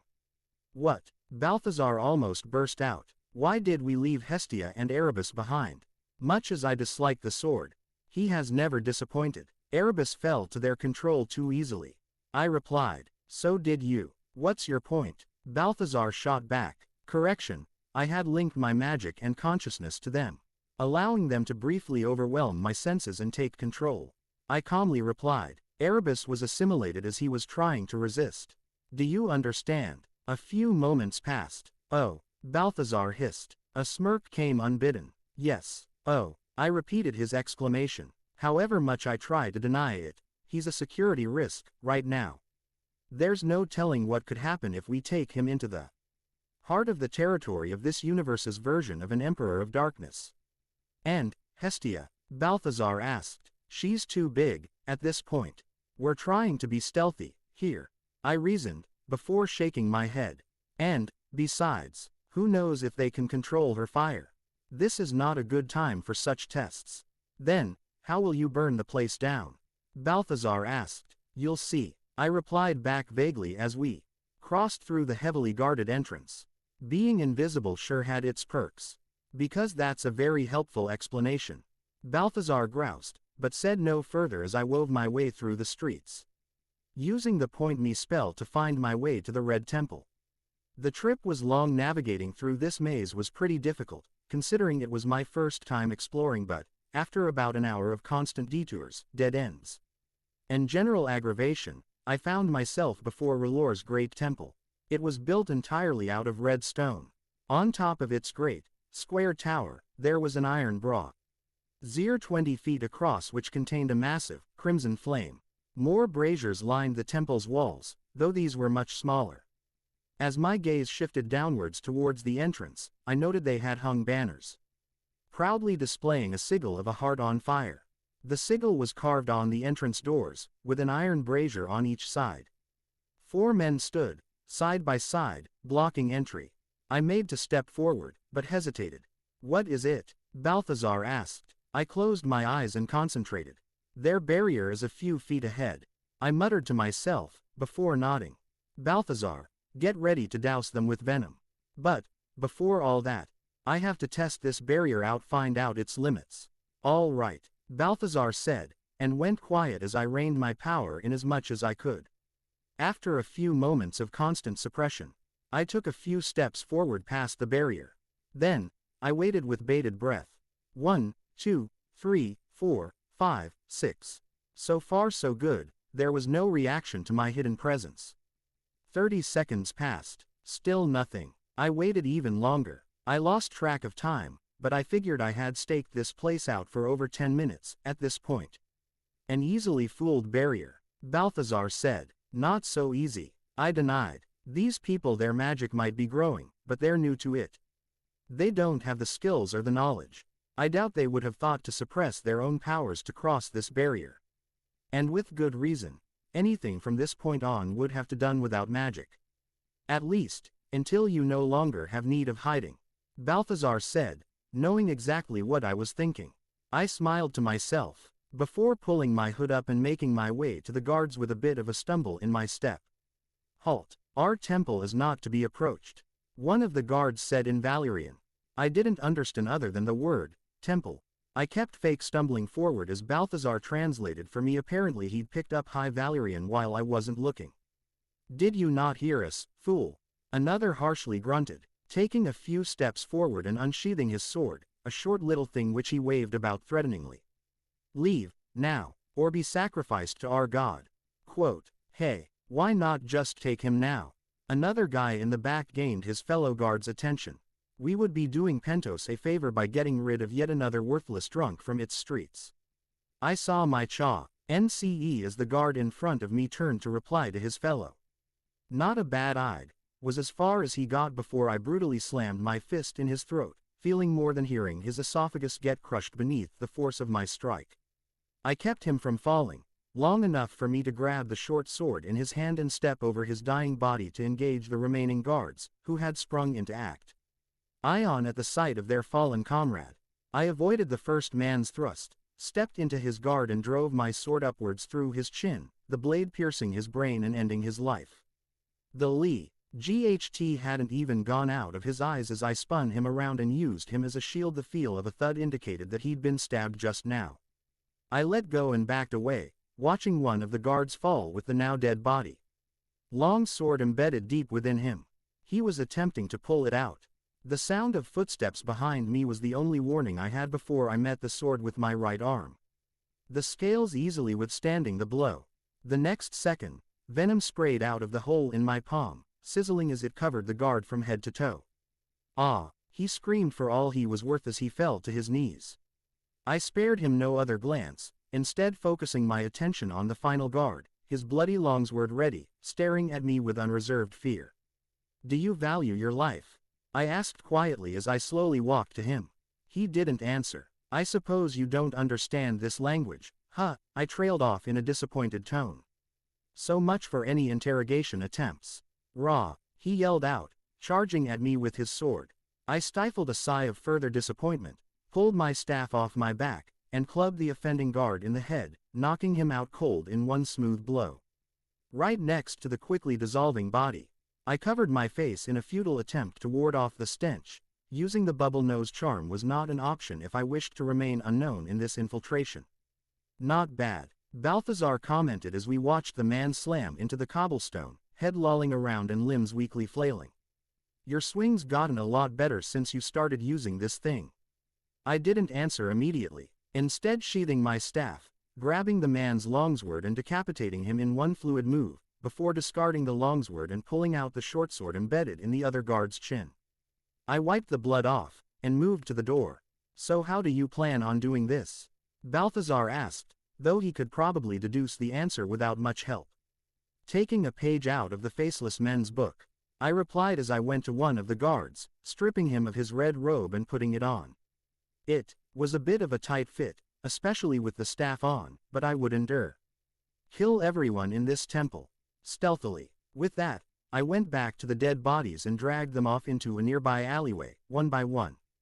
The dissolved one was the worst, the smell getting me dangerously close to puking. But I powered on until the entrance to the temple was clear of bodies. This would buy me a few hours of time before detection, more than enough to get this show on the road. I entered the temple, enjoying a good whiff of the relatively clean air, and closing the thick doors behind me so as to let a minimal amount of the smell penetrate through. I was in an entrance hallway, it seemed like. In front of me, I saw another large set of doors, likely a large worship area, and, to my left and right, smaller doors.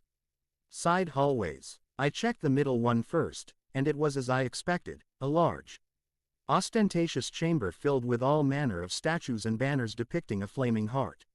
At the center, there was a large, circular area, filled with the remnants of large bonfires.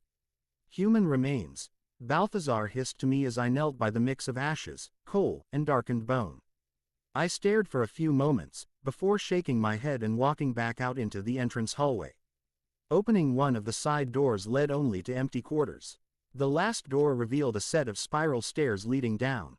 "Blood is in the air," Balthazar commented after I went down the staircase. "This thing went at least 4 floors down. Be wary." I nodded at the sound advice and crept through the dungeon, stopping to stare through the keyhole of a nondescript door. I stared for a few moments longer, before gritting my teeth in anger. Children, dressed in rags and looking almost unbearably thin, huddled together in one big, shivering pile. I looked away and beat my lightning back down. I could not blow my cover, not yet. I took a deep, steadying breath, and walked on, hearing a very faint sound ahead. With time, it became stronger, and stronger, a drumbeat. Security was non-existent. Had they seriously placed sentries at the entrance, and nothing else? It was almost laughable, not that I really felt like laughing, at that moment. Another few side doors yielded little. I found ceremonial robes, daggers and other implements which could only have been used for religious worship. Another was a simple storage room, filled with sacks of grain and salted meats. So, I simply followed the noise. Like a moth to the flame. Balthazar made an offhand comment that completely set me on edge. "Possible trap," I hissed back. "You think they're onto us?" "Not sure." Balthazar replied. It seems too convenient to have such low security. I nodded in agreement, but didn't reply. It was pointless too. We were so close that the beat of the drum was positively thunderous, rattling my body with every beat and showering it with magical power. Even the music itself carried power. Unbidden, a memory from my first year at Hogwarts came to mind. Music, a magic beyond all we do here. Dumbledore had said back then, during my first ever feast at Hogwarts. Could there have been a shred of truth to that? Focus. Breathe in. Breathe out. I walked forward once more, following the beat of the drum for a few minutes longer. Until I finally reached a large set of red, steel doors, already open. I peered inside. It was an exact replica of the worship chamber at the entrance with many holes in the ceiling, leading to the surface, likely there to expel the heavy smoke currently being churned out by the massive bonfire in the center. Around it, 5 priests stood before it, each with 5 other guards behind him or her. So this is where the security had been, the entire time. No matter. They were all standing together, bunched up in front of the fire instead of encircling it. I let go of my self-imposed magical restraints and took a deep breath, charging my lungs with as much lightning as I could. Lightning dragons roar. Quote, a blast of bluish-white lightning burst forth, taking the group of priests, as well as their guards, completely by surprise and sweeping them away with its pure destructive force. At the center of the blast, something pushed back, and I fell back a few steps, the flow of power completely cut off, revealing the devastated state of the worship chamber inside.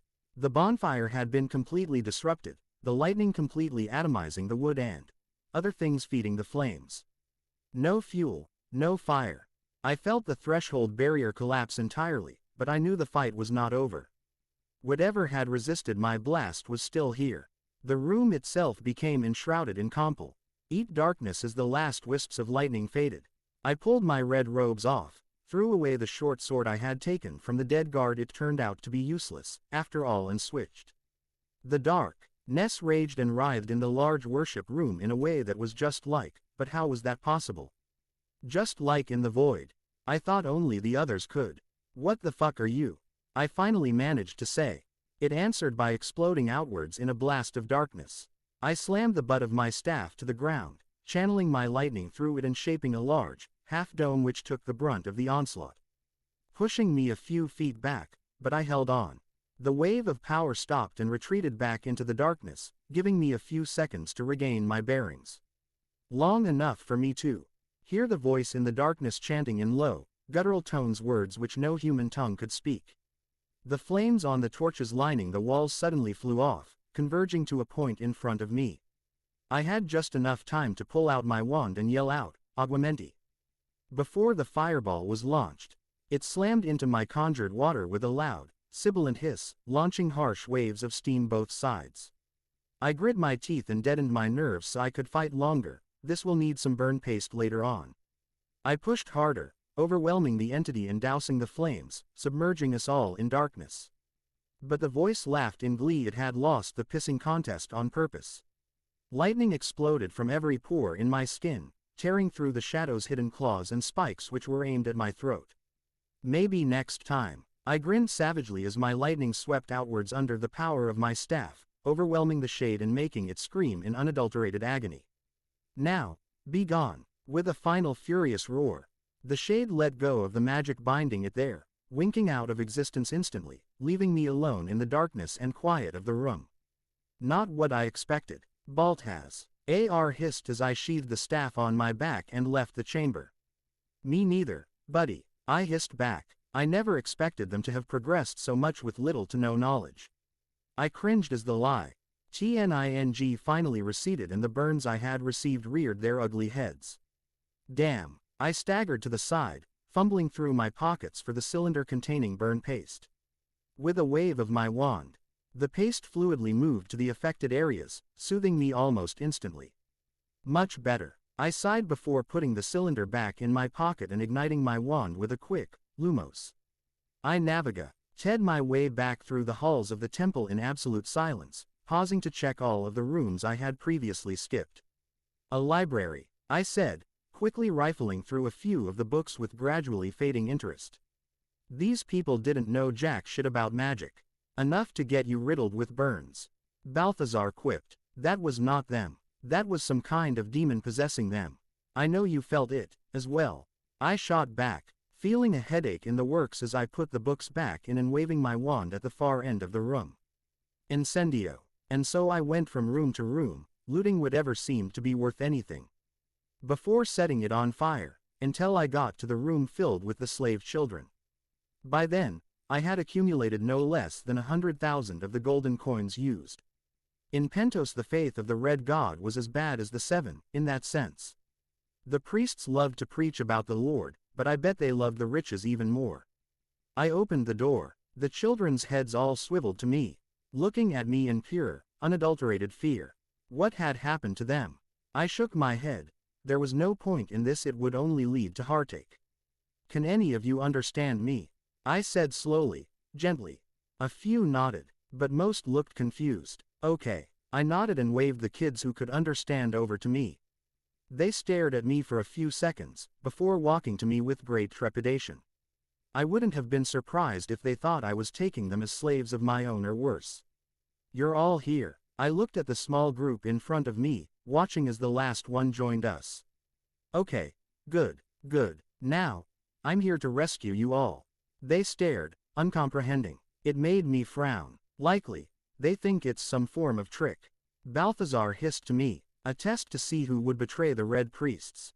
Ah, I understood. They probably thought that, if they followed me, they would be severely punished. I'm not joking, I said, lifting my hand and charging it full of lightning, before clenching my fist. The ensuing shock wave rattling everyone and knocking some of the weaker kids over. That got their attention. Listen up, I said, and this time, the kids were completely alert. I've killed the Red Priests here. I'm going to take you to safety, all right? Really? A little girl said from the side. She had long, curly black hair, and blue eyes. Yes, I said patiently, seeing part of the group tear up. No, none of that. You can cry when we're out of here. To my surprise, they stopped and sniffed it all back in. I smiled. You have to be strong, all right. Tell all the other kids you can speak the other language, right? I got nods of confirmation. Good, I said. Go on, tell them. A few minutes later, I guided the children out of the Red Temple. The moon shone brightly in the clear night sky. The children stared at it in pure, unadulterated wonder. The priests didn't even let the children go outside. I ran my hand through my hair and let out a deep breath to calm myself. Then, I led them all through the streets of Pentos to Illyrio's manse, waiting patiently at the man's gates. Eventually, he appeared. What is the meaning of this? Lirio demanded as he blubbered outside of his fortress, flanked by no less than 10 guards. I just rescued these children. I want them to stay at your manse for a while, I explained, holding my hand up to forestall whatever he was about to say. Of course, I will pay for their lodgings. Illyrio sighed in resignation, and motioned for his guards to stand aside. Come, follow me. I guided them all to the gardens, instructing one of the servants to get a feast ready for the children before getting them settled. The process took about half an hour, but soon, the children were voraciously devouring every piece of food they could get their hands on. I smiled and turned to leave. Mr. Harry, are you leaving? One of the kids called out, and they all stopped eating, looking at me with a mix of sadness and fear. So many puppy dog eyes. Stop it. Don't worry. I smiled in what I thought was a reassuring manner. I'm just going to destroy the temple. Just watch the sky, you'll love it. With that, I launched my air raid, and took off into the sky, my bluish-white wings easily carrying me in the direction of the Red Temple. A few minutes later, I was at the entrance, once more. Time to finish up, here. Confringo, confringo, confringo, confringo. I cast over, and over, and over as the Red Temple erupted in massive, orange explosions which rattled the entire district. Now, Incendio Maxima, a torrent of red flame poured into the convenient holes in the building created by my previous blasting curses, clinging onto the many banners, benches and various wooden furniture within the temple. Now, for my final spell, the coup de grace, Mors Mordra. I incanted and shot a blue light into the sky, grinning as I watched the small orb of light exploded into a snarling blue dragon which looked almost exactly like Hestia, barring size. That particular spell had been a nightmare to get right. The first time I had tried it, I managed to scare Rob's entire army, with good reason. The original incantation put the dark mark in the sky, a colossal green skull with a serpent coming out of its mouth. It took days of tinkering, experimenting, and raging until I got it right. Impressive, Varys' voice said from behind me. Quite the performance, Lord Potter. I turned to see the man. Well, not really a man anymore, was he, staring up at the light show with interest. Oh, how long have you following me? Since I got those kids to Illyrio's manse, I asked curiously. Varys' eyes went down to me, his eyebrow raised at the cue. Think I haven't been following you the entire time? He shot back. Ellipsis. Touché. Perhaps I have misjudged you, Varys said, appraising Ly as we walked through the many hallways in Illyrio's manse.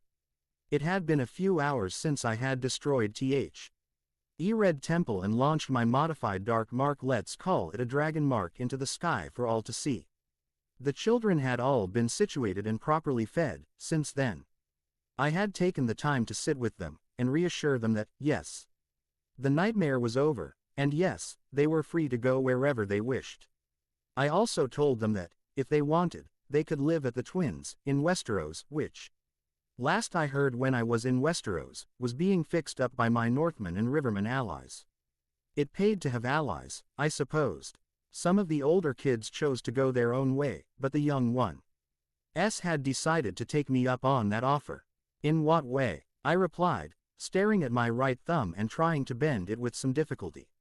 It felt quite stiff. Meh, I did not expect you to care for the sacrificial children, seeing as you're a warlock yourself. I frowned at his implication, not really understanding. But you saved them. Why wouldn't I? I started, before realization hit me. Quote, you think my power is derived from sacrifices? I almost laughed at his befuddled expression. You're saying, yes, I said calmly, raising a hand and channeling my power into it, filling the halls with bluish-white light. My powers exist outside of the boundaries of the lesser mages. Therefore, I do not require something so tedious as blood sacrifices to give me strength. My strength is my own. It has always been my own. I see, Varys said a few moments later, before shaking his head. It is difficult to absorb. I said nothing in return, merely reining my power back in. As for the children themselves, they shall remain here, for now. Varys moved on. Westeros is a dangerous place for children at the moment.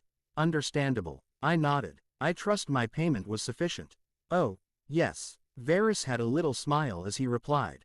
Amused, was he? Well, I did pay a fair bit of money to keep these kids safe, but neither of the men knew how much money I actually had, so the joke was on them. A few more moments passed in silence.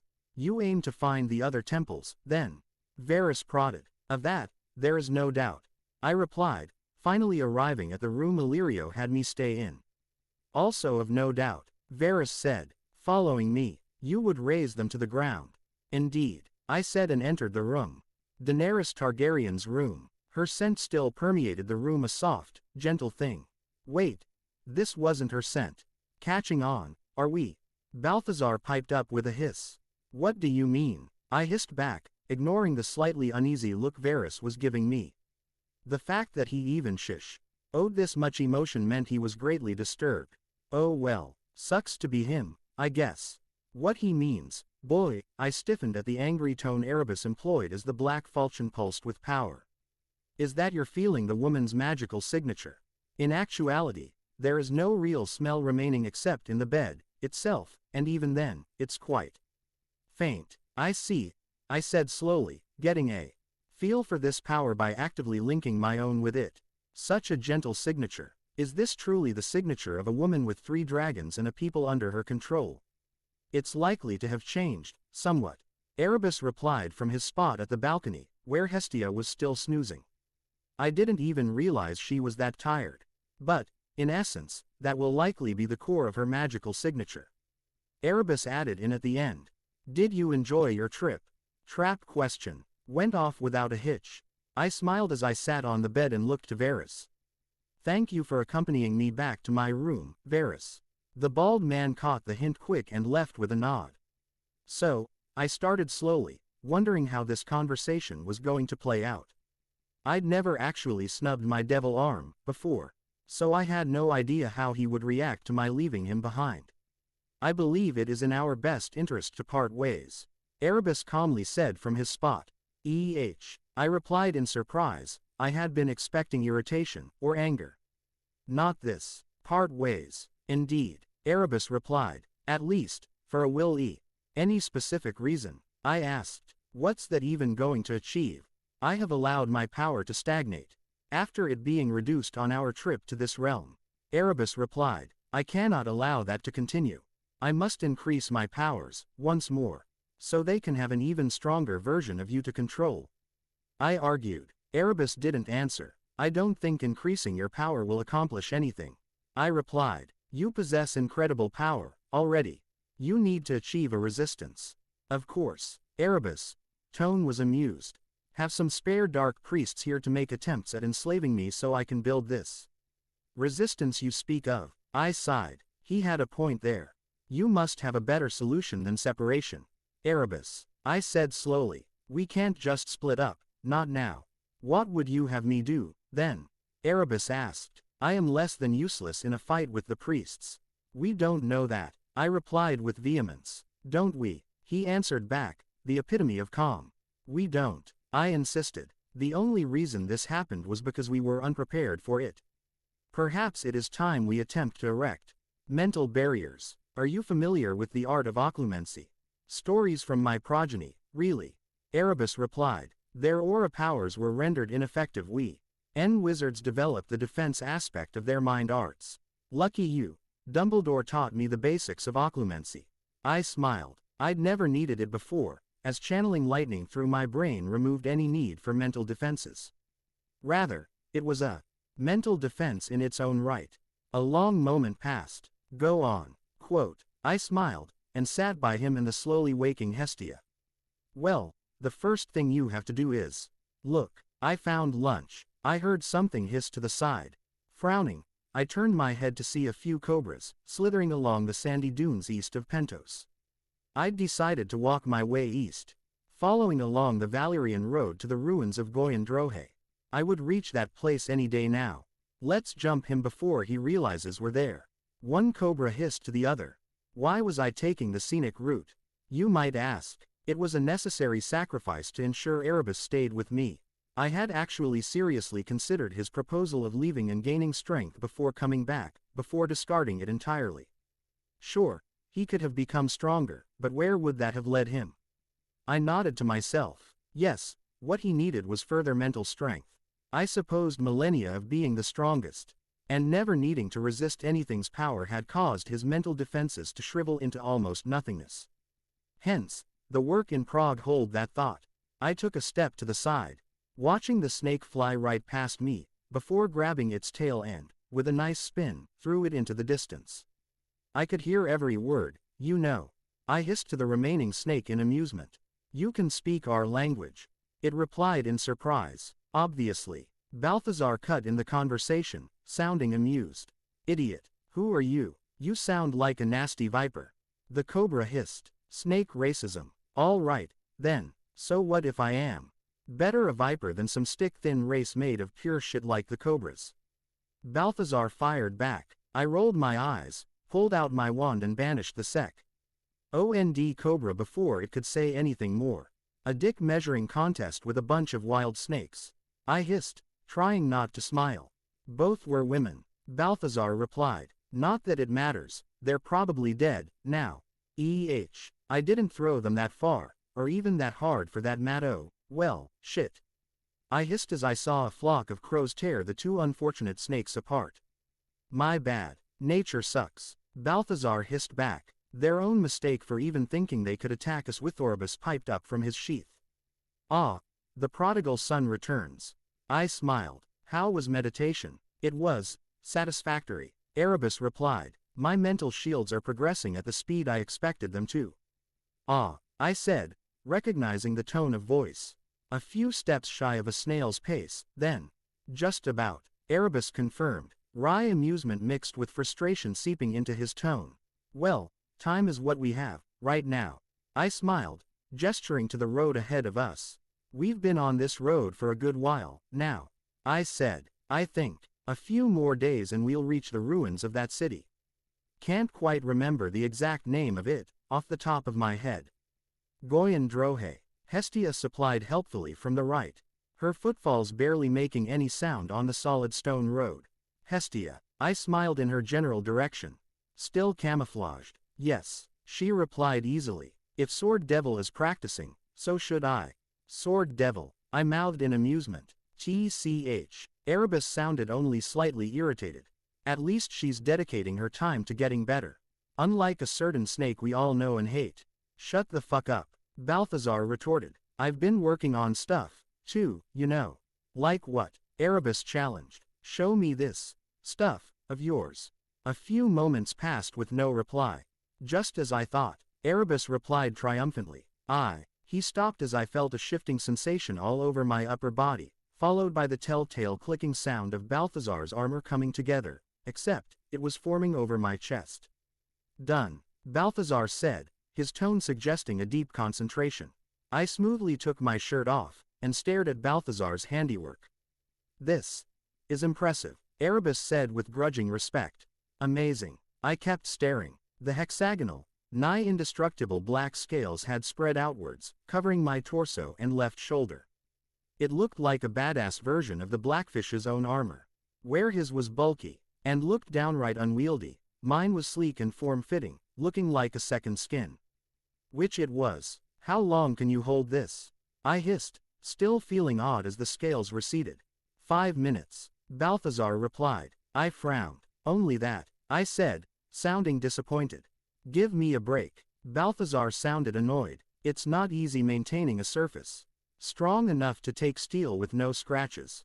Fair enough, I allowed, with a smile. Well, time to make it easy, then. What do you? Keep the armor on for as long as you can, and then rest up. I ordered. As soon as you're rested, put the armor back on. Rinse, repeat. You've got to be kidding me. Balthazar whined. No one said training was easy. I hissed unapologetically, and put my shirt back on. Now, get to it. I heard the sound of scales clicking together as Balthazar's new scale armor formed over my body once more. I smiled, and put my shirt back on. And you? Erebus piped back in. What do you plan on doing? Quote, I'm not really sure, I replied sheepishly as I stared down at the Valyrian stone beneath me. It was truly a wonder to behold. Supposedly, this road was created by the old Valyrians. With the help of dragonfire, they fused the stone and created roads that linked all of the cities together and modernized trade. The fact they're still standing to this day, after 400 years of wear and tear and looking like they're still brand new, was a testament to the power of the magic of old Valyrians. I shook my head, and focused back on myself. My control over lightning, while not absolute, was quite up there. I had already trained the shape manipulation aspect of my magic back on Earth, and that control had carried over even with the loss of a good chunk of my power. In fact, I would say that my control increased, since there's a smaller pool of power to work with. The next logical step: increase my energy reserves, which I already do. Every day, before I slept, I would expend my reserves through the ground. As you all may or may not have known, electricity can bleed into the ground quite easily. So, I would link up with the ground and expend most of my reserves before falling asleep. Of course, such a method carried risk, but I always made sure to keep at least a quarter of my reserves up. You know, just in case someone from the Faceless Men or Shadow Demons showed up. So far, nothing has happened, but I didn't trust my luck to hold. Back to the subject at hand.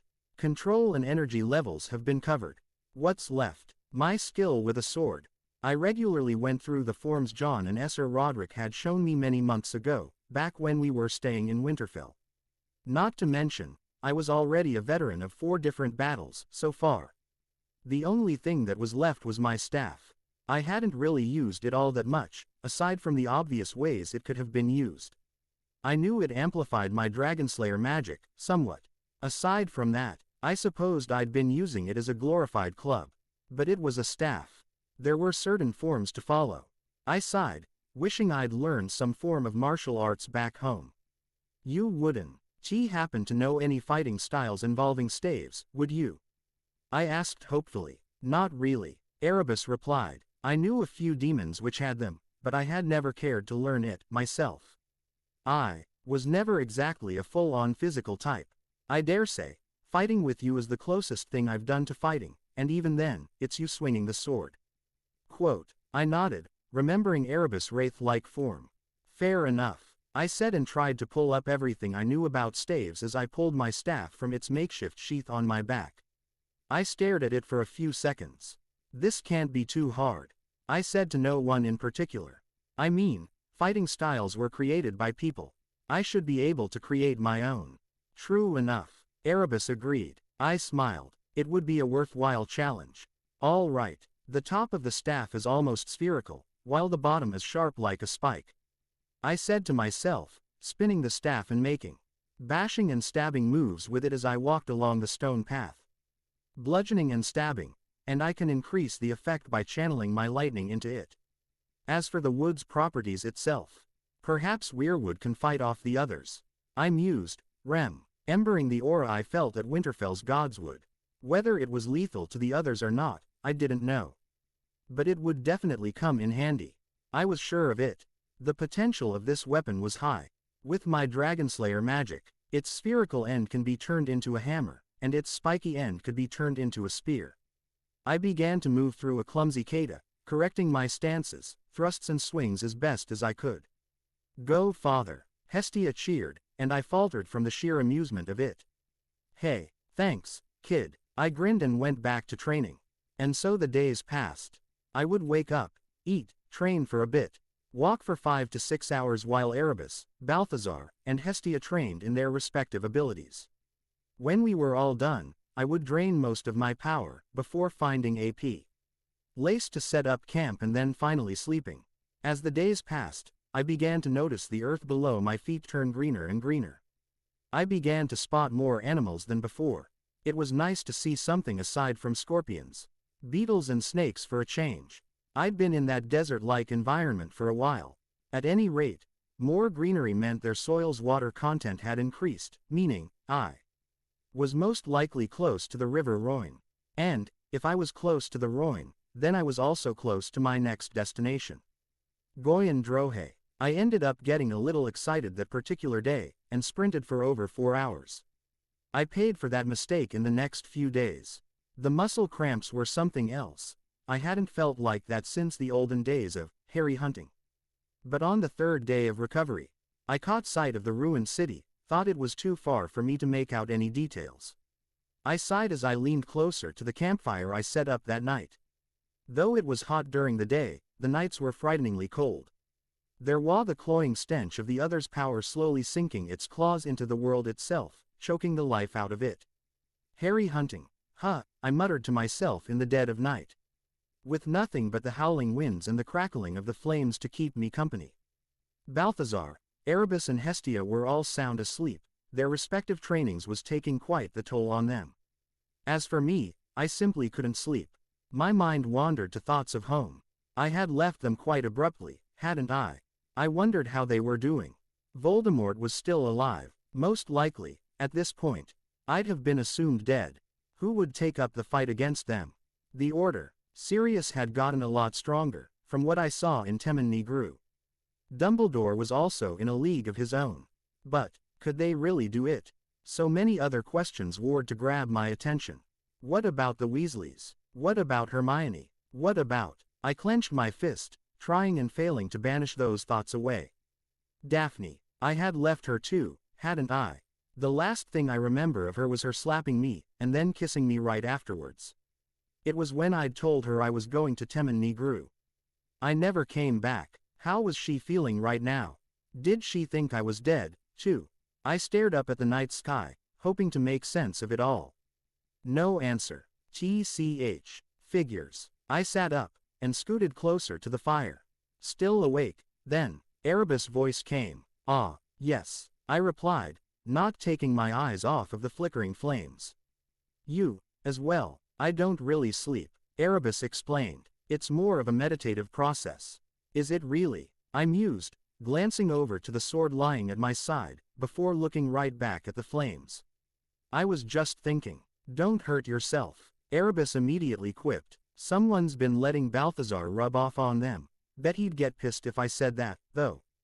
Hey, very funny, I said in a monotone. But, really, I was just thinking of home. What we've left behind. And, Erebus prompted. I don't know, I said. What if we can never go back? Even if there is a source of magic powerful enough to break through the dimensional barrier set in place. How will any of us know how to direct the energy and make it obey our whims? The Dark Rift, was all Erebus said before I interrupted him.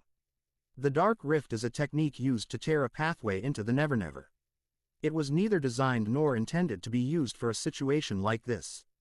I said, Never might have been separated from the real world, but it wasn't always so, was it? The two worlds used to be one. You've figured that out? Erebus questioned with a hint of surprise. It was hard not to. I said, Never was basically echoes of the real world, though. Changed dramatically due to the whims of whoever ruled that particular bit of it. Just look at Temmin Negru's Never version. Its worst qualities were enhanced even further. It is a good supposition. Erebus praised as I looked up at the stars again. Still, I'm sure we can figure out the workings of the dimensional barrier, given time. I said nothing in return. One thing is for sure, though, Erebus added, grabbing my attention once more. Whatever is blocking us from leaving is linked to the power of the others. When I was being controlled by the Red Priests, I felt it. It was like we were chained down. And you waited this long to tell me, why exactly? I questioned a little frostily. Because I've only been recovering my memories only recently. Erebus replied, so, wounding a little irritated at my reaction. I sighed. The occlumency training, I questioned. Yes, Erebus simply said, it has yielded results. As to who exactly is chaining us down, it was neither the others, nor the Red Priests. It was something else entirely. Though, whoever did this chained us to the others. I doubt they even noticed the link between us and them. Quote, that gave me pause. Another player, in the shadows. I asked, a little wariness seeping into my tone. You think they're pulling our strings to kill the others for them? Even now, pulling our string off, yes, like a marionette. Erebus mused. No, I doubt it. We've not felt anything on ourselves. Unless it's so pervasive that we don't even notice it anymore. I countered. Unlikely. Erebus denied. Your power possesses purifying properties. I questioned. What do you mean by purifying? I thought all my lightning was good for was destruction. While it's true that lightning is capable of massive amounts of devastation, it remains a magic possessing holy properties. Nowhere near as powerful as holy light magic, but the properties are there, regardless. Erebus explained. Interesting. I said, interested. How do I bring it out? You already do. Erebus replied. That's what I was trying to explain to you. Your lightning purifies your body every time you immerse yourself in its power. It is impossible that we're being overtly controlled. I nodded, absorbing the logic behind it. So we were pulled in here on purpose, but whoever did the job isn't directly controlling us. Exactly. Then came the next logical question. You think we're being controlled indirectly, then? I said uncomfortably. The possibility hasn't escaped my notice. Erebus said quietly. What are the odds of us deciding to go to Winterfell? Ally ourselves with a great house, join their side and turn the war against the Lannisters into a slaughter? My blood ran cold at the implication. You're saying something orchestrated all of this? I asked, running my tongue over suddenly dry lips. Who could possibly? How? It sounds too far-fetched, Erebus. Nevertheless, it is what my instinct tells me. Erebus said. It doesn't make any sense. I said. A plan of this scale. Me befriending the Starks, allying the North, Riverlands and Westerlands together, coming to meet the Targaryen girl to ally with her to fight the others. You understand, then. Erebus sounded both pleased and worried. What the fuck are we dealing with? My only answer was the howling wind and the crackling flames. The next day, I trained twice as hard. After another day of walking, I was finally at Goyandrohe. But, After searching through the city for a few dozen minutes, I came to the totally astounding conclusion that it was a total dump. Varys and Illyrio had understated the sheer damage this place had taken. Hell, even understatement was an understatement when it comes to this place. The city was a ruin. The kind I would have seen in tourist sites, back on Earth. Most of the buildings had been razed to the ground, and what few buildings remained were so damaged and in a state of such disrepair that wouldn't surprise me if a particularly strong breeze knocked them over. And, to think, all of this devastation occurred because the Rhoynar refused to bow to the Valyrian freehold's demands. Valyrians. I was starting to dislike this people's way of doing things. Wherever they went, the dragonlords of old Valyria only seemed to bring devastation and misery. Whoever had survived this onslaught, was likely taken by the Valyrians and made to work in their mines for the rest of his or her life. It was a chilling thought, and not one I wanted to dwell on for long. But you do the same, no? Erebus countered shrewdly. Quote, Harrenhal, the Red Temple in Pentos. That's different, I said, wincing. It sounded hollow to my ears. Is it? Erebus said in amusement. The arrogance and ignorance of humans. He doesn't take slaves. Dumbass. Stop trying to make him sound like he's the root of all evil. Balthazar hissed suddenly, making Erebus bristle in anger. More importantly, Harry, I think I smell someone up ahead. Several people, actually. How far up ahead? I replied, tensing slightly. Should I be ready for a fight? Balthazar considered my question, and I felt the hole in my palm suck in the air. Half a mile ahead, I would say. I relaxed at his words and took a breath. All right, sounds good, I said, before looking up in Hestia's general direction. She was still close now. Hestia, come here for a second. I have something for you to do. A few minutes later, Hestia came back. I spied on them like you said, Father. There's a woman sitting down the middle of the road up ahead. Hestia hissed at me in low tones, like she was being sneaky. It brought a smile to my lips. Several men are sitting around nearby buildings, just watching and waiting for something, I think. I see. I smiled, and reached out to pat her on her head, wherever it was. The invisible she-dragon helped me out by placing her head against my hand.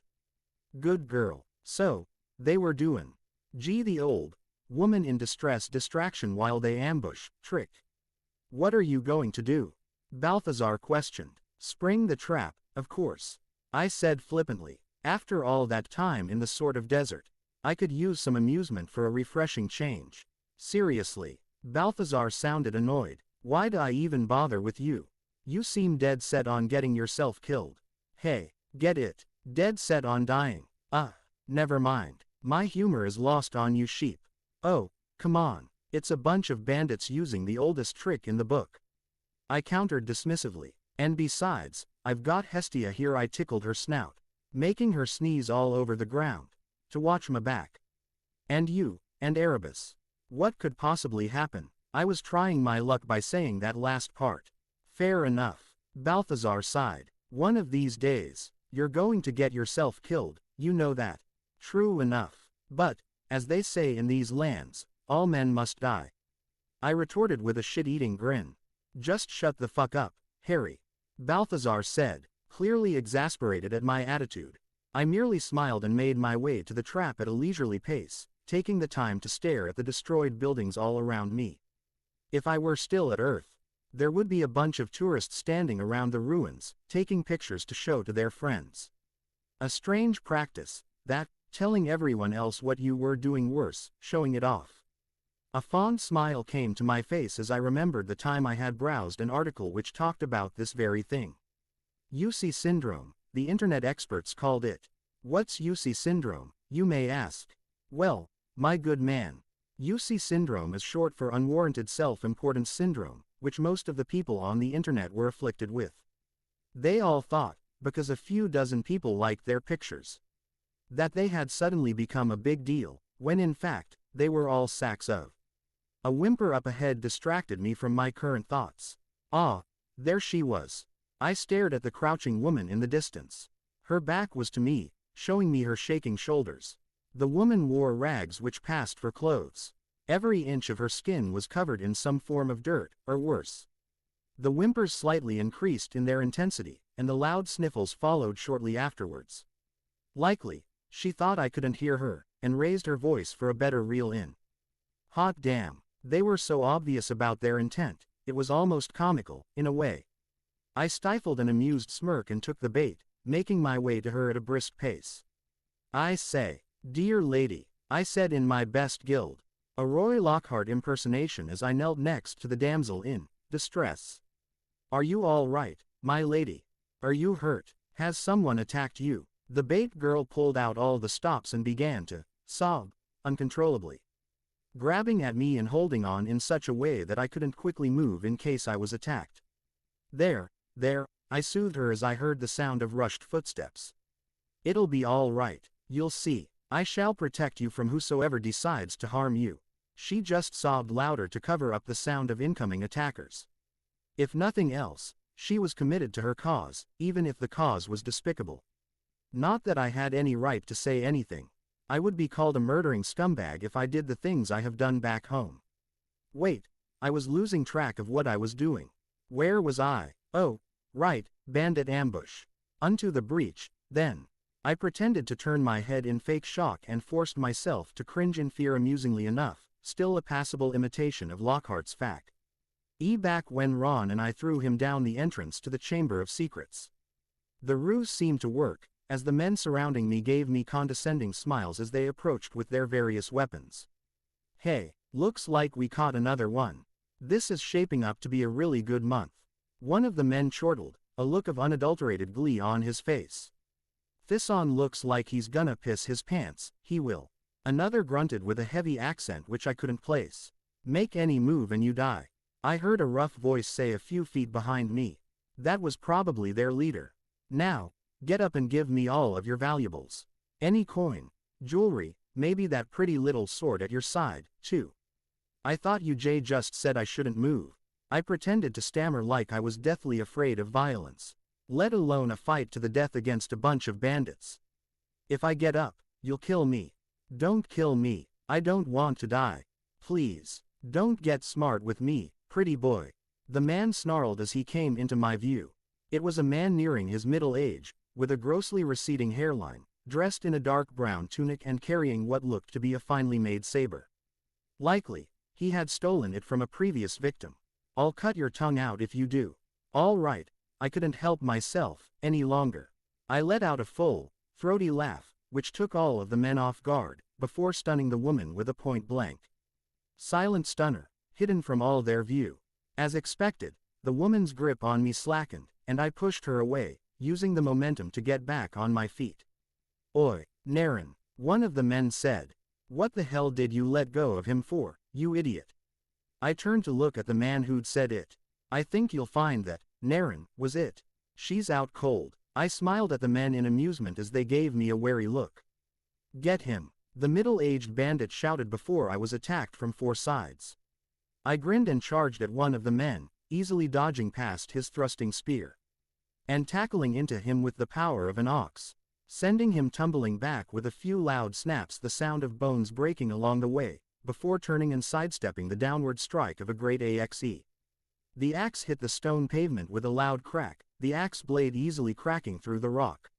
I lashed out with a front kick, smashing into his face with a satisfying crunch and knocking him flat on his back. He didn't get back up. Whether he was dead or alive was not really my concern. He'd forfeited his right to live the moment he attacked me. I turned to the remaining three men and gave them a bored look. The leader bristled at the subtle threat.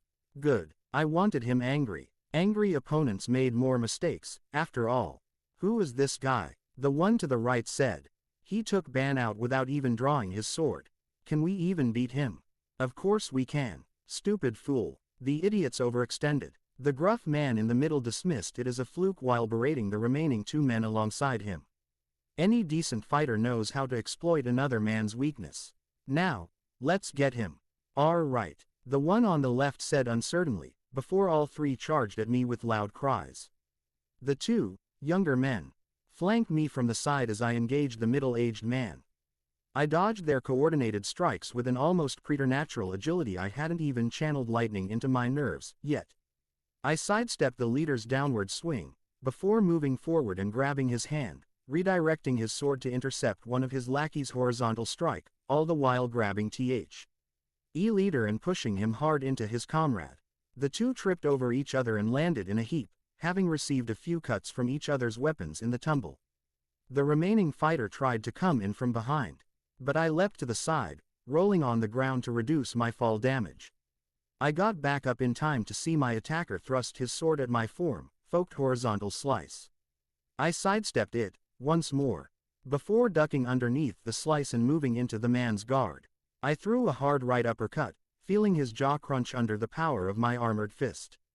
I turned away from his downed form, and focused my attention on the battle, if you could have even called it one. 2 to go. I smiled at the remaining 2. Which one of you will go down first, I wonder? Let's find out. A few seconds passed, as the reality of the situation began to dawn on the 2 bandits. And then, the middle-aged man gave the younger man a rough push, before running away. Abandoning your own crew, that was low, even for a bandit. I parried whatever clumsy strike the idiotic youth attempted, before quickly drawing my wand and casting Petrificus Totalis. Instantly, the older man froze mid-run, falling on his face with a loud crack. Most likely, he'd broken his nose from that fall. I couldn't find it in me to feel sorry for the guy. A growl of frustration turned my attention back to the young man the bandit leader tried to sacrifice. A fairly handsome youth, with bright blue hair in a ponytail, held by a red band. He lashed out with his foot while he lay on the ground, trying to break my shin with all of his strength. For the first time in that fight, I finally channeled lightning to my shin, reinforcing the skin, muscle and bone as I took the hit. It rattled me slightly, but nothing more. A moment passed in silence as the situation began to dawn on the blue-haired young man. But how? Such a thing is not possible. You took that kick head on. The man, perhaps he was too young to be called that, judging by his voice, exclaimed, looking at me with dawning fear and apprehension. But it was possible, I said calmly, a confident smirk forming on my face. You didn't even pose a real challenge. At most, you were only a mild annoyance. I let out a breath, staring at my handiwork for a few moments. What will you do to me? The boy tried to say, his voice hitching slightly. Why at the possibility of his imminent demise at my hands? The fear in his voice. He was younger than I'd thought he was. Shit, I would rather not kill a kid if I could help it. It depends, I said easily, looking around the clearing. Oh, on what? The boy stammered. Well, I have a few questions I need answered, I said genially, patting the dust off of my clothes. If I like your answers, then you won't die. If I don't, it was an empty threat. I wasn't going to kill some kid over being forced to steal to live. But he didn't know that. The fact that I'd pretty much killed his other, much older companions would lend some credence to that threat. The boy paled and began to stammer incoherently, pleading for his life and saying he would do anything to let him live. All right, calm yourself, boy. I pinched the bridge of my nose in irritation. Have you been to either Norvos or Qohor? What? The boy was confused. Just answer the question, I snarled, taking a threatening step forward. Or would you rather meet your end here and now? 'Cause I'll do it. Yes, the blue-haired teen almost shouted in panic. I've been to Norvos a few times. But not Qohor, I questioned. No, I haven't. Please don't kill me, he pleaded when he saw my dismayed look. Meh, he's only been to one of the nearby cities. Well, one is better than zero. That's all right, I said, and he sighed in relief. When was the last time you were at Norvos? A few weeks past, the boy replied. I nodded. His information might not be up to date, but it was probably the best I could have gotten with the circumstances. Tell me about the practiced religions in the city, I ordered, and the boy frowned. There is only one belief in Norvos, the boy said strongly, losing his stutter as he recalled the information. And the name of the god is not known to any, save the initiates of the bearded priests. The bearded priests, I questioned. I wonder why they're called that, I thought to myself sarcastically. It is an order of priesthood in Norvos, he explained, completely unaware of my inner monologue. The bearded priests effectively control the entire city, as well as any surrounding villages who pay homage to them. The magisters of Norvos rule in name only, but the bearded priest's word is law. Any man, woman or child who breaks it would be met with severe repercussions, the least of which would be expulsion from the city. And the worst, I got a little curious. You truly don't want to know, was his shuddering reply. Fair enough, I said, and urged him to continue with a significant look. He complied. All that I know of that particular religion is that they believe the black goat of Qohor is a powerful demon. The teen informed me. Interesting, but not really relevant, unless the black goat was an actual deity. And, are there any red priests there? I questioned, just in case. A temple, perhaps. Not really. The boy shook his head. Any attempt by any religion at gaining a foothold in Norvos society is met with extreme violence. The Norvos Sea are the people who refused the Valyrians' way of religious tolerance and warred with them over this. Of course they did. Right, I said, my mind working furiously to assess the information I'd just been handed. Heading to Norvos would be a waste of time, considering the lack of red priest presence there. I couldn't lose sight of the mission. Destroy the influence of the red priests by obliterating their places of worship and killing the members of the priesthood until there were none left. I know you don't know much about Qohor as you've never been there, but do you know if the red priests have a foothold there, at least? I questioned further, annoyed at the fact that Qohor was the city he'd never visited. It had potential. The city of Qohor was known by another name, I learned when I was researching anything pertaining to Valyrians. The city of sorcerers, everyone called it. It was there that blacksmiths knew how to rework the legendary Valyrian steel. It was there that the Dragonlord Orion had amassed an army to reclaim his homeland of Valyria. Orion, the man I claimed was my distant ancestor. I shook my head. The likelihood of me getting an actual army from the people Orion had completely disappointed after the doom was small at best. Still, the possibility was there, even if it were remote. Yes, he said, the red priests are allowed to pray in Qohor. However, the black goat is the most important god there. Daily blood sacrifices are offered to him. At my widening eyes, he quickly said, animals. They sacrifice pigs and other livestock. On holy days, they sacrifice their criminals.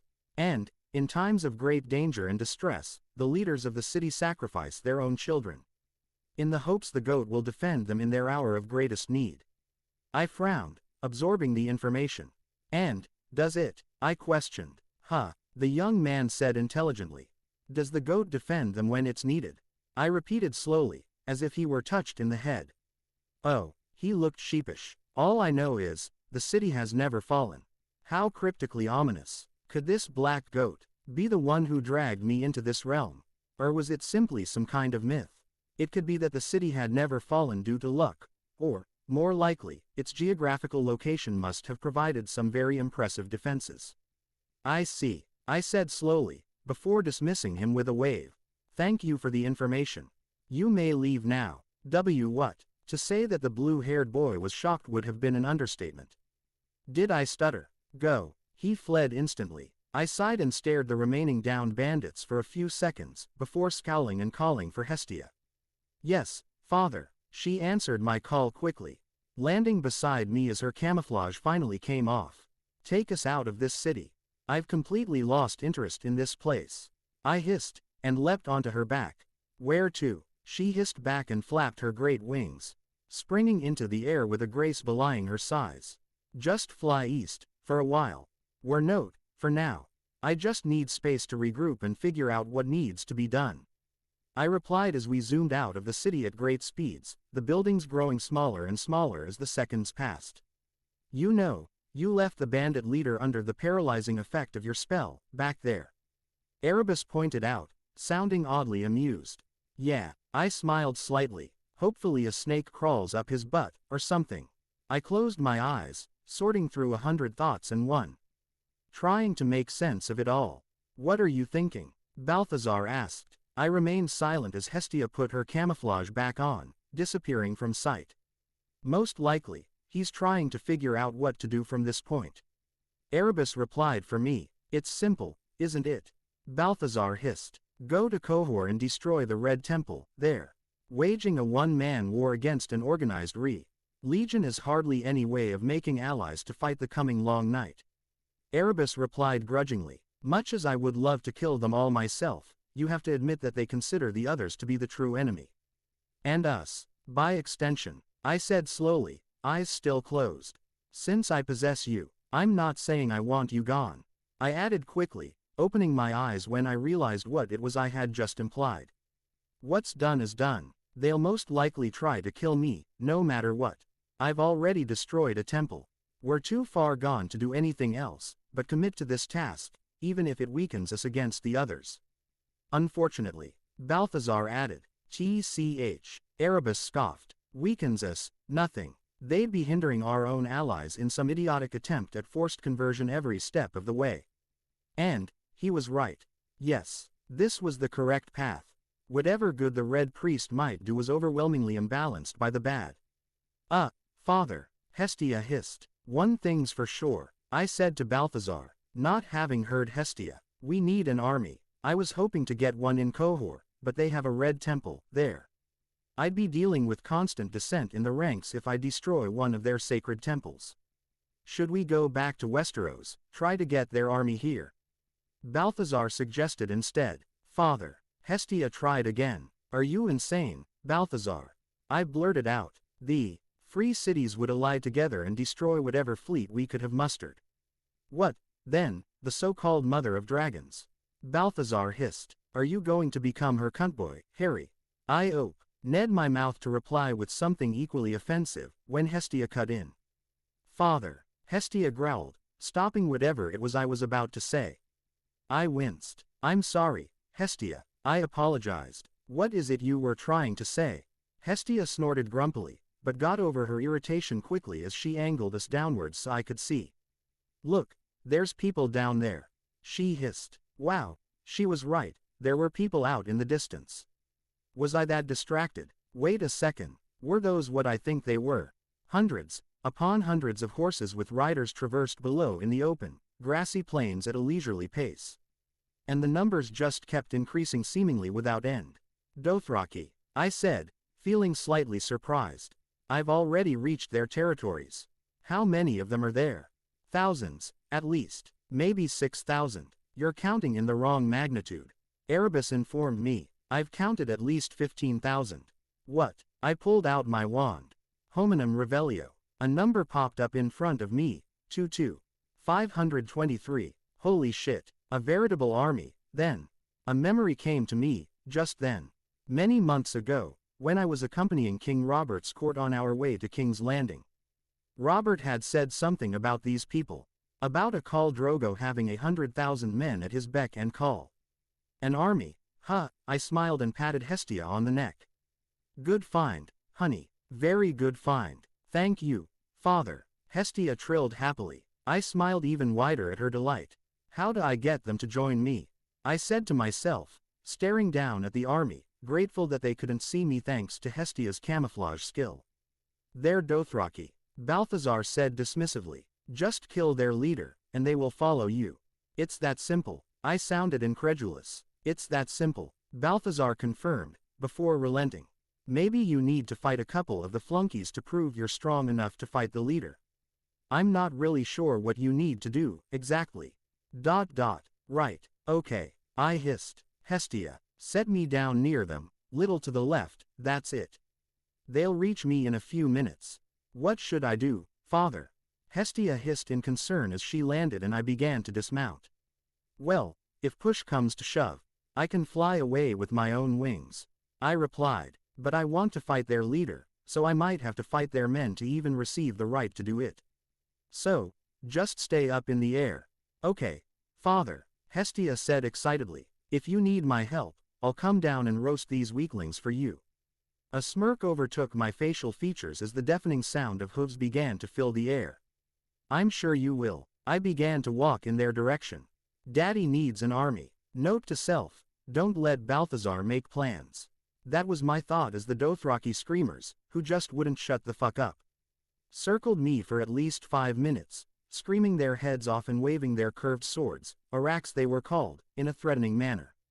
I weathered the onslaught of sound as best as I could. vowing to sock each one of these assholes in the face when this ordeal was over. The things I did for the betterment of this planet.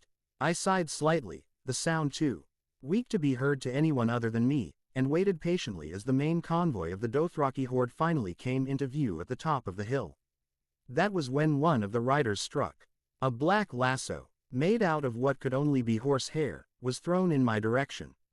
I snatched the rope before it could wrap around me, and pulled. The rope was taut, but the rider remained on his mount, till circling me in an attempt to wrap the rope around me using his centrifugal motion. How amusing. Best not hold back my strength, then. I pulled again. Hard, this time. With a loud yell of shock it treaded more into the girlish scream territory. The rider flew off his mount, his face becoming well acquainted with the grassy ground below as his horse ran off, quickly being followed by other members of the horde. I only had a moment to admire my handiwork as more of the lassos were thrown at me. That was how the next minute was spent. 2 or 3 riders would attempt to lasso me, and I would dodge it. As they pulled back their rope, another 2 or 3 riders would restart the attempt. It only took me a moment to figure out what exactly it was they were doing. It made me frown. They were toying with me, playing games. Just waiting for me to tire out before finally catching me, and doing whatever it is a bunch of barbarians did to prisoners. The horde hadn't even thrown me a second glance as they rode past. This must have been the norm for them. How many travelers had they toyed with in the exact same manner? TCH. I scoffed and finally drew my weirwood staff, slamming its butt into the ground in what I considered to be a challenging move. The riders pulled their ropes back, and stared at each other. The entire horde now stopped. Not many decided to challenge the Dothraki in this way, and they were all curious as to who the fool who dared to do so was. There was some muttering in between the copper-skinned men, seeing who was going to go first. Then, Andal, one of them said as he got off his horse. He was a big, hulking brute. Fight me. Yes. I humored his caveman speak as I pointed dramatically at his form. You weak. Me beat you easy. Balthazar and Erebus were trying hard to hold their laughs in, as the man in question sent me a glare which could kill, before drawing his arak and snarling. These Dothraki, this fight would be a very sad one. They wore no armor. Likely, their entire fighting tactics revolved around sheer numbers overwhelming the individual skill valued in their society. Did they even care? One thing was for sure, though. This would be a joke. Perhaps I should teach the man a lesson. My hand grasped the hilt of Erebus, drawing it in a fluid motion and throwing it to the side with a bored look on my face. Following that, I took a few measured steps forward, as if to say, I don't need my sword or my staff to defeat you. Then, I spat right in front of him, a universal sign of unmistakable disrespect. I didn't need to know Dothraki to know that he was cursing at me. I'd majorly pissed the guy off even more than I had already done. With a cry worthy of his sheer fury, the Dothraki screamer ran to me, his arak raised high. He went for a diagonal slash which would have cut deep into my chest had I not been wearing an unbreakable shirt, or had Balthazar's scales underneath. Not that I let the sword touch me, in the first place. A quick step to the side, and the sword harmlessly passed me by, inches away from my body. He smoothly adjusted his grip, a well-practiced move, I realized, and made to cleave my head off with his sickle-like weapon. Practiced move it may have been, but still as slow as molasses, I thought as I ducked underneath. I clenched my fist hard as the blade flew over my head, and slugged him right underneath his right shoulder. I felt the shuddering and crack of bone, swiftly followed by a cry of shock and pain, a thud, and the clatter of his arak against the ground. The man cringed, grimacked, and groaned as he tried to get back up, but I rewarded his perseverance with a knee to the chin, sending him into the land of blissful unconsciousness with a few missing teeth for his trouble. I stared at his downed form, before turning and retrieving my sword and staff, taking note of the large crowd which had formed around us in the short battle, if you could even call it that. They stared at me for another few silent moments, before a booming cheer erupted out of the crowd. I stared at them as impassively as I could, watching for any sign of ranged attack.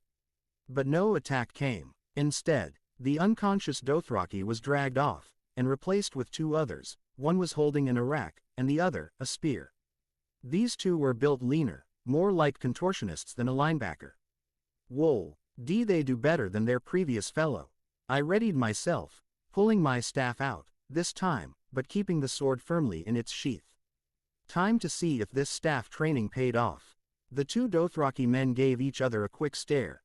Before nodding and turning their heads back to me, I parried the first one's thrust with my staff, sending it in the direction of the Dothraki who was attempting to flank me from the left. Before grasping the staff by its base and sending it straight down like a hammer. The man managed to dodge the fatal strike to his head and had it land on his left shoulder instead. A loud crack was heard as the weirwood slammed into his shoulder, instantly sending him to his knees as he wailed in shock and pain. His fellow stopped for a moment to stare, before crying out. In rage and rushing me with the ferocity of an enraged beast, hacking and slashing at my form with a fervor I had not expected. Perhaps they were friends, family. I kept him at bay with a few parries, blocks, and dodges. Waiting for the best moment to strike. Eventually he would tire out, and there. I must have been grinning, I thought as I grasped the top of the staff with both arms and thrust downward, into the man's right bicep. Making him cry out in pain and let go of his arak. Then, to my surprise, he grasped my arm holding the lower end of the staff, and let his right foot fly right into my face That's what would have happened, had I not overpowered his grip and taken the kick on my scaled, right arm. Naturally, his leg yielded to the superior force of Balthazar's scales, and the man fell to his knees. One of his legs incapable of supporting his own weight. I gave the man an unreadable look, before sending him into unconsciousness with a quick bop to the back of his head, and pulling my staff out of his arm. The women came quickly, this time, dragging the fighters off so that they could be received treatment. Another cheer arose as I was met with yet another Dothraki. Truthfully, this was getting somewhat tedious. How many more did I have to fight? This one was astride a horse, staring down at me with a mixture of respect and disgust, before gesturing at one of the nearby slaves and barking a few words out. A man was pulled away from the gaggle and made to stand before my latest Dothraki challenger. The slave had a lean appearance, dark, shoulder-length hair, dark eyes, and a beard that appeared to be slowly going out of control. He had no weapons, no armor, clad only in rags that did almost nothing to hide his nakedness judging by the amount of naked people running around. I figured the Dothraki cared not for appearances. All in all, he looked like a well-fed slave, at least. The Dothraki on the horse began to talk in his native tongue, before looking meaningfully at the slave. "Ah, a translator, then. He asks who you are, and what you're doing, heir." The man said to me in an accent I had only heard in the slums in King's Landing. "That's so," I said. "Well, he did leave out a few parts involving torture and killing." The man said in a monotone. "Of course he did," I said, stifling the need to roll my eyes. "Is he the leader, then?" The man replied. "Then tell him the following." I smiled and turned to look at the Dothraki. "Tell him I'm here to take his Khalasar for my own. I challenge him to combat." The slave gave me an incredulous look, before shaking his head and turning to the leader and speaking in Dothraki. I watched as the leader's face took on a dark shade of angry red. He had nothing on Vernon's color changes, that was for sure. The man raged and postured, making threatening motions. He asked why he, the great Khal Moro, should waste his time on a pathetic wandering Andal like you, when you don't even have your own horse. The dark-haired man said, "You're editing the threats out, aren't you?" I said with a measure of amusement. That I am." He replied. "Tell him that I don't need a horse to beat a weakling like him. Maybe he doesn't want to fight because he's afraid he'll lose." The man gave me another long stare. "A big pair of balls you have, lad. Well, it was nice knowing you." This man was rather upbeat for a slave. He told the leader of my challenge. When the translator was done, I suppressed a shit-eating grin at the enraged look the man had sent me. The Dothraki began to mutter amongst themselves. Calling him a coward in front of his own people would ensure that he fought me. I think. The Dothraki, Khal Moro he was called, began to shout at his people, waving his arms about frantic. Ally in some attempt to run damage control. Was it working? It looked like it. Hey, these people understood one thing, and that thing was strength. What did he say? I asked out of curiosity. You really want to know? The man asked. Yeah, sure. I waved off his concerns. The man looked at me, before translating.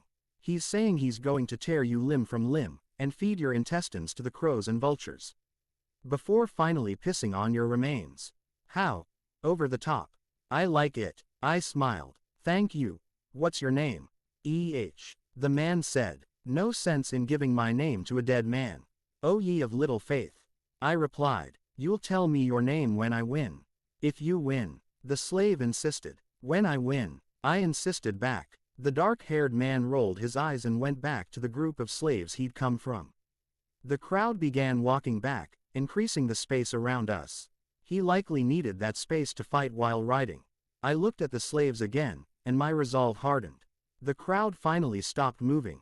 And things went quiet. The Dothraki screamed a few words of challenge, and then spurred his horse on, determined to ride me down. I stood in place, slowly drawing Ebis and holding the dark blade high in the air. He drew Clue even closer. I waited still. He was almost on me. Now, I met the slash of his arak with the flat of my blade, using my superior strength to completely stop his momentum. Dislocating his shoulder, ripping him off of his horse and sending him slamming into the ground. The horse kept on running as I advanced on the downed man, as if I had just taken the momentum from a sword strike from the back of a horse. To his credit, the call got back up, and took his arak in his left arm, staring at me with what seemed to be a mixture of fear and determination. I did not acknowledge his show of resolve in face of inevitable doom. Instead, I sprinted to his form, ducking underneath his clumsy, left-handed slash and cleaving his left arm at the elbow. I gave him no time to process this information, as I twisted and sliced through his neck, separating his head from his shoulders as he attempted to cry out in pain. Erebus was already back in his sheath even before Khal Moro's head hit the ground. Cries of shock met my actions, and then 3 men cried out in rage, and rode to me, their weapons high in the air. Bloodriders, the translator shouted. They mean to avenge their call by killing you. I gave the barest hints of a nod in his direction as I faced down my newest foes. This time, I didn't stand and wait. This time, I ran to them. Erebus drawn once more and glinting in the harsh sun above us. I leapt at the rightmost one, tackling into him with the force of a bull and knocking him off his horse, before falling with him and driving Erebus into his heart as we impacted the ground. Blood flew as I swiftly tore the blade out of his chest and sidestepped the second Bloodrider's horse, dragging my sword through horse and fatally cutting through the horse's flank. All the while, Erebus exuded an aura of extreme bloodlust, aimed right at my enemies. The horse whinnied in agony, tripped and fell, no longer capable of supporting its weight and that of the Dothraki Blood Rider on its back. It would die within minutes. The man was not so lucky, however, his body crushed underneath the horse he so revered. The third man only screamed louder at the death of his comrades as he made to tear my head off with his arak. I shook my head in exasperation, before doing to him what I did to his leader. I met his strike head-on, tearing him off his horse like with his Khal Moro. Only this time, I positioned myself underneath him, before thrusting Erebus upwards through his stomach and out of his back, forcing him to vomit out blood and other less identifiable fluids. After a moment of holding his weight with no visible effort, I tore my sword free from him and let his body fall to the ground. All of this had happened in under a minute. I had just completely slaughtered their foremost strongest warriors using nothing but my sword and my upper body strength. I stared down at his twitching body, and ended his suffering with one stroke. The sword was wiped down and cleaned even before the last Bloodrider's body stopped twitching. The crowd before me was now looking at me in pure astonishment. Anyone else? I roared and opened my arms wide in challenge. A few seconds passed in pure silence. And then, they bowed and knelt at my feet. I blinked at the sudden shift in behavior. Not 5 minutes ago, they'd all been calling for my blood. Now, they bowed. Savages. Erebus whispered to me. I had to agree as one of the Dothraki dismounted and approached me. Call. Name. He struggled with the words. I stared at him for a few moments, before nodding. Harry. The Dothraki man bowed again, before turning to the people. Call Harry, he proclaimed and raised his arak high in the air. Call Harry, call Harry. They began to chant. Oh, for God's sake. I made my way to the translator's slave, who was looking at me in a strange light. Your name, then? I smiled. Bronn, he replied. I almost didn't hear him over the shouts of, call Harry. Quote, I gave him a scrutinizing look, before nodding. Bronn, well met. I turned, and began to walk through the crowds, before stopping and turning back to the man. You coming? He followed. A few hours later, when all of the celebrations had died down with extremely lousy food, I might add, and night fell, I found myself sitting down by the fire. Bronn was gorging on some horse meat like it was the finest dish in the lands. He'd been pigging out the whole time. How long had he not eaten? You're going to be sick in the morning, you know that, I said as I watched him scarf down the meat, before grabbing another piece. Hadn't eaten in days. Bronn replied. You'd do the same call Harry. I snorted. You can just call me Harry. Right. Bronn replied. Harry, it is. He looked at my bandaged up right arm. What's wrong with your arm? I followed his line of sight, and shifted the bandages slightly so he'd see what's underneath. Bronn stared at the black scales for a few moments, before raising his eyes to meet mine. The infamous black scale, then. You've heard of me. I was a little surprised. That I have. Bronn replied. Huge bounty on her head, not that anyone bothered to collect.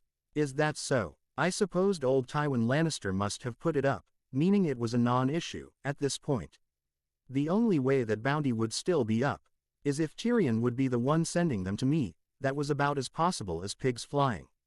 Tell me more, I said curiously. What do the people say about me? Rumors mostly. Bronn admitted. I remember talking to a man at the crossroads in that said you defeated both the Kingslayer and Barristan the Bold in single combat. The bartender had told him to stop weaving fanciful tales. He was right, I confirmed. That happened in Winterfell, when the King Robert was coming with all of his court. Truly. He looked at me in another light. What about beating the mountain? Also true, I confirmed. I killed him during the tourney for the hand of the king. No wonder you beat the Dothraki cunts, then. Bronn spat to the side when mentioning the Dothraki. If you can beat the strongest swordsman on the continent, have they had you for long? I asked without any tact, figuring this man wasn't the sort to appreciate it. If you'd heard about all that, then you couldn't have been here that long. Few months in Essos. Here, a few weeks, I would say. Maybe a month. Bronn replied, finally sitting back and patting his stomach. Not sure. The days just end up lumping together in one big cesspool. What brought you to Essos? I'm a sellsword, Bronn said bluntly. Joined up with a company in Pentos after the war in Westeros broke out. Bad move on my part. Armed captain of ours took a bounty to fight Dothraki. Didn't end well. I snorted. Understatement. Any of your fellow sellswords still alive? Doubt it. Bronn said immediately. Dothraki aren't too keen on enslaving sellswords. Too many and they'd overwhelm the Khalasar. True, I said. Why were you different? I can speak Dothraki, for one. Bronn said. Most of them can't speak a word of common, as you could tell. Yeah, about that. I hedged. You want me to be a translator, don't you? His tone was ironic. If it's not too much trouble. I said sheepishly. I want to lead these people.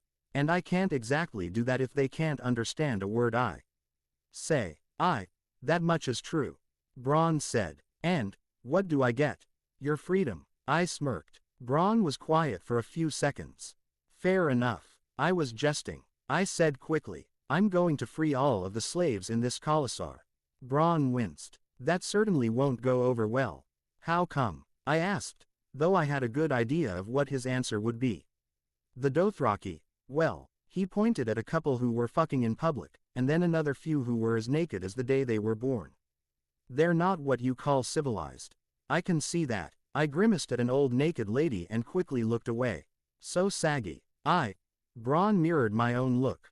More importantly, these Dothraki, their entire way of life is by raidin' and rappin'. Slaves go not without a fight, at least.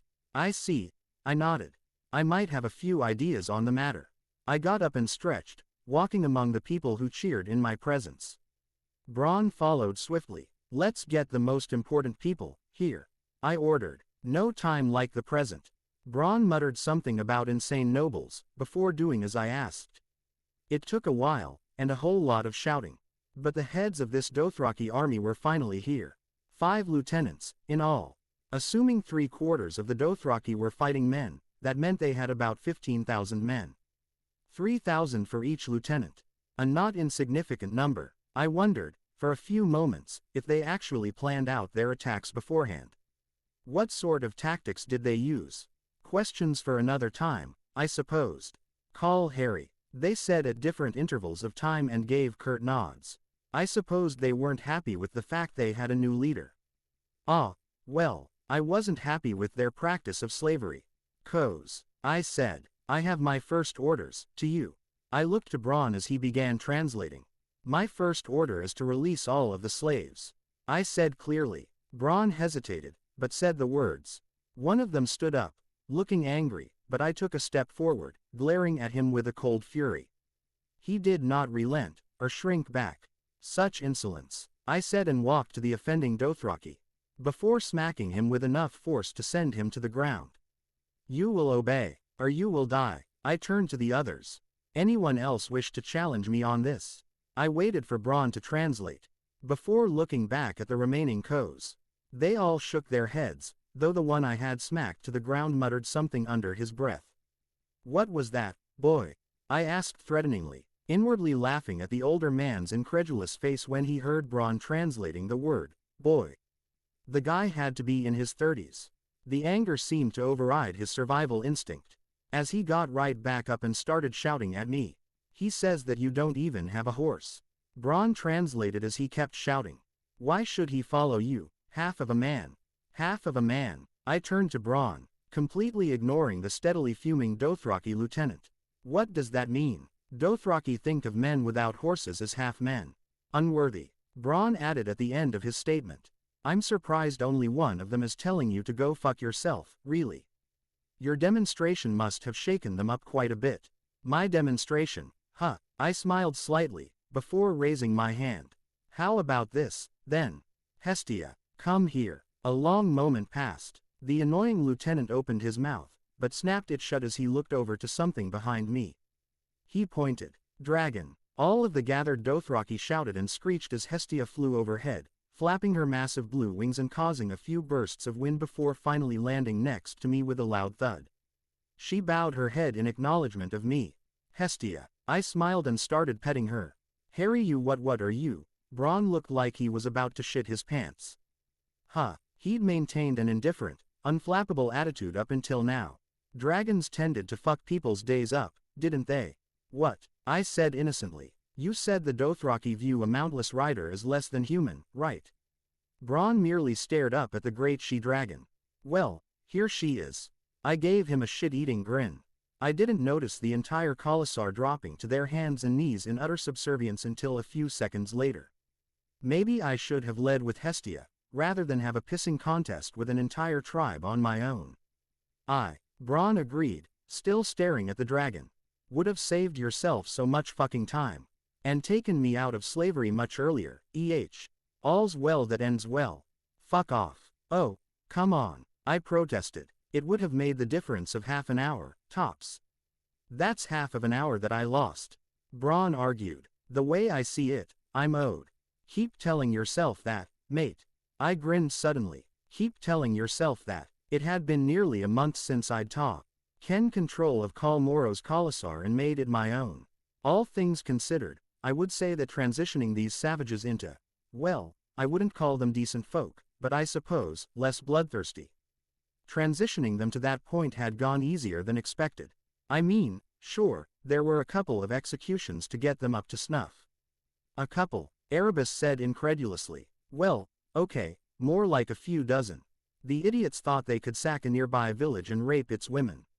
So I had the rapists rounded up and gave them a way out. If they could hurt Hestia, I would set them free. Naturally, they all died in exceedingly gruesome ways. Hestia had grown in leaps and bounds, her growth rate the subject of great interest to me. The Maester's documentation on dragons was scarce, but at few of it remained clearly hinted at a much slower growth rate. But then again, whenever I was concerned, nothing seemed to go to plan. I supposed I should have been thankful she was growing faster and not slower. By the time the war in Westeros started more like a one-sided massacre, really Hestia was about the size of Ghost.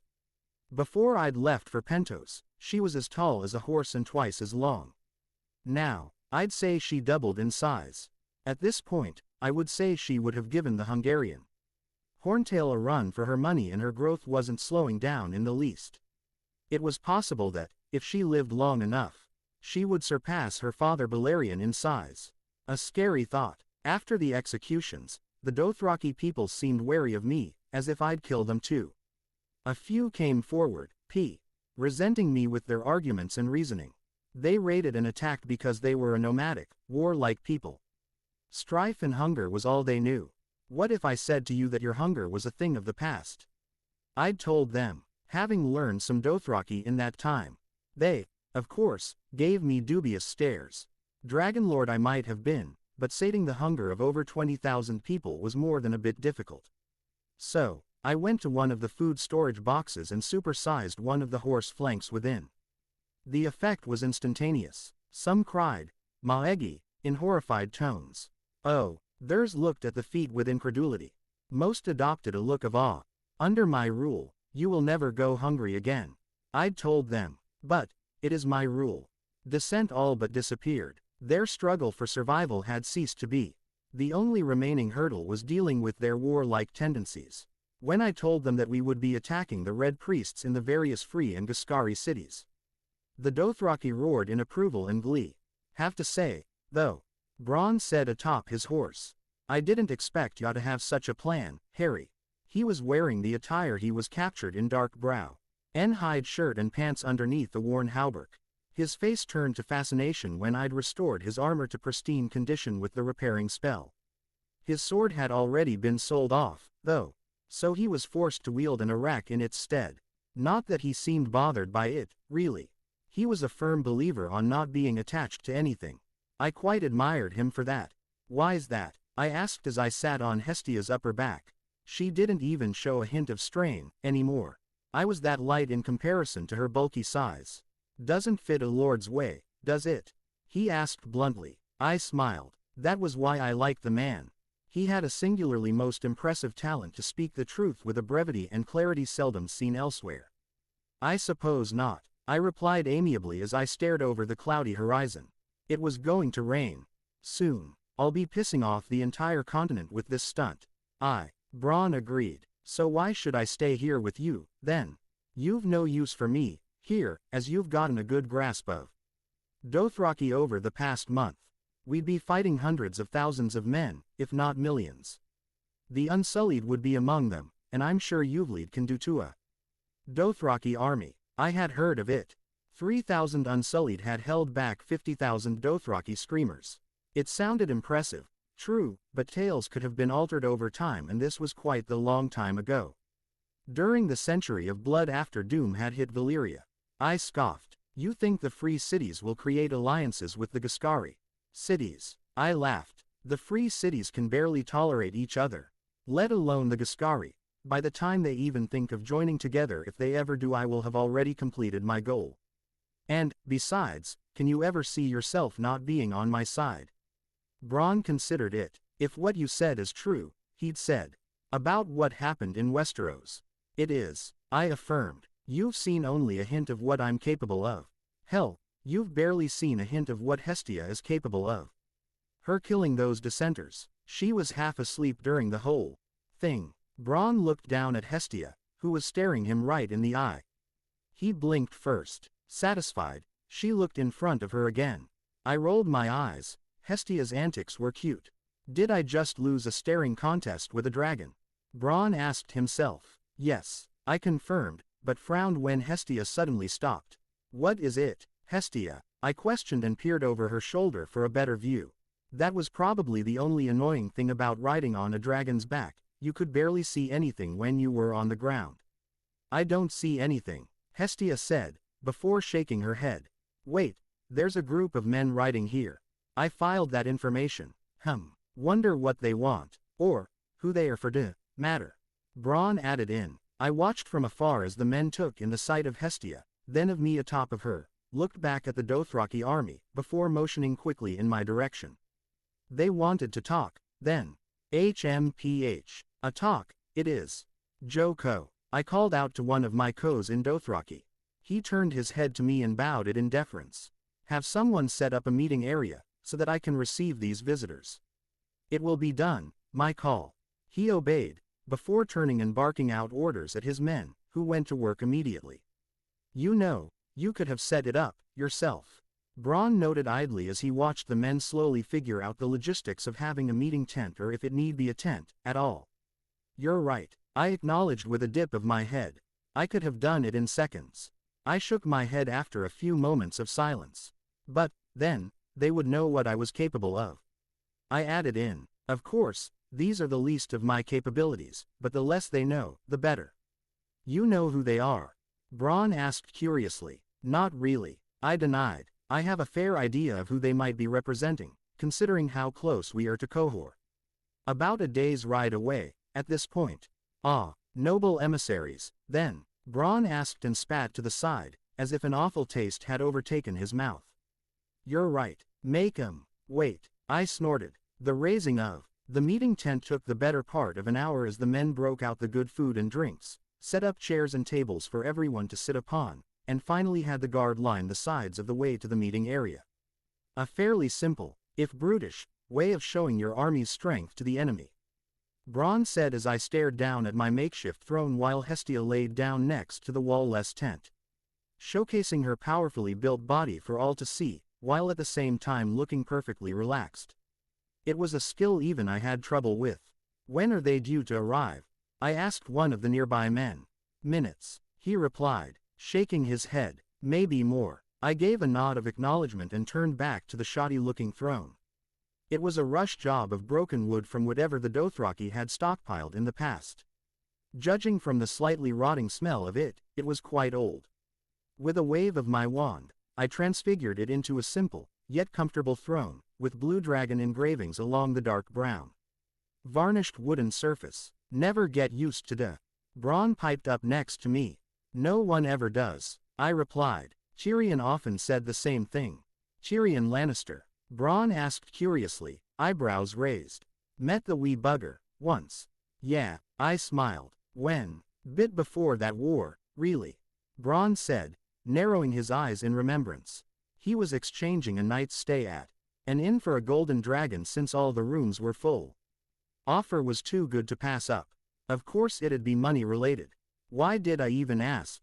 Interesting, I said, filing it away for later. Who knows, maybe you'll meet him again. In fact, if you stick with me, I guarantee it. I'm sure I'll see the wee cunt again. Bronn agreed with a smirk. He had good taste for wine, he did. And women. I rolled my eyes and sat down upon the throne, watching as Bronn stood by my side. You're not going to sit? I asked curiously. No, he replied, patting his right thigh. It's been feeling a little stiff today. Fair enough, I said, and waited. 10 minutes passed. This is the worst part of this shit. I groaned as the minutes seemed to drag on. Just waiting. Can they get here already? Yo, our own idea to intimidate them with your army, wasn't it? Bronn seemed amused. I slapped a hand over my forehead. It's necessary, though. Never said it wasn't. Bronn was enjoying this, I could tell. You never said it was, either. I countered. And, you make a terrible underling, you know that. I asked. If it were anyone other than me, they would have had you beaten or something. Then, it's a lucky thing it's not anyone other than you, isn't it? Bronn asked back. I opened my mouth to reply, but shut it as one my men. Hey, I had men now came forward. Good news, I hope. I asked. Yes, my call. The man bowed his head. The emissaries are almost upon us. What do you wish of us? Stand here, look menacing, I suppose. I replied back, catching Bronn's incredulous stare. If they look right at you, just glare until they look away. Show me your glare. The Dothraki complied. No, fiercer. Wait, too fierce, little less. Yes, you've got it. I smiled triumphantly. You just main. Coin that face and look when their eyes catch yours. You'd make as good a king as I'd be an underling. Bronn said, shaking his head. Ain't that the truth? I thought to myself as the emissaries from Qohor finally made their appearance. They numbered 10 men in total. 2 on horseback, the lords, and the rest carrying chest servants, I assumed. The 2 lords dismounted, handing the reins of their horses to one of the servants. Before striding onto me, their eyes glued to Hestia's large form behind me, before shaking their heads and focusing back to me. "Welcome," I said, leaning back in my throne, crossing my legs as I regarded them with the laziest gaze I could muster. Who stands before me? The first man, whose clothing choice bore a resemblance to the taste of Illyrio Mopatis, perhaps they all saw the same tailor, stepped up first. "I am Magister Tesserio Melzo of the free city of Qohor." He dipped his head in deference, quick enough for it to be considered an insult, but slow enough that it could not be legitimately brought up in discussion. "And I am Jargo Hote," the other man replied. He was only dressed in a black robe, with the symbol of a black goat patched onto its breast. A black goat follower, then. Hote. I frowned. The name seemed familiar. My eyes widened. Ah, any relation to the sellsword Vargo Hote? The priest grimaced. My brother. You know of him. He was executed in Westeros for crimes, I was told, which were too numerous to count. I informed him. My condolences, I added. Unneeded. The priest said after a moment. The man was dead to me, long ago. I believe you have not done us the ahem honor of introducing yourself. The Magister said. Of course. I smiled and stared at my fingernails for no other reason than to piss the Magister off. I am called Harry Potter, known far and wide as the Blackscale, and Dragonlord of the Twins. At that moment, Hestia poked her head a notch the side of her face with a hiss. I did as asked, IGN. Oring the odd gazes both lords and all their servants gave the great she-dragon. I turned back to them, gesturing for my men to pull up a few chairs. Please, sit down. They complied. Magister, priest, I addressed them. Why have you come to my Khalasar? I had an idea of why they were here. The free cities gave gifts away to the Khalasars because they did not want to be attacked by Dothraki. The two shifted uneasily. Before the Magister began to speak. We come bearing gifts for you, great call. The Magister said, before clapping his hands. The noble lords of Qohor send you a gift, great one. He said as the servants carried the heavy chests over and set them before me. Ancient, and great, is the free city of Qohor. The Magister spoke as one of my men opened the chests and presented it to me. A long history, we can boast, indeed, I said, taking a ruby from the pile of gold and jewels within the chest. And quite the rich history, as well. Wouldn't you agree, Bronn? He was staring at the ruby like a hawk. Very rich air history, is. I snorted and threw the ruby to him. He snatched it with reflexes I hadn't anticipated. I suppose the body went past its limitations when it was truly motivated. That one's yours, I said in amusement, before turning to the two men, who looked confused at the byplay. Tell me something, Magister, I said directly, gaining the two men's attention, once more. Yes, great call, the Magister replied. Your city is called the City of Sorcerers, is it not? I went straight to the point. A city of magic, ah yes, he replied. What sorts of magic? I asked curiously. I'm afraid I do not understand, great call. The Magister seemed confused at the direction the conversation was going. It is a simple question. I sprawled in my throne, regarding the man with an irritated gaze. Of course, my apologies to you, great call. He bowed his head quickly and began to speak. We of course have powerful magics in our city. Long have we held that title. And long shall we hold it, still. Translation. They didn't have shit. I sighed. It looked like that particular well was dry. Didn't really think they had anything left, did you? Erebus whispered in my mind. It was worth a shot. I thought back, before putting my attention back on the Magister and the priest. And, what is your opinion of the Red Priests of R'hllor? The followers of R'hllor are very devout, and a complete nuisance. The Black Goat Priest snarled at his fellow. Just the other week, they attempted to burn the Black Goat of our temple. I watched the Magister attempt to pacify the Black Priest, and saw an opportunity. I come to your city for two reasons, Magister and Priest. I said, grabbing their attention. The first, the Magister questioned, eyes narrowing shrewdly. The first is to slaughter and convert any of the followers of the Red God. I said simply. This would involve destroying the Red Temple in your city. Unacceptable. I accept, the Magister and Black Priest said at the same time, before glaring at each other. I rolled my eyes. My second reason is that I wish to include your free city under my banner. I continued as if I hadn't heard their disagreement. This time, their response was the same. Unacceptable. It is true you have a great army, and a dragon. The Magister stared warily at Hestia, whose eyes were locked onto something in the distance. But we will not be swayed into servitude by force. Who said anything about force? I replied, attempting a confused look. Worry not, Magister. I do not wish to force you into servitude. But you do wish for us to serve. The priest picked my words apart. By what right can you make such a demand? The only man to ever lead us in the past was Orion, the Dragon Emperor. I finished for him and saw his eyes go wide. I am quite familiar with my ancestor's story. Impossible. The Magister sputtered, looking between me and my dragon, as if not believing it. A bit slow, wasn't he? Just goes to show that bloodlines don't necessarily mean anything. Oh, it is quite possible. I smiled, negligently gesturing at Hestia. The proof is right before your eyes. Whether or not you choose to believe it, that is another matter entirely. We're listening, the Black Priest said and harshly cut off the Magister with a rude gesture. What do you wish of us? Surely not to storm the ruins of Valyria, as your ancestor did long before you. You can't be serious, the Magister said, looking at his fellow incredulously. Have you lost your mind? You are suggesting we follow this stranger. Indeed, I am, the Black Priest replied. Perhaps you have forgotten in your life of luxuries, Magister, but the Emperor Orion became so he saved our city from the Giscari invasion after the Doom. Do you remember how? Yes, the Magister waved it off.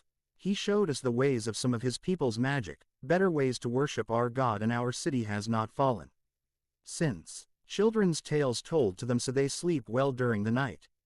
You dismiss our history so easily. How dare you? The Black Priest took a moment to compose himself. The next time you speak, is the last time you have a tongue to speak with.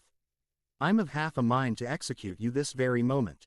I could see Braun was stifling an amused grin from the corner of my eye. Perhaps this is not the best time for such things. I cut in, trying to make peace between the two. I hadn't expected this, at all. Perhaps there was knowledge of magic within Qohor, still. Or, at least, an acknowledgement of its existence, and possible texts on the subject matter. Something to look into. You must forgive this fool, Dragonlord Harry. The Black Priest spoke. He is one of the few in Qohor who refuse to believe that magic has returned to the world. Called the dragonglass candles lighting a mummery. My eyes narrowed. Indeed. How long have you known of the return of magic? Perhaps 5 turns of the moon. 7. We are not sure, he replied. I nodded. Around the time I came to this world, then. Or close to it, at least. Near the time I hatched Hestia, here. I gestured towards the she-dragon once more. It would make sense. The death of the dragons had caused the magic in the world to die out. Perhaps their return revived it.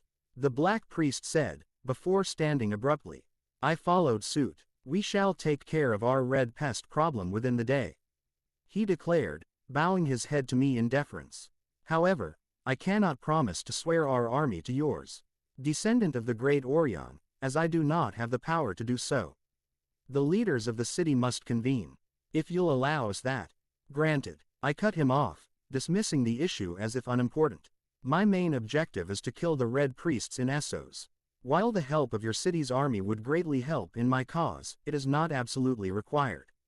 Then, I shall speak with you on the morrow, Dragonlord. Jargo Hote gave me a final, considering look, before nodding curtly, and turning to leave. He barked out a few orders at the Magister in what I assumed to be High Valyrian. He's telling him to get his sorry ass up and follow him. His title of Magister is apparently at stake now. Balthazar supplied, his learning of High Valyrian finally paying off. Hey, Jargo said a few words to the remaining servants, before he and the Magister mounted their horses and rode off. The servants followed, oddly convenient. Braun piped in after a few seconds, moving to check the contents of the remaining chests and whistling at the precious gemstones and gold within. Yeah, I agreed. I won't have to sacrifice any of my men to destroy this particular red temple. Also that you might get an army for free again. Bronn added in as he hefted a rather ornamental dagger, before scowling and putting it back. I snorted. There is that, I said. Who knew the Cohoric still held Orion in high regard? I heard they rejected the Valyrians for their religious tolerance. But then, the priest taught them how to better prepare blood sacrifices for their god, so. Bronn said nothing. In return, I turned to my co's. We won't be fighting, it seems. At least, not this time. I announced in Dothraki. Joko, who was staring curiously at the two of us the whole time, made a bad attempt at hiding a scowl. Cheer up, I smiled. If you really wish to fight that much, then we'll hold a contest, or something. What is contest? He tried the common word out. Well, I scratched at the back of my head as I thought of a way to explain it in as simple terms as I could. It is a challenge, of sorts. To see who is the strongest, fastest, or most skilled. A fight. The light came back into his eyes. It could be, I said, before scratching my chin thoughtfully and smiling. Yes, I've got it. This is perfect. I looked around the tent that the Dothraki had so painstakingly set up for me. Hell, we even have a perfectly good area for us to sit in. Watch, I will compete, Joko announced. As you wish. I nodded to him, and began listing my instructions. Horse racing. Joko tried the word out. What is a test? I explained, cutting him off. To see who the fastest rider among you is. My mind was whirling with ideas.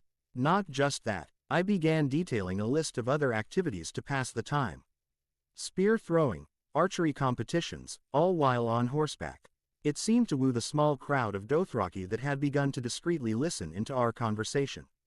After all, what is more worthy to battle against than your own people? My Dothraki minions fell for it hook, line, and sinker. Suckers, Erebus said as we watched them talk amongst each other animatedly, spreading the word of these new competitions. What'll you call these competitions, then? Bronn piped in through the excitement of the people. I sat back down in my throne and considered the question. I won't call them anything. I'm sure the Khalasar will come up with its own name for it, soon enough. Something simple and solid. That night, the word, contest, became part of the Dothraki language. Also, that night, Hestia, who I'd sent to discreetly spy on Qohor, came to me with news that a large structure within the city walls had been reduced to rubble. I smiled as I watched. D2 Dothraki archers attempt to outdo each other in the field. Everything seemed to be going well. Now, if only I could get the Dothraki to stop fucking screaming so much. Woot. Okay, I keep adding questions on when Harry is going to meet Daenerys. I'm honestly surprised that you haven't figured it out yet. Hell, I'm honestly surprised you even thought that she was part of Khal Moro's Khalasar, to begin with. I get it, the guy featured in Season 6, but I've not provided such a large timeline for you to think that she'd be part of it. It's only been around 4 to 5 months since the War of Five Kings started. Meaning canon Daenerys would have been marching to either Yunkai or Meereen with her army of Unsullied. Knowing that fact, and knowing Harry's plan of eliminating every single red temple he can find on Essos, it should be simple to roughly know when they're going to meet. So please, stop asking cheeky smiley face. Month 3 of being a Dothraki call. Cultural shift was working well with the Dothraki. With silly, trivial things like starvation out of the way, it was surprising to see the transformation of the people. They probably would have favorably compared with my old world's more savage jungle tribes. Though, despite my efforts, I could not get the damn savages to stop screaming so damn much, a failing which I will never own up to. No matter, after realizing the futility of my efforts, I instead focused my efforts on quickly learning to modify my silencing charm so that it only blocks out noise above a certain pitch. Such a spell has allowed me to sleep well, once more. But, on to more recent news. Just now, the disrespectful Khos who'd opposed my releasing of the slaves challenged me to a fight to see who would lead the Khalasar. He'd long chafed under my rule. The men I had executed in my first few weeks as Khal were the Khos' friends, or rather, his underlings. He, himself, hated the way the Dothraki horde was changing. He hated the new sports activities Ned to curb the Dothraki's more homicidal tendencies. He hated the fact that they needed to hunt much less. He hated the fact that another Dothraki call, a man by the name of Pono, had allied his call. Asar with mine and taken these sports activities for his own with my blessings of course. He hated the fact that Qohor had given us an army of 15,000 men or, more accurately, eunuchs. To him, the Unsullied were a stain upon the Dothraki people, and needed to be slain. I ended up punishing him for it by removing his role of leadership and passing it on to Joko, who was already responsible for thousands of warriors already. That, for him, was the last straw. And so, here he was before me, a rack drawn and raised high into the air, the sun reflecting off of his well-used blade. "You are a disgrace to Dothraki," he snarled as he circled me slowly. "I will tear your entrails and feed them to you." I was a disgrace to Dothraki. Well, shit, I wasn't Dothraki to begin with.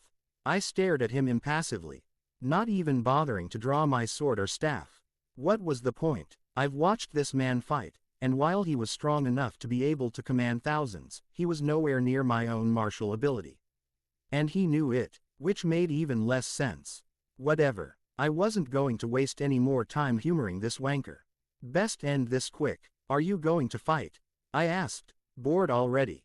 "Or are you going to cry like a little girl, like you have been for the past few months?" That got a laugh out of the surrounding populace. That paltry insult was all that was needed to set the man off. As he blindly charged forward, crying in rage as he attempted to slice at my neck in a poor attempt at decapitation. I took a step back, easily avoiding the slice, and grabbed his Iraq wit. My armored right hand before he could go for his follow-up strike, a thrust meant to cut at my face. I knew his tactics. He would try to land a cut above his enemy's eyes so that they would be half-blinded for the remainder of the fight.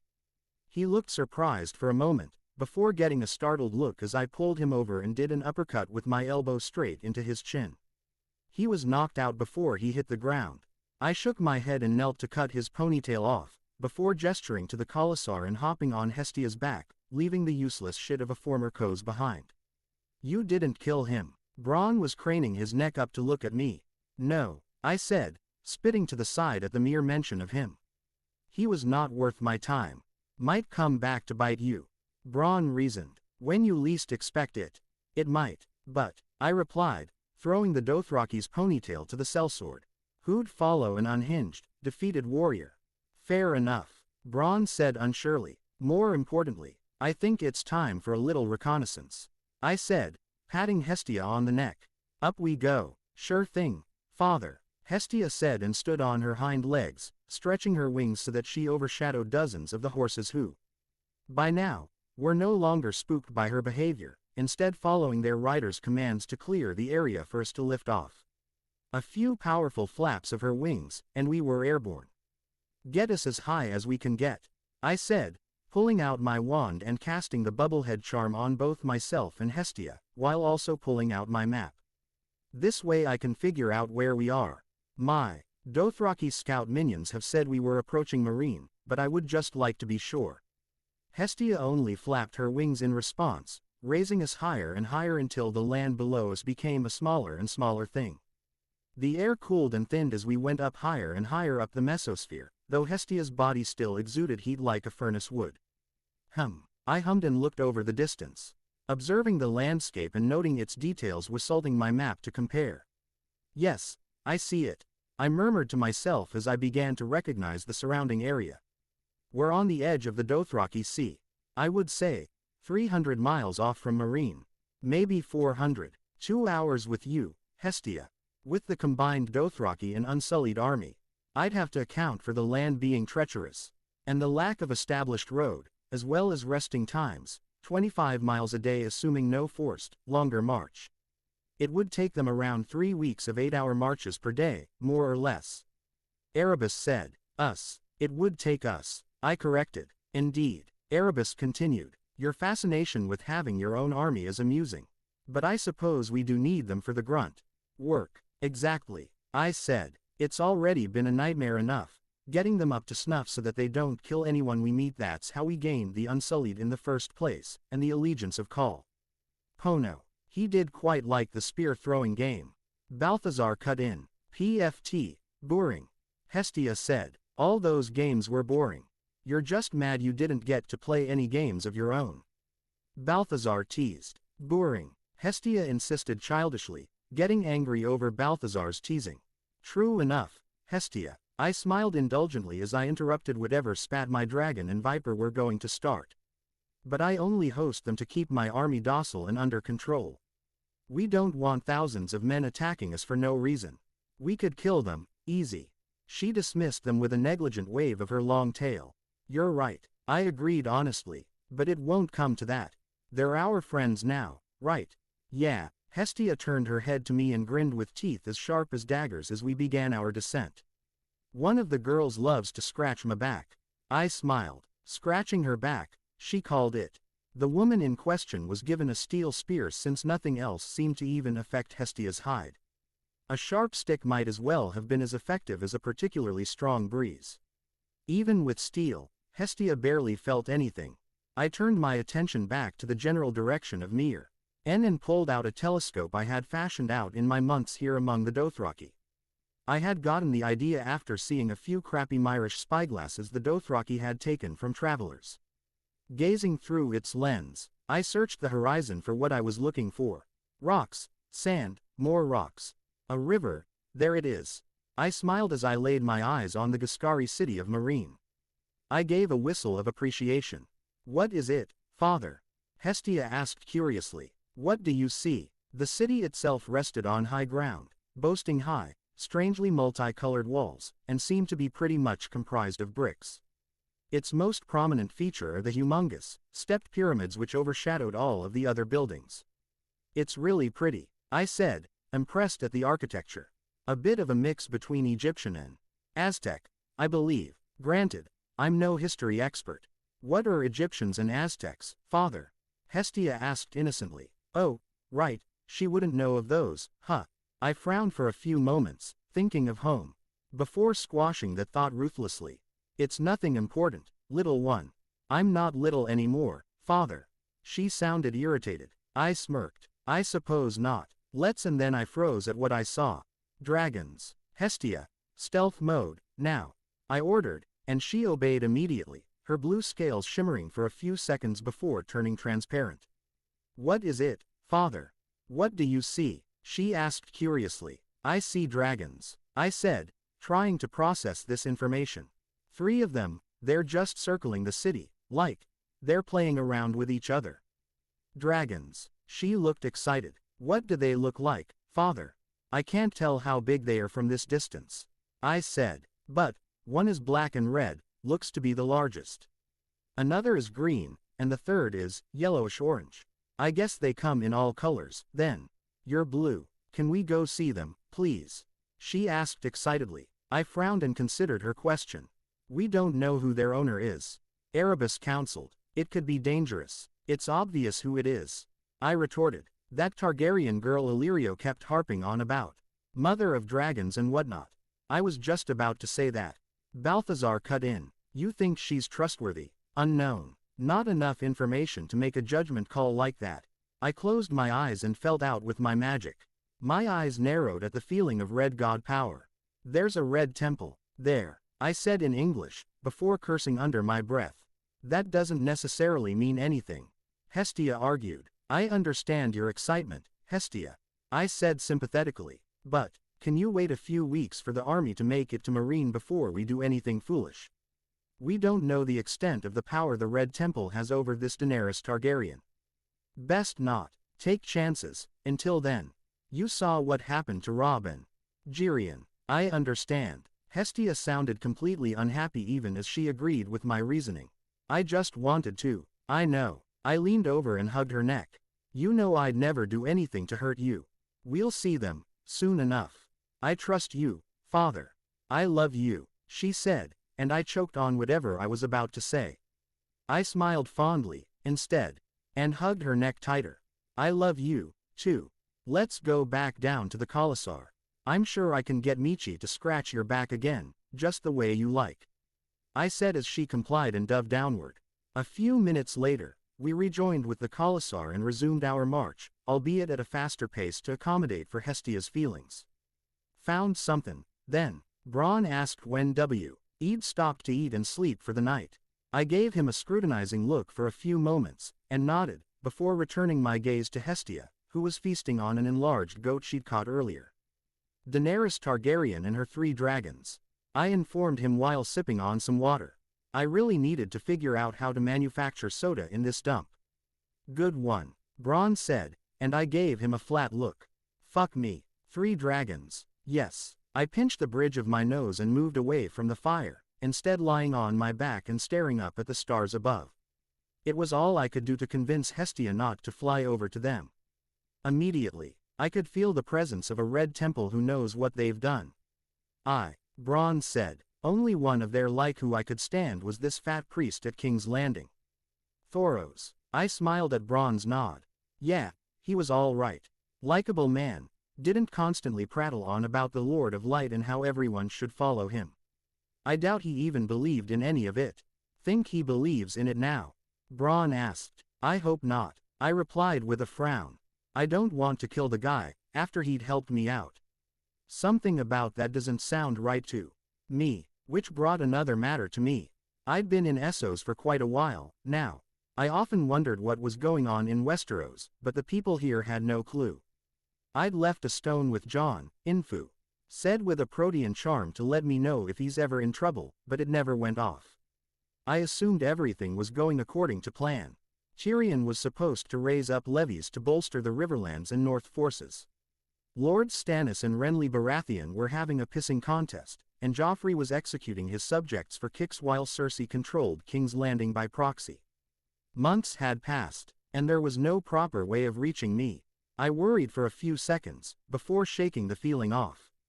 No, Jon and Robb could deal with their end of the world. I had to trust them while I did my part in Essos. Kill off the Red Priests who declared war on us. Think that Stormborn girl is as pretty as they say she is? Bronn asked curiously, taking my attention away from my thoughts. Pretty, I repeated. Where'd you hear that? Quote, people in this Khalasar know who she is. Bronn replied. They were all part of Khal Drogo's Khalasar. And she was their Khaleesi. Interesting, I said, embering the distinctive Energyak in her room at Pentos. Gentle, it felt like. What did they think of her? They thought she was a looker, if a bit irritating. Bronn repeated, skin as pale as the moon, with silvery gold hair and violet eyes. Why'd they find her irritating? I asked curiously. Oh, same reason they found you irritating, except she didn't give them anything in return for them sacrificing their way of life. Bronn said, stopped the rape of women in a Lizarine village. Not that it did her any favors, in the end. Elaborate, I said. So, he did. Apparently she trusted some kind of blood mage to help her heal Khal Drogo, and ended up losing the child in her belly and Drogo in one swoop, causing the huge Khalasar to splinter into many different ones, one of which was now mine. You think she'll consider as part of her army that she wants to reclaim? I asked. Who knows? Bronn replied. I heard him shifting slightly. But I doubt she'd let blood mages like the Red Priests influence her. Not after what she'd been through. True, I said, having reached the same conclusion after a few moments of thought. Well, no sense in wondering. We march, and march we did, with the increased pace I'd imposed on my Dothraki minions. It took us 2 weeks to arrive, instead of the 3 I'd originally predicted. Funny what adding 2 hours to the march did to the overall length of the trip.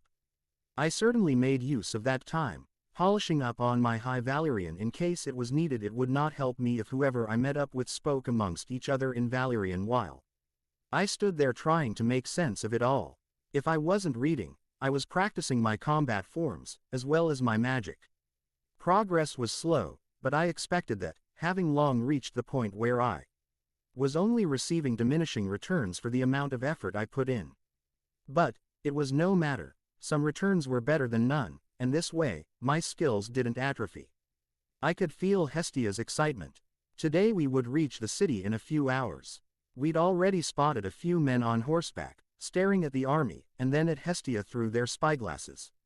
I'd even cheekily waved at one of them while holding my own telescope, finding their reaction to it amusing. The view of Meereen from below was more awe-inspiring than the view from above. I wondered to myself how such structures were built without the aid of either magic or advanced technology. Lots and lots of slaves. Erebus whispered to me, think of the Egyptians. I frowned. The amount of labor required to build this plaque. By hand. The city looked even more awe-inspiring, though the suffering those men and women must have gone through tainted the experience. I shook off these thoughts. Joko, I called, and the man bowed his head in deference. Yes, my call, he said. Here's what's going to happen. I ordered and pointed towards the open area in front of the city. We're not going to have a siege or anything so silly. We're just going to stand outside of their doors. They will come to us. Joko frowned. And if they don't? Bronn asked the question my co was unwilling to ask. I pulled out my holly wand and twirled it in my finger. Then the doors will open of their own accord, of course. Of course. Bronn rolled his eyes. I understand. Joko said unsurely. Don't worry, my friend. I said. It matters not if the Khaleesi Targaryen refuses to hand over the Red Priests. We are coming for them. Inform the others. Yes, my call. He gave a full-blown grin and went to tell everyone the plan. You Ray, LLY think they'll just let us pass through the gates? Bronn said disbelievingly. No, I replied simply, but didn't elaborate.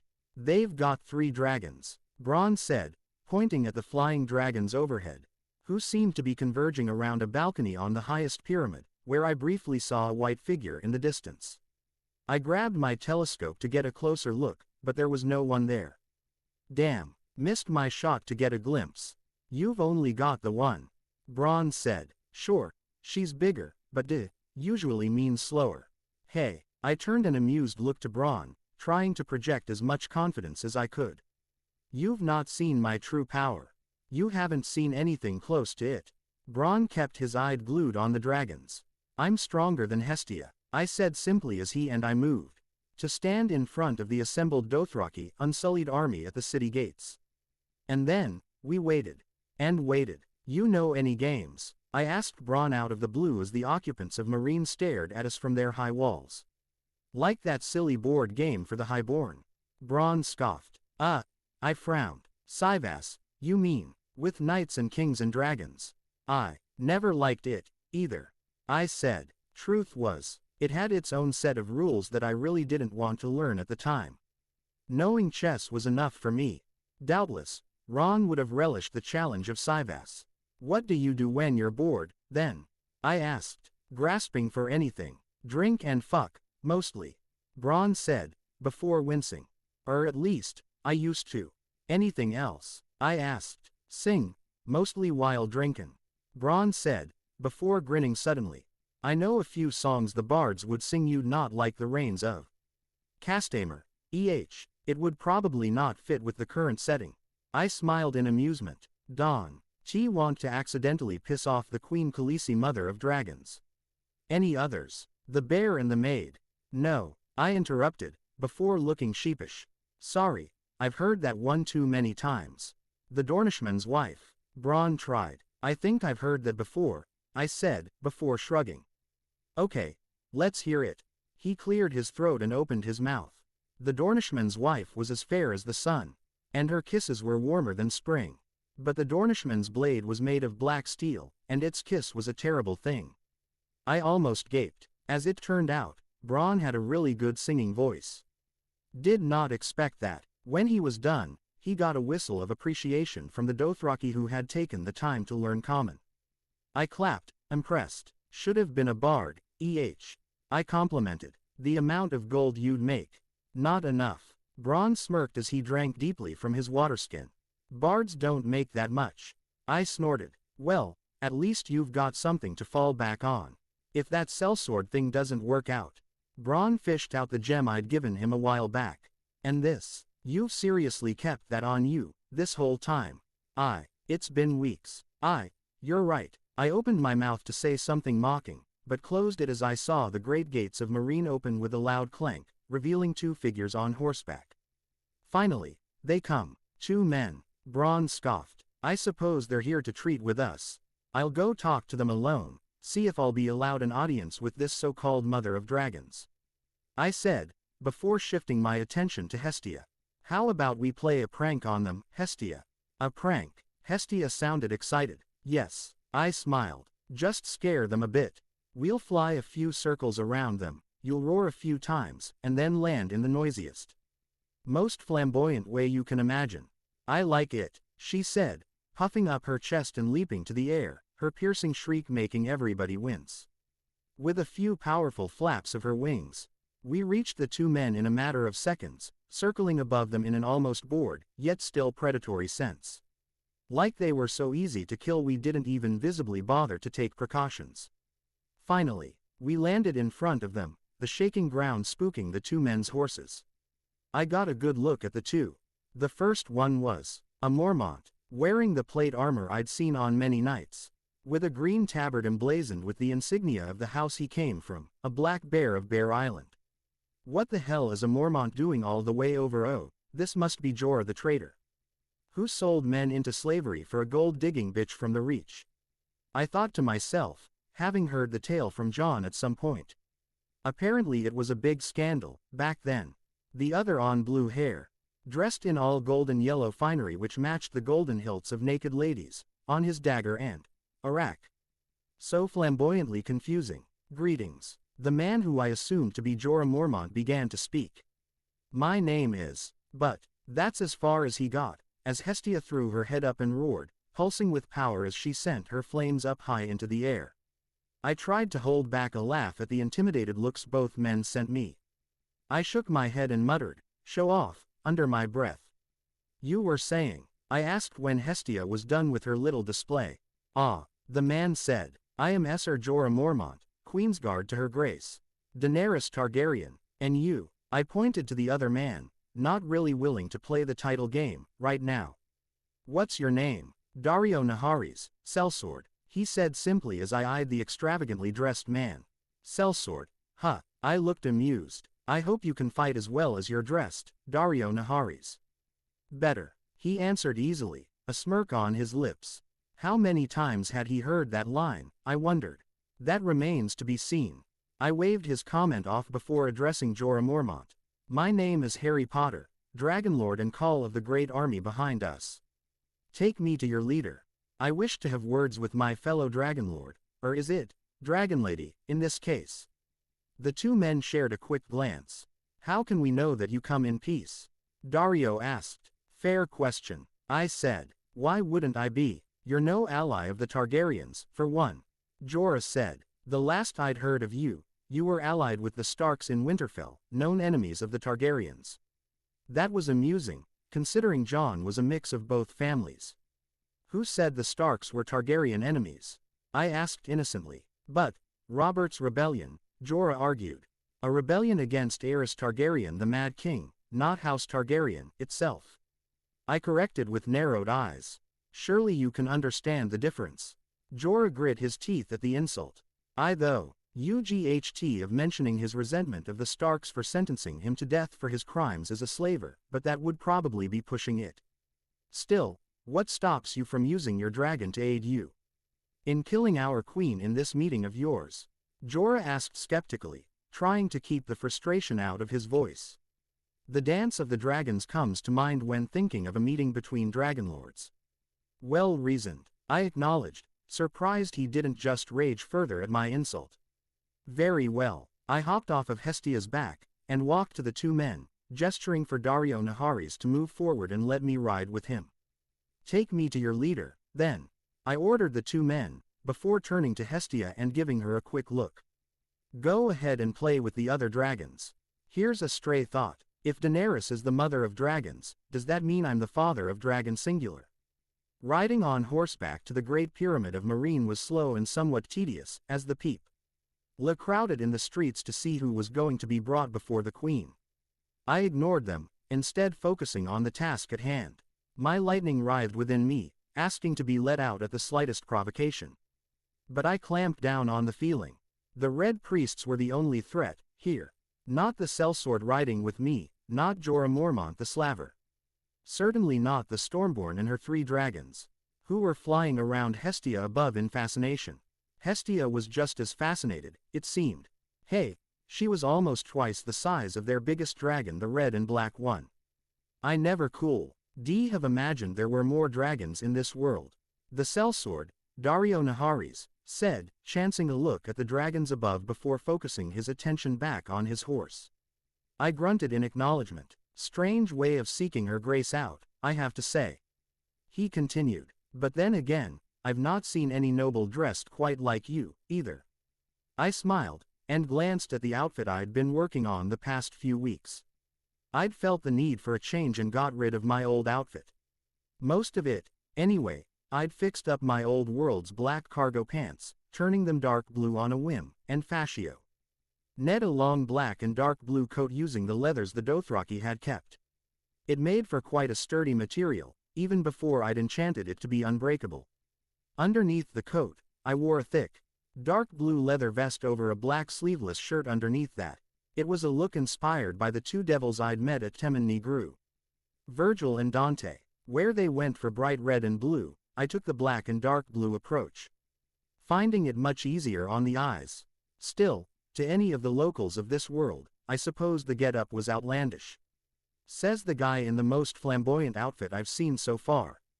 Really, golden gambeson with golden women hilts for your swords, and blue hair. Compared to you, my choice in clothing is tame. I retorted in amusement. A snort. True enough. Dario turned his head and grinned. You don't stand on formality. I considered his words. Formality has its place and time, but too much of it is the sign of a noble so lacking in confidence in his own position that he needs his superiority to be reaffirmed with every breath. I explained as we finally reached the large pyramid. I'm sure in your line of work, you've met quite a few of them. Dario laughed. All too often, I'm afraid. Paid damn well, though. You brought no guards with you, Jorah stated as we dismounted at the base of the humongous pyramid. I looked up and whistled at the size. How big is this thing? I asked, ignoring Jorah's question. 600 feet, 800, actually. Dario humored me. Impressive. I smiled, before turning to Jorah. Lead the way then, Mormont. He glared, before complying. The rest of the trip was spent in silence as we passed by patrolling guards, level by level, until we finally reached the throne room. A chilly place, I noted. It was a large, high-ceilinged chamber full of splendor with tiles, pillars and walls made of purple marble. Between each pillar stood an unsullied guard. Between the guards was a tall stairway, leading up to the queen herself, who was staring down at me with what appeared to be curiosity shoved behind a regal air. My eyes flitted to the man next to her and widened in surprised recognition, as did his. An event that the two women and helmetless unsullied guard beside him noticed, but did not comment on. Instead, the dark-skinned girl next to the queen stepped forward. Noble lord, you stand in he presence of Daenerys Stormborn of House Targaryen, first of her name, the Unburnt, Queen of Meereen, Queen of the Andals, the First Men, is she now? And the Rhoynar, Khaleesi of the Great Grass Sea, really? Breaker of chains and mother of dragons. I glanced at Selmy for an instant, but he'd already adopted a visage of stone, harder than any of the marble in this room. I stifled a sigh. Well, if we were playing the title game, I gave a short bow and began. I am Harry Potter of the Blackscale. I started and thought of all the titles I'd accumulated ever since I got here. Lord of the Twins, vassal of Robb Stark, the King in the North. I noticed Mormont shifting at the name drop. Enemy of R'hllor, newly made call of the departed Khal Moros Khalasar, and father of dragon, I suppose. So nice to make your acquaintance. Queen Daenerys, or is it, Khaleesi? I watched her face to gauge her reaction to my titles. Pale eyebrows raised in a slight show of incredulity at the title and method of address I had employed. Though her violet eyes narrowed, I could tell, even from this distance and angle, that she was a beauty. Sitting atop of a featureless black bench that looked completely out of place in this room. Daenerys Targaryen cut a pretty figure. She was tan, built lean, a definitive Targaryen trait aside from the silvery gold hair, I was starting to realize, and slender. And was dressed in light blue silks that hugged her curves but did not seem to impede her movement. She wore a strange-looking crown of gold, jade and ivory, dragon heads of her house's sigil. You may step forward, Lord Potter. Daenerys said. I did so, noting that the Unsullied beside me tensed very slightly, ready to act if I decided to charge towards their queen. Idiots. The only one who knew what I was capable of was Barristan. And I've become much stronger, now. Anyway, how to approach this? Direct approach. Erebus whispered to me, no sense in beating around the bush. Quote, true enough. Queen Daenerys. I looked up at her. I'm not a man of frivolous talk and useless words, so I'll keep this conversation simple. An admirable trait. She smiled slightly. I didn't acknowledge her compliment. I'm sure you have many questions to ask. I continued, as to who I am and why I have a dragon, and why I'm here. Indeed, she replied, crossing her legs and getting a little more comfortable. You do not possess the known Valyrian traits. It is strange to see a non-Valyrian with a dragon. Not all Valyrians possess the silvery blonde hair and the violet eyes. I said, giving her what I thought was a condescending smile. But all of us retained the ability to birth and befriend dragons, however. I, for one, descend from the great Emperor Orion, who attempted to reclaim the Valyrian freehold after the doom had hit the freehold. What I left unsaid was that the Targaryens had fled with their tails between their legs and hid on Dragonstone for almost a century. I'm curious, I said. How old are your dragons? Stay your tongue, Jorah Mormont said from behind me. Show the proper respect to our queen. I turned and stared at the man. Hard. I am showing the queen neither any undue respect or disrespect. I smiled and took a step down toward the large man. And I am showing you far more respect than you deserve, slaver. The man winced. I turned back to the queen, who looked a little irritated at the display. Apologies for the interruption, Queen Daenerys. I gave a smile and a bow. None taken, Daenerys said stiffly. I am curious, however. Yes, I prodded. Why do you have no guard to accompany you? Daenerys asked. I have seen the legions of Unsullied and Dothraki that await outside of Meereen. Yet, none accompanied you, here. I considered her words and the implications within. You doubt my identity, I asked to clarify. You believe I'm not the true Harry Potter, but a fake because I do not have a force of guards to accompany me here. They're a fake or a fool to go in enemy territory without protection. Dario Naharis muttered what Daenerys was not saying, but his voice carried in the echoing chamber well enough. I smiled. A fool, I turned my eyes to Barristan. How is your leg, Sir Barristan? Healed up well as can be. He narrowed his eyes at me. And you, Lord Potter? I smiled and briefly lifted my vest and shirt, showing the scar I'd gotten after my fight against Barristan. Well enough. I'm glad to see you're not serving the newest incarnation of the Mad King. Barristan winced slightly at the mention of Joffrey, but said nothing in return. I turned back to the queen. The reason for my not having a guard is simple, I explained, looking around the room. I don't need any guards. To walk in unknown territory alongside myself is nothing short of foolish, as they cannot match my pace, nor my strength. Perhaps such a statement would be considered to be arrogance on any other man's part. I smiled, and tried to project confidence in my words. And perhaps this next statement will be considered the height of arrogance itself. I can most likely defeat all the warriors in this room at the same time. Incredulous silence met my words. But that's not what I'm here for. I changed the subject. The reason for my trip is quite simple. I'm here to kill any and all who follow the Red Priests of R'hllor. Defeat us all, at once. Dario sputtered in disbelief before anyone even processed my words. A man of your age and stature. I snorted. My stature, is it? I smirked openly. Perhaps U.S. Hold tell them of the events at the Tourney of the Hand, Sir Barristan. The Tourney of the Hand. The queen tried to get control of the conversation once more. She eyed the old knight intently. What happened there? Barristan looked between the two of us and spoke. Lord Potter defeated the mountain that rode in the melee. Barristan said, before shaking his head. I say, defeated, but it was the most one-sided fight I had ever witnessed. The mountain was utterly and completely humiliated by Lord Potter, who did not even use his sword to do it. She considered Barristan's words carefully, her mind most likely whirling with ideas. Impressive. She looked down at me once more, shifting on her bench. House Targaryen acknowledges and thanks you, Lord Harry Potter, for your actions regarding the vile man who killed my niece. Nephew and my good sister, Elia Martell. I sensed but, incoming. However, I cannot in good faith allow you to kill members of my city regardless of their faith or belief. Daenerys finished, a note of steel entering her words. It is unthinkable. This is a city of many peoples, many faiths, and I simply cannot, and will not allow members of it to be killed. I looked down for a few seconds. I had hoped to solve this the diplomatic way, I said, closing my eyes. But you leave me no choice. I looked back up, staring at the beauty on the throne. It will be by force, then, I said, and turned to leave. The unsullied guards closed the exit off and stood in a battle-ready position. I surreptitiously patted my hand over one of my pockets, activati. Ing a stone I'd thrown the protean charm on and linked with a stone in a collar I had Hestia wear. I turned back to the queen, who was standing with a hand extended in a warding gesture.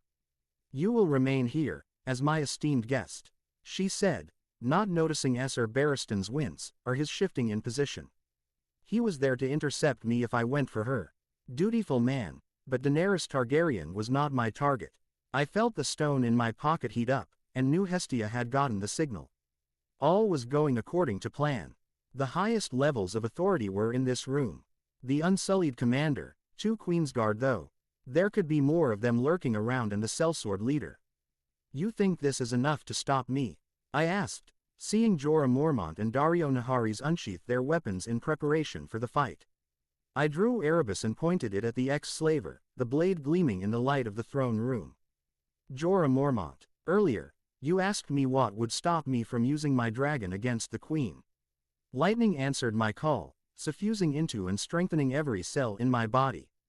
To which I would say, I had already run behind him, completely bypassing his slow guard, and drove Erebus hilt into his back, sending him tumbling forward in a clatter of steel and putting Erebus back into his sheath as a form of insult. Do you really think that a dragon is the extent of my personal power? I was answered with the wordless cries of the unsullied around me, their spears moving to skewer me every which way. I sidestepped each thrust, noticing that they were timmy-ing their attacks in the gaps between their allies' retraction a smart, well-coordinated assault. Not to mention their complete sense of disinterest, they were completely unfazed by my show of speed. What sort of mental training? I crushed that disturbing line of thought and focused back on the battle at hand. I pulled out my weirwood staff and channeled lightning into it. The staff's runes glow with palpable power as I smashed through their defensive guard like I was tearing a particularly stubborn piece of cardboard in two. But, the Unsullied showed their determination by hurling their broken spears at my form. I smiled and batted the remnants of the weapons away, before feeling something slam hard into the lower left side of my back, just where my kidneys could be found. Then, the clatter of steel against the ground. A dagger throw. I turned to see the sellsword, Daario, looking incredulously at me, while to rise, still disoriented and hurt by the tumble he'd suffered. Footsteps came from my left. The Unsullied switched to very close-range combat, with daggers, swords, dirks, or even just their plain old fists. The next few seconds were swept up in a whirlwind of kicks, swings, blocks, parries and dodges. I ducked underneath a stab, grabbing the offending Unsullied's hand and twisting myself to throw him straight into another's downward swing. The poor soul was killed instantly, at least, I thought as his head fell and rolled around before stopping at my feet. I tore my eyes away from his corpse before continuing the fight against the remaining Unsullied, or, at least, the ones who were engaging me. 10 Unsullied had rallied around the Queen in a formation which could defend from any conceivable angle in this room. The fact that Selmy was also next to her made things all the more harder if she was my target, anyway. Concentrate, Erebus whispered to me as I drove the sharp end of my staff through an Unsullied's arm, making him let go of his sword and fall to his knees in pain. I tore the staff out and bonked him on the head, sending him into the land of unconsciousness, before moving on to the remaining 8, who had gathered together and formed a shield wall, with their spears sticking out of the gaps in the defenses. Impressive. Switching tactics, trying everything you can against an enemy you cannot defeat. I am impressed, I admitted freely as Daario and Jorah joined them, turning the number into 10. The Unsullied truly are the most versatile warriors in the realm. Together, Jorah called out, "Move." The shield wall loomed closer and closer. I did not move. Closer. And closer. The spears were almost on me. One of them could even conceivably reach me at this distance. Still, I waited. But, then, I pulled out my wand and pointed it at them. So nice of them to converge together and become a single entity for me. Tarantalagra. The effects were instantaneous. Shouts of surprise, worry and alarm rang through the audience. Chamber as the shield wall utterly collapsed, revealing the Unsullied, Jorah and Daario dancing around uncontrollably and in sync. You were still woefully inadequate in comparison to myself. I foe. UGHT not to grin at the sight of their humiliation and Daenerys' incredulity. I watched them try to overcome my spell in an effort to attack me and regain what little dignity they had left, a futile effort. I made it a point to slowly walk over to every one of the Unsullied and knock them out with a simple blow to the back of their heads. The same occurred to Jorah Mormont, who'd glared at me with barely suppressed rage. All up until I forced his eyes to roll back into their sockets as he fell unconscious. So much for your shield wall, I said and moved on to Daario, who regarded me with a riotous look which was completely out of place, considering he was flamboyantly dressed and dancing around while he was at it. My apologies, Naharis, I said and clonked him as well, setting him down gently. You made for a good conversationalist. I would have spared you the humiliation had you simply stood aside. No matter. I got back up, and turned to the Queen Daenerys, who was eyeing me with apprehension and fear. Then, the screams of the Dothraki reached us. What? Daenerys said in alarm, looking to Esser Barristan, who said nothing in return. It sounds like the purge is beginning. I smiled and nodded to myself. Right on schedule. I would have to treat Hestia to some exquisite food later. She'd earned it. But, you can't, Daenerys said, standing up abruptly. The Dothraki they'll. She went quiet. Was she having a nervous breakdown, or something? Now, of all times. I took a step forward. And another, and another. Now, what to do with you all? I wondered aloud as I reached the steps leading to her makeshift throne bench. The gates have already been opened and the Red Priests are likely being slaughtered, as we speak. Esser Barristan moved to stand in front of Daenerys. Not one step further, he warned, pulling out his sword and shield and entering a battle-ready stance. Form around the Queen and protect her at all costs. The Unsullied did as he commanded. I frowned at him, but afforded the man the respect he was due by stepping back into the open space. I'd spoken to him many times while I was at King's Landing, and had developed a great admiration for him. He was the epitome of knighthood in the Seven Kingdoms. Where other knights would disregard their vows, he followed his. Come, I said, gesturing to the open area. Another duel, then. Barristan looked at me with a steady, unfaltering gaze and nodded, stepping down the stairway with nothing but the sound of his armor clinking with each movement and the occasional scream in the background. But, there was something else in the air. Power unlike anything I had sensed in this world so far, and it was all coming from Barristan Selmy himself. I couldn't quite describe it. This was nothing like the red, fiery but dark energy of the Red Priests, nor was it the steadily increasing icy blue power coming from north of the wall. It certainly didn't feel like the old gods who spoke to me through the Raven, as I called him. This energy felt strong, solid and forceful, like it could withstand 1,000 assaults and return it tenfold. A beautiful to behold, if I wasn't directly facing it. Balthazar, I muttered as the old man approached.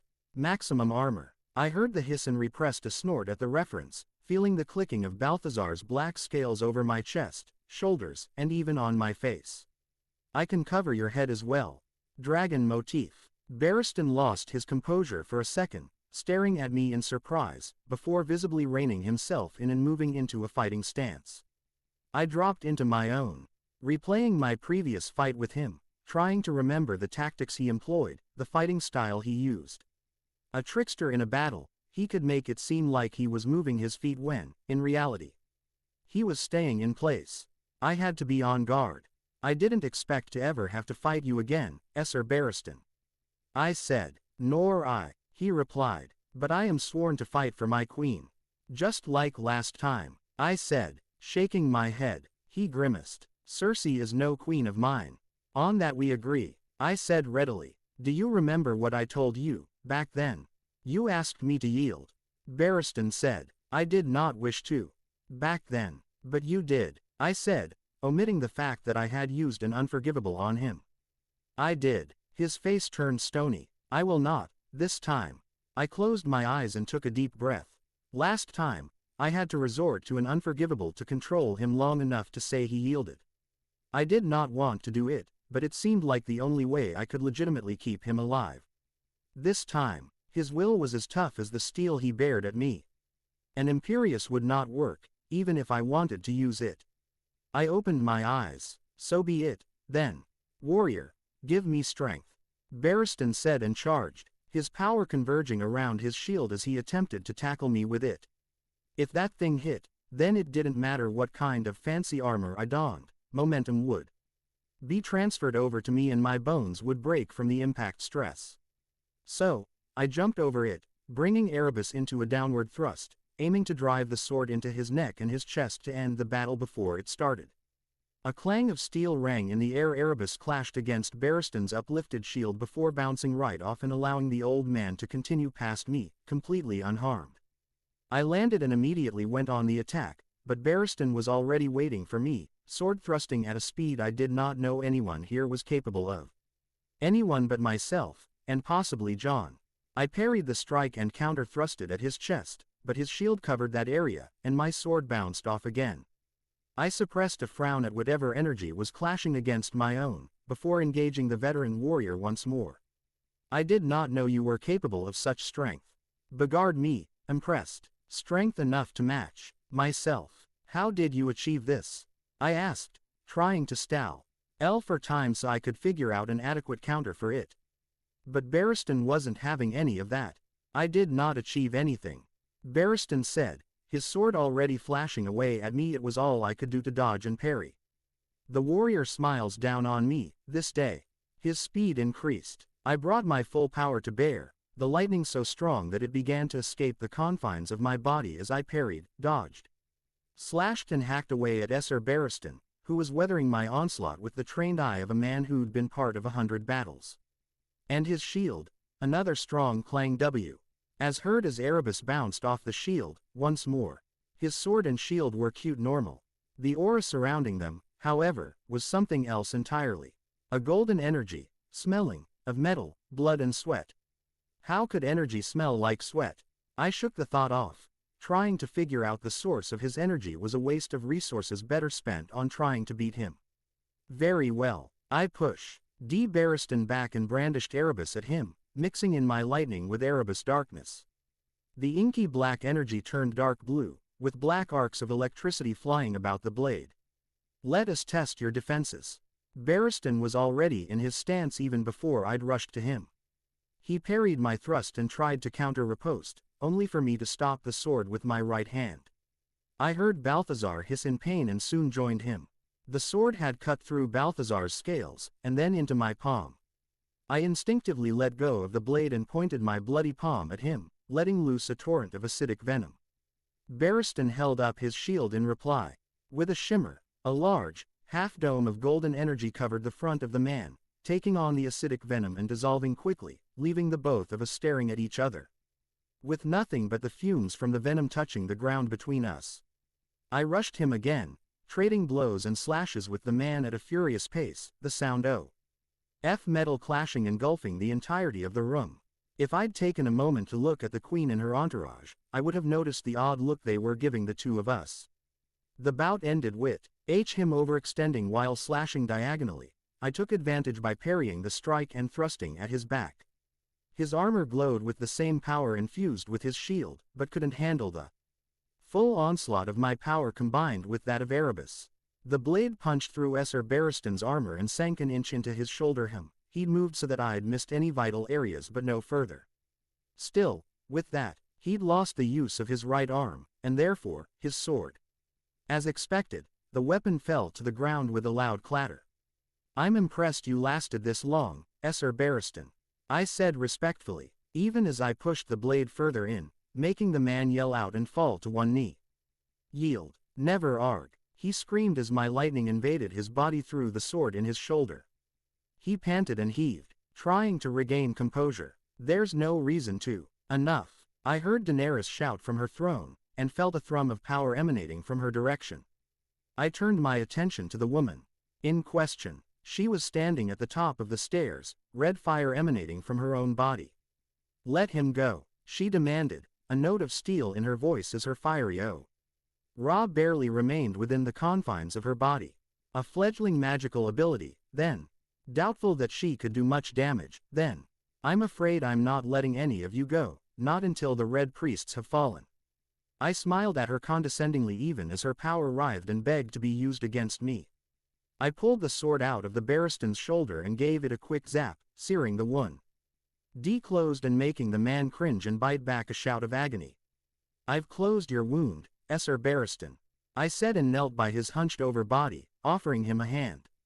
"Go, stand with your queen." He didn't take it, instead standing on his own 2 feet and moving back towards Daenerys, whose fires had been quenched at the confusing turn of events. It was almost unnoticeable, but the Unsullied had relaxed minutely when the possible threat at the center of their defensive formation was gone. Who knew what a fire-wielding newbie could do, after all? She glared at me with barely restrained fury. TCH. Royalty. Always bitching about something or the other. Rob better never act like this, I thought to myself as I wondered how to muddle through this lucky ceasefire between myself and Daenerys I'd somehow managed to secure. Because, if he does, I'll punch him in the throat. I repressed an annoyed eye roll when I heard the faint screams of the Dothraki who were likely ravaging the Red Temple in this, great city. "You," Daenerys said, her violet eyes narrowing in calculation as her power receded completely back in her body had she not noticed the red flames. "All of us were gathered here for a peaceful meeting. You never intended to have any terms, did you? All you wanted to do was to kill the Red Priests while keeping my highest-ranking soldiers out of the battlefield." I smiled at the logical side she was showing. "Correct. Why, you could have simply come in the night with a small group of men and taken care of it, that way," Daenerys said, a note of confusing and wariness in her tone. "Why meet with us and attempt to discuss terms? I could have," I admitted. "I could have gone in myself, slaughtered them all, and then left on my merry way. But the Dothraki are my people now, and I need them to head into Westeros." "You wish to claim the Iron Throne?" she asked immediately, glaring at me. "That stupid pile of sharp spikes and swords." I laughed in her face, making her even angrier. Why Aegon had ever thought it was a good idea to make a throne out of swords was beyond me. Maybe I would ask him, someday. "You can keep it." "No, I'm here for something new. More important than the seat of power of King's Landing. And, that is, survival." And then, I told them of the true threat to the world. This is it for part 3, if you want another part spam, green hearts. Rob turned to me. "Harry, I will do as you ask.